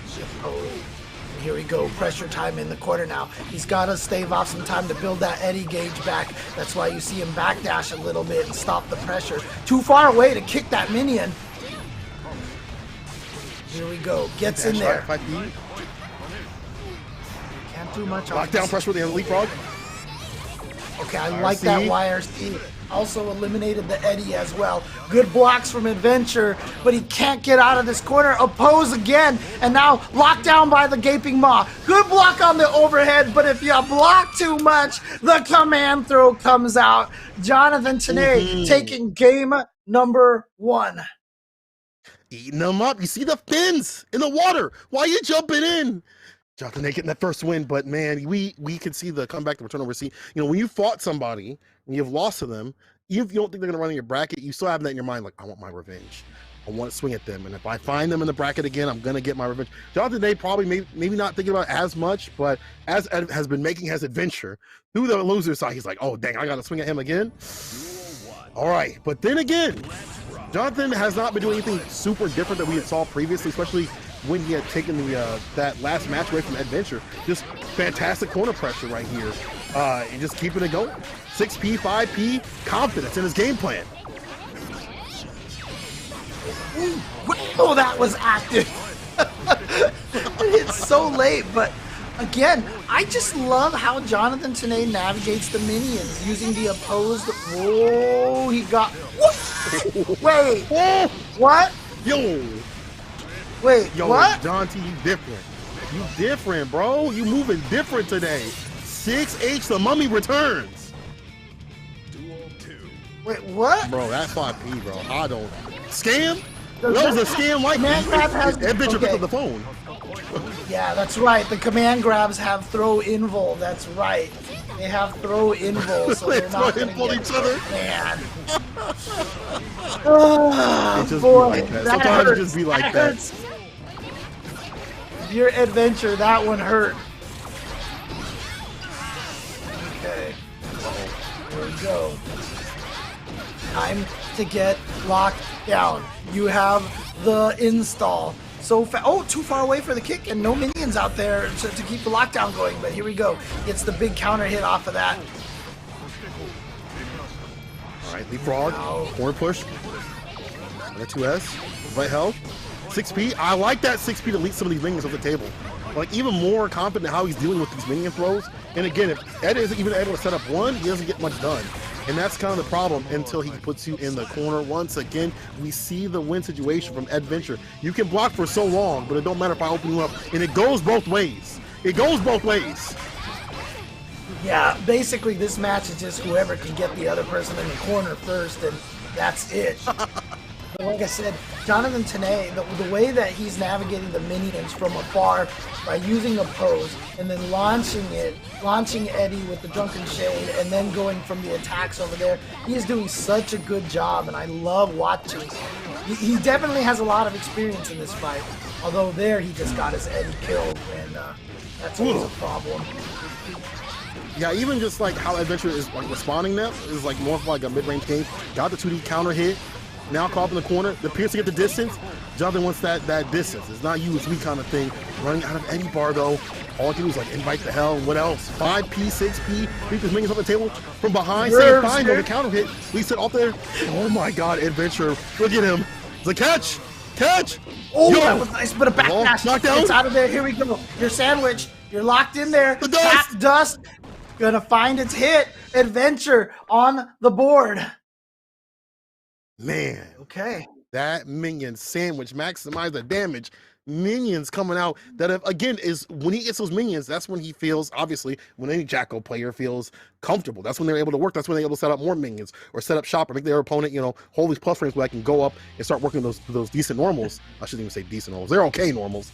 But if that's not happening, if Jonathan Dene can keep that away, it's looking long. But what do you have without Eddie, though? 5P, 6P, right. Not much to counter that. I just remembered this was the Pokemon battle that we saw on the winner's side. The Eddie and Minions I Choose You situation. Go, Eddie! And yeah, Eddie! And it's so funny, too, because, I mean, when they're using Eddie and Minions to kill each other's Minions and Eddies, like, who's really, who's winning that situation? Mm-hmm. It's hard to know. Like, it's a battle of like bars and attrition too. Like, and not getting caught in the corner. That 2D too far out. 2S, invite hell, PRC, or I'm sorry, BRC. It's a knockdown, invite hell. Your plus frames again. If you leave this Eddie Mini situation, fine, be able to say good. I hope you know that both of these players right now are taking into account 10 meters at the same time. That's true. Got life, burst, risk, minions, and super meters on both sides, dude. Both of these players have to take into account so much to play this fight. But look at the reward right here after that super Adventure. Now up around. Let's see what's going down. I mean, you can't get 5P immediately. Can't get too much again off the 5Ps unless you got bar, but can sit out some of that Eddie. 6H again with the mummy returns. Return them past this screen. It's a wall break with the tension build up here. So what can happen is scared when the tension gets going. Nice, confirmed, gets knocked out and baits out the burst. Here we go. Gonna go into the bell. How much damage is this gonna do? Probably gonna kill Zato. Yeah, it doesn't even need the wall splat. Zato, again, low guts, Adventure going up 2-1. He's top 3. He's trying to get to top 2. He's trying to go up against Bean. Oh my God. That would be a sick fight. But then again, Adventure also coming to the loser side would be sick too. But I just, this match, as you said, there's so many meter managements going on. Health, Eddie meter, minion meter. It's so much going on that it's like a battle of like, if there's a mental stack in a match, there's a lot in this one. And it's one, I don't know if either of them have labbed out a lot in terms of like, because I feel like Jonathan was like learning during the match, like what he could do. Like, oh, I can do a pose. Now Adventure's coming with new things and a lot more aggressive. It is on game point. All right. And again, remember, Jonathan was the one that won on the winner's side 3-2 when they fought each other earlier in this tournament. So if Adventure can get this run back, and like I said, I always like to accredit it to the fact that the person who loses always thinks about what could I have done? And the person who won is just like, yep, I won. Woo! Okay, let's move on. Corner position, gets the throw. Not enough meter for any installs yet though, but you are still blocking minions all day. And again, I love that YRC blows up all the minions, but again, can't get Eddie going here. Still no Eddie meter, finally got it. So gonna start with the Gaping Maw. Good blocks! Look at this defense from Adventure! Looking like a pack of Legos. But now sending out the minions. 2S comes through. Pierce. Applause. For the clap. Yeah, and shoots the Eddie from the air with the air fireball. Now you are in the corner. You are trapped. You are getting chipped. You don't have enough meter for all that faultless defense. But he makes it out. He survives. Ooh, but for how long? Did you watch after the credits? James, did you watch after the credits? There was still another scene. Just got taken out by the Munchkin with the Lollipop Guild, man. I mean, it's over. Oh, it's never over. Dude, the way that Adventure plays with those minions, it's so frustrating. And look at that. Did you see him kill the Eddie on the way over there? This is excellent play from Adventure right now. Jonathan today got to find a way to get in there, but again, no Eddie meter. He's an Eddie murderer out here. He's an Eddie murderer out here, and he's about to take down Zotto PRC. Is he going to be able to get the super? No, not in time. PRC, nice. Okay, here we go with the Eddie. Time for the pressure. Goes for the clap all the way into the corner. Eddie is running out. He's trying to bide his time until Eddie comes back. Finally gets it back, gets under the fireball in the air. But the PRC from Adventure into the air throw. Oh my God, Adventure. Don't you ever in your life say that you are the underdog, because look at where you're at now. Loser side of grand finals of one of the most stacked tournaments, if not the most stacked tournament this week of Guilty Gear Strive in the US. Adventure. Getting the run back. Jonathan today was the one that sent him to losers. And now getting the run back to get into grand finals to go up against Bean. Bean and Adventure, who, may I remind you, if you look through this top 16 bracket, these are the two players that don't have a sponsor. Oh, Out of the 14, out of 16 players, the only two players without sponsors. I'm just saying. I'm just saying. Companies licking their chops. Come on. I mean, honestly, season 2 esports, the E-series here, they're probably two players that are easily on the docket for, players to become partnered with, Etcedrin or Vizio or Splash or, whoever else doesn't manage. Because again, it's the top two of the 6 partnered players that get to keep their sponsor. The other 4 get opened up. And I feel like that these two, especially with how well they're doing at this event week after week, are kind of in the running right now. I feel like for the diversity's sake of seeing these players at different tournaments, for the fact that they've been putting a lot of work, and not only at this tournament, like all across the board, Wednesday Night Fights, NLBC, damn near every tournament you could think of, they've been putting a lot of work in just in terms of being fantastic players. I'd love to see them get sponsored, and they are deservedly so. If you're in the top spot out here, you're definitely putting in the 9 to 5 plus overtime, and I think the reward should be more than just, I got the payment, fantastic, from Series E, by the way, but also the sponsor should come out and play and say, listen, I want you to be a part of the sponsorship. So I hope the sponsors are looking at these players and saying, these people are putting in an entertaining match. It's not just that they're good players, they're entertaining too and able to find the W. So, win or lose in this grand finals, both of them should get sponsored. But now, that being said, I want to see blood. Grand finals time, Bean versus Adventure. Someone got to go home. You know what? You don't have to go home, but you can't stay here, all right? There can only be one winner. You understand? Done with the oh yeah, you should get sponsored. That's cool. Only one can win. Sorry, Adam Bean. Only one can win. Ooh, man. But yeah, let there be blood. There will be blood, I should say.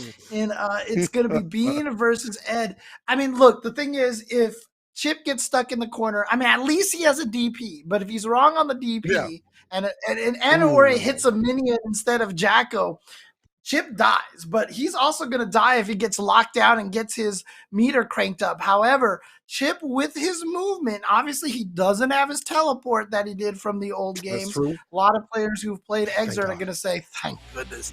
But, you know, he still has the good movement to be able to sneak in past the minions. If you jump up and throw a minion and Chip dashes, he is next to you. Like, that's it. He's right there.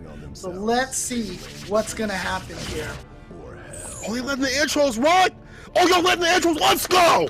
Let's go. This is what I love to see. Y'all serious business. Y'all full anime out here. You probably got the waifu pills and everything. Let's go. Let's go. B versus Adventure Grand Finals of this week's Series E. Let's get it. Tweet out the people know what's going on. Shout outs to all 1,000+ of you in the chat. Hope you guys are having a good time here watching this. Bean, and this is going to be fast and furious action here. There ain't going to be any sort of like slow pace zoning or anything like that. You're going to see characters running all over the place. Here we go. Okay, Adventure getting in there, but using that burst to get out. And see, that's why you see, even when Chip is a full screen away, you see Adventure jump, pick up a minion, jump, and just drop it. Because he's anticipating Bean dashing all the way forward and dashing into the minion. He's showing, see, just like that right there. He's showing that he's willing to drop the minion even when Bean is a screen away so that Bean can't just run up for free. And one of the bigger benefits of that too is just, oh no, you're definitely dead. As he got the read, Bean put in the sarcophagus. Bruce had a esophagus. Yo, Adventure, and someone said in the chat that Adventure has got the winning record on Big Bean out here. So, really? Is this going to be the same sort of way from the loser side? Are we going to see Bean come through in the clutch? One of the things I really like also is the fact that, as you're pointing out that Bean is like that preventative health, right? I'm sorry, Adventure's doing the preventative health thing. Put out the minions. Stop that approach from coming through. And then, you know, going with the normals as soon as you see my man lacking a second out here. Basically DP. And one of the things that we were talking about this entire tournament was that Bean has been running that DP raw. And not that many people have just, you know, called him for that. And Adventure said, I'll bait it out and punish you for it every single time. At least in the first round. Right. And the nice thing is, Jacko just has that ability. She can stay a little bit farther away from meaty pressure with the minions. And, you know, the horizontal range on Chip's DP isn't the greatest of DPs. And not only that, too, but he might uppercut a minion instead of Jacko anyway. So, ooh, that was so nice. And baits out the burst as well. Oh, say looking too good. Burst off the table, Bean with not a lot of health. Remember, you have to get that rushdown sequences. You got to get in to get that win, but Adventure is disallowing that. And I feel like he understands that Bean gets a little bit more antsy as their health is going down, which is okay. You know, you're a Chip. You know how it do. You know what happens when you're, you know, you're going to have these bad rounds. Oh, another DP whipped, another DP baited because he waited. Adventure. He knows. He's read this. Now you got to block. Now you got to block. You have no meter. Hands up. You have nothing to push out. You are just blocking that entire time. Then you're getting tossed, and guess what? Same deal. You get thrown, guess what? You're just back into that exact same mix-up. Adventure at 2-0. But remember, if he wins the next game, all he does is send Bean to loser's bracket. You can't be eliminated unless you lose in loser's bracket. So Adventure needs to win 2 sets of 3 out of 5. But if he does it like this, I mean, I know AGDQ is on this week, and Adventure right now is trying to put in his submission right now for Guilty Gear Grand Finals. Ooh. We have to give him the any games done quick, you know, commentary. And this is how he just runs into him. He's gonna do the wall clip right here with the minions and put them right back there, and you hear like little light clapping in the back. Oh, good job, yay! That's brutal. Okay, B, hold on, we turn up my volume right here. Put him in the corner. This is the rush shot that you need right here. You cannot let this character escape. Don't wait. 6K. With RC. Alpha Blade. Oh, he go off the backboard. No! The back throw. Adventure. Oh, you so lucky. Dude, and then the you air throw. Boy. Dude, Adventure is on some stuff right now. He is reading Bean. He got that empty jump and he threw it. And then he did instant jump at the same time that Bean jumped. It wasn't even a reaction jump, but they jumped at the same time and he got the air throw there too. That was ridiculous, and Adventure is on a reset point. He's about to do it, but the risk gauge is correct. The U off the backboard. Yo, Alpha Blade still got caught up in the corner. Sushi, immediate challenger from Adventure. And again, he needs to get one of the minions in play to just keep it all day. Look at that, plus rings. Had to dash out. He into the sarcophagus once again. Close it. Oh my god! Oh my god! The red reset point on the verge. Yeah, he just needs to get one more hit at this point. Tried to bait out the burst, but Adventure holding on to it. Okay, but you're getting tossed here. One more throw is going to kill you. The YRC, he baited it, but he didn't punish it in time. The command throw should be able to do it, though. Bean, staying alive here. It's set number 1. You see how desperate that Bean had to be in these situations. And it was just by a pixel to stay alive. Dash in. Okay, so I get that 2D knockdown. Bean started stepping. And 2D. Hands. Records too far up though. Jump H comes through. This is what you need if you're Bean. Force out the burst. You're the worst. Nice. Records on Red RC. Nice. Yeah, Shot right through there. Wall splat. And now Bean with that meter bonus as well.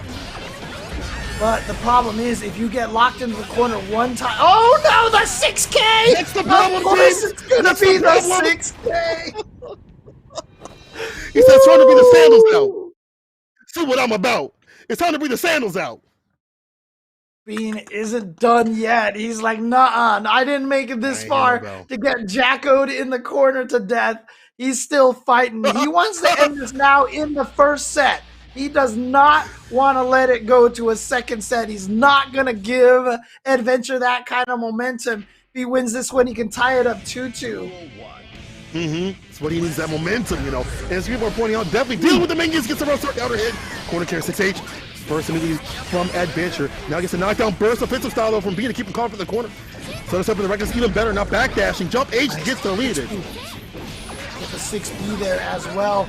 Push Chip as far out of the corner as possible, as you can see, so Adventure can actually have room to get out of the corner himself. And I love him running under Chip when he sees Chip jump like that, because he wants to stay in the middle of the playfield. He doesn't want to get put in the corner unless it's obviously him on the offense. Baits out the YRC. What happened? There was an execution error there from Peterson. There was no burst to bait out there. And now you have to deal with 3 minions in the corner. Oh, this is not good. You are blocking for days. Oh, no. It's Thursday. The hands are still up. Dude, ApologyMan, you know, trying to emulate some Jacko here, bringing his minions into the stream over here. Shout outs to ApologyMan. Let's go. Reset point. They're so close to doing so. Ooh, counter hit again. No way that reaches. No way, James. He's out of there. He's in there. Didn't recover in time to say fine. Adventure looking for that reset point. YRC for the defense. Alpha Blade gets the knockdown. 2D. And deep fast fall. Toss up. Gets him standing still, scared of the Rekka follow-up. Okay, minions in play. Oh, nice! I love that choice. Give me your burst and the Alpha Blade. Oh my! Oh my! Stay reset point. Standing off that reset point for a little longer. Bean can definitely do this. Make the complete comeback. Gets the throw against Adventure now. Another throw. Stay in the corner, meaty, clone, plus frames. I love that Adventure found that opportunity to get out. The 6P to blow up the dashing slash. Here we go. Minions in play. Yo, PRC though, don't delete them off the table. Catches both of them. 2K knockdown. Yes, Alpha Blade knockdown situation again. One more good combo. B the win. B taking it to game tournament point or game reset point. Yo, is this gonna go to the wire? Or is this it? What's This is going the on? nerves, man. This is where the nerves kick in at this point. You were up 2-0, but clearly Bean is figuring things out. And the way that that round ended was classic Chip. He just got the Chip mix-ups, and Adventure was playing very defensively, trying to see if he could block that mix-up. Didn't have the aggressive attempts to escape right there, which to me is a sign that Adventure is getting nervous and starting to kind of clam up a little bit. Let's see if he can make the recovery though and reset this and get us another great set of Guilty Gear here. I'm kind of rooting for that because I want to see more. We'll see what's in store right here. Being again on game point. Yo, Adventure on that game reset point needs it. Immediate burst to get out of that bad situation. Gets the knockdown to 2D. Has a minion right behind to stay fine. But get that wall break. Yeah, a mistimed attack right there from Bean. Cost him a lot of life, but he gets out of the corner here. Gets hit, counter hit. Can't get in there now. He's got to deal with these minions. There you go. Punches one of the minions. Get hit by a fireball. But here we go. Corner pressure time. Oh, the mix-up. Okay. Gonna keep her. Yeah, he's not going to... He's not going to put her through the wall. Command throw here. All right, watch out for the 6K at this point. There, see? Minion to play again, but still gets hit me in! Adventure on reset point! Dude, he tried to hit the minions, but he just missed. And so as a result, yeah, Adventure is on reset point now. And here we go. Adventure doing a good job keeping Bean out, but here comes Bean. Corner position. Goes for the throw. Nice RC to switch sides. The RC jumped in to catch him. Yeah, killing those kids. He said, forget them kids. Is what's going on in Bean's mind, but it's a good one-touch situation right here. If Adventure can land a solid conversion, all the kids out and play. He's coming through today. Yo, jump, K. Oh, neutral jump again from Adventure. Let's get a full sequence. It's out. Oh, the YRC, nice job right there. Gets the knockdown. Chip damage is a threat. This is trouble right now. He's just burning all of that meter on faultless defense. Manages to get out, but then runs into the air fireball. Adventure resets the bracket, and we are back to 0-0. Another set here in Grand Finals. We're not done yet. It has been 5 hours plus of fantastic Guilty Gear action, and we are going to the wire. We're going to this is what y'all wanted, right? Because this is what I wanted. This is what James wanted. This is what you're getting right here. Reset. Let's go. Bean and we call this the Michael Chiklis match right here. It's going down to the wire here. Is that all right? I was gonna say the pressure. Okay, first to put him in the corner, but the 6P, and you know, Bean trying to go for the 6P as well. Boom! This is gonna hurt so badly. Oh, actually, never mind. That was a lot of scaling, dude. Yeah. You carry will survive like that. Red RC in that corner carry though. Bean not done yet. He said, "Cool. I ain't hear no bell. It ain't over." Plus range on the Gamma 6K. Dash up, throw again. Situation reset. Gamma blade. Yo, Adventure, you block it for his life. He's like, how does it feel? Bean said, how does it feel? How does it feel, dog? To have to block and not press an F button. Bean. All right. Bean has the official first lead over here. Here we go. Pressure in the corner. Nope, actually out of there now. It's the 2D. Oh shoot, goes right through that too. Was he recovering time? No, he can't get away. No. He cannot get away. He's dead. He's dead, James. He's dead. What happened? Where did all of his life go? I'm sorry, man. Being in the line of fire got hit with a sarcophagus.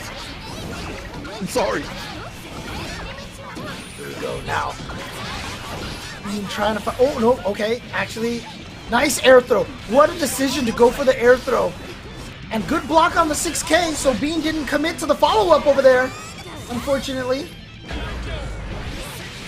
The jump And in. he's gonna That'll take be this. the There win. it is. He gets into Alpha the play. lead here. And there we go. And apologies to Wire fans there. I got the wrong actor there. But any case, we we have some good matches going here. Let's go. Being up 1-0. He wants to win this right here, right now. He's got 2 more to go. Ed gonna try his best to try to tie this up 1-1.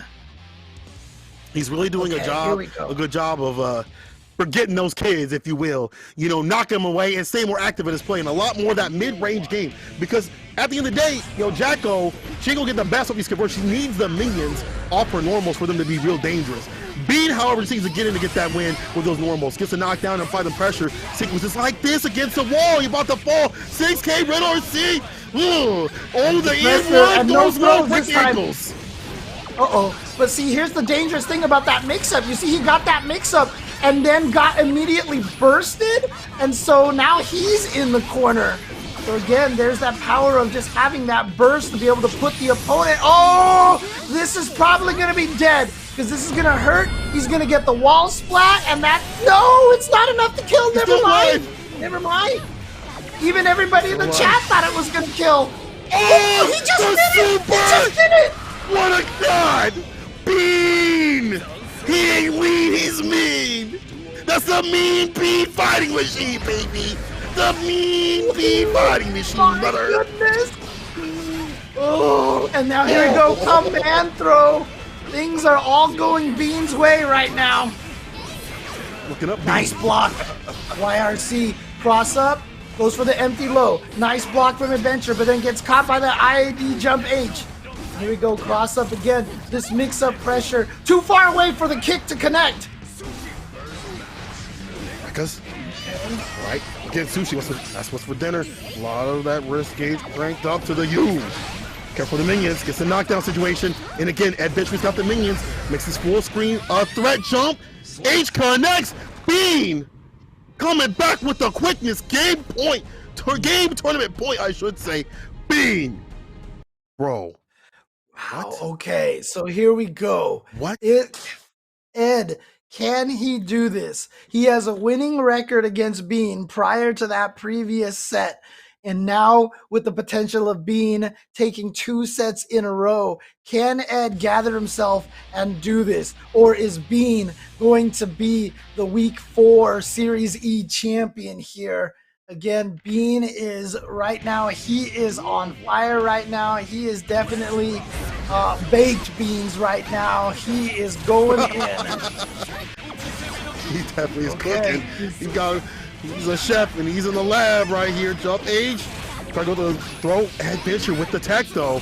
But that's dangerous, but gets him out of the corner. And now is able to set up shop and stay solid.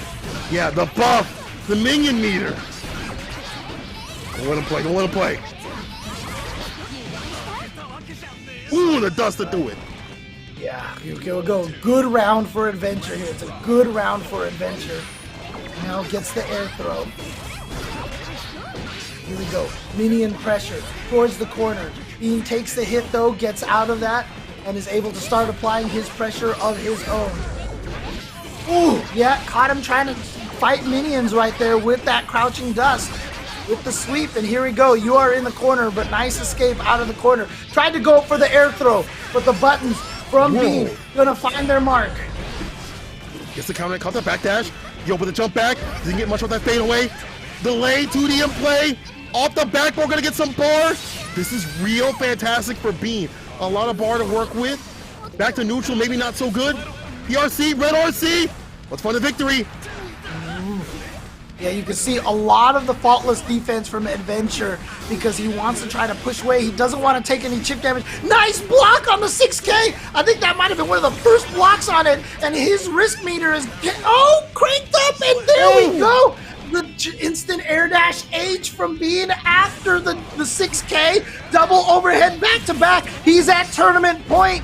Adventure needs to win this to stay alive, and this is a good start. You got him trapped here. He's got to deal with minions now. Dust.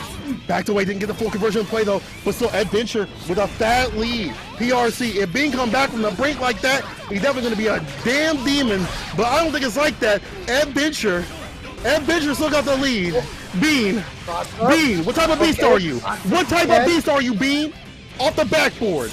Give me that bar. And this is good for Bean, get that bar going. But still, this is a long road. Yeah, nice anti right there, counter hit. Minions in play. How you fighting this, Bean?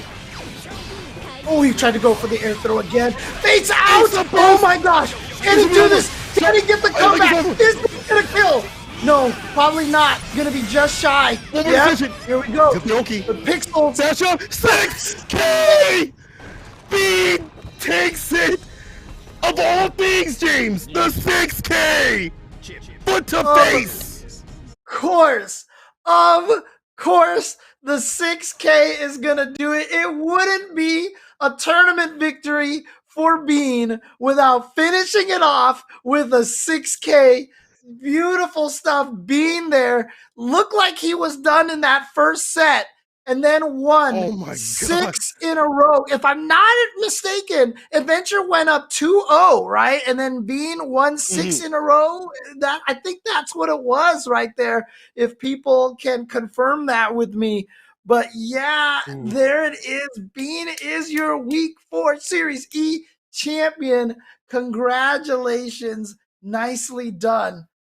Remember, this character is unplayable now. Nerfed useless. So all I'm gonna say is y'all gotta be doing your own homework and doing your own work, just like Bean out here be doing the most. Congratulations to Bean and all the players that have come through. Also to Adventure in that second place spot.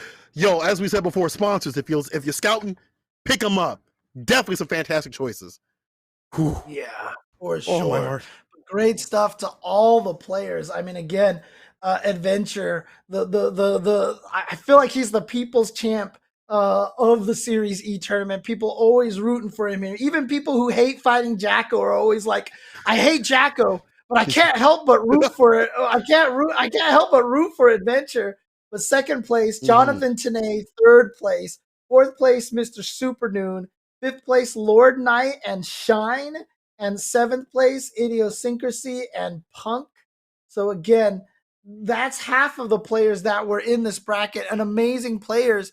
Like I said, Otashi was in this, didn't even get to the top 8, didn't even get to the top half. That's how scary the players are in this tournament. So many strong players. And God, I love watching this week after week, and I hope you guys at home do as well.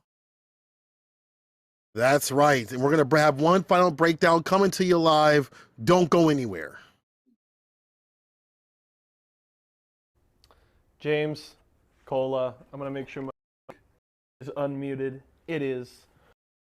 Wow. Okay. What a finish to the day, ladies and gentlemen. James, Cola, gents, it's always a pleasure to listen to you both. You guys bring incredible energy, passion, and great insight to all of these matches. So you just add so much to the broadcast. So thank you so much for all your work today. Looking forward to hearing more from both of you in the future. But congratulations to Bean. Things were looking a little rough there. Got really close at the end of that first set of grands, but Adventure was able to take it to force the reset. But that was when Bean settled in and was ready to go and absolutely crushed the grands reset. A 3-0 from Bean. Really just had Adventure on the ropes that entire last set, and really well played. And love to see it from Bean. Of course, if you go back, wasn't competing the first couple of weeks in our 16-man invite-only brackets. Wins Wednesday night fights last week, comes into the bracket, places top 3, then comes into tonight and gets the victory. The only chip player in the bracket, and is showing just why Bean is so feared. So well played there. Really, really fun to watch. Congratulations to everybody who competed today. Of course, special shout-outs to the rest of our top 3 there with Adventure and Jonathan Tene.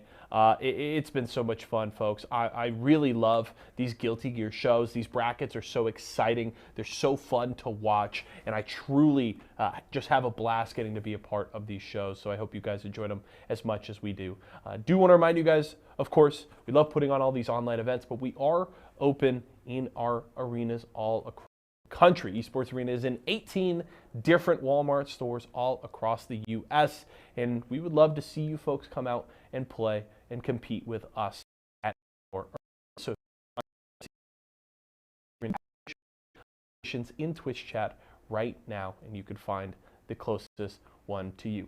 But that is going to do it for our show, ladies and gentlemen. Of course, if you missed any of the action tonight, if you missed any Apex action the last couple of days, you can catch all of the action tomorrow. We'll have series recap 4 p.m. Pacific time right here at twitch.tv/esportsarena. I'll be here hosting with some special guests to talk about the week that was in Series E, so don't miss out on that.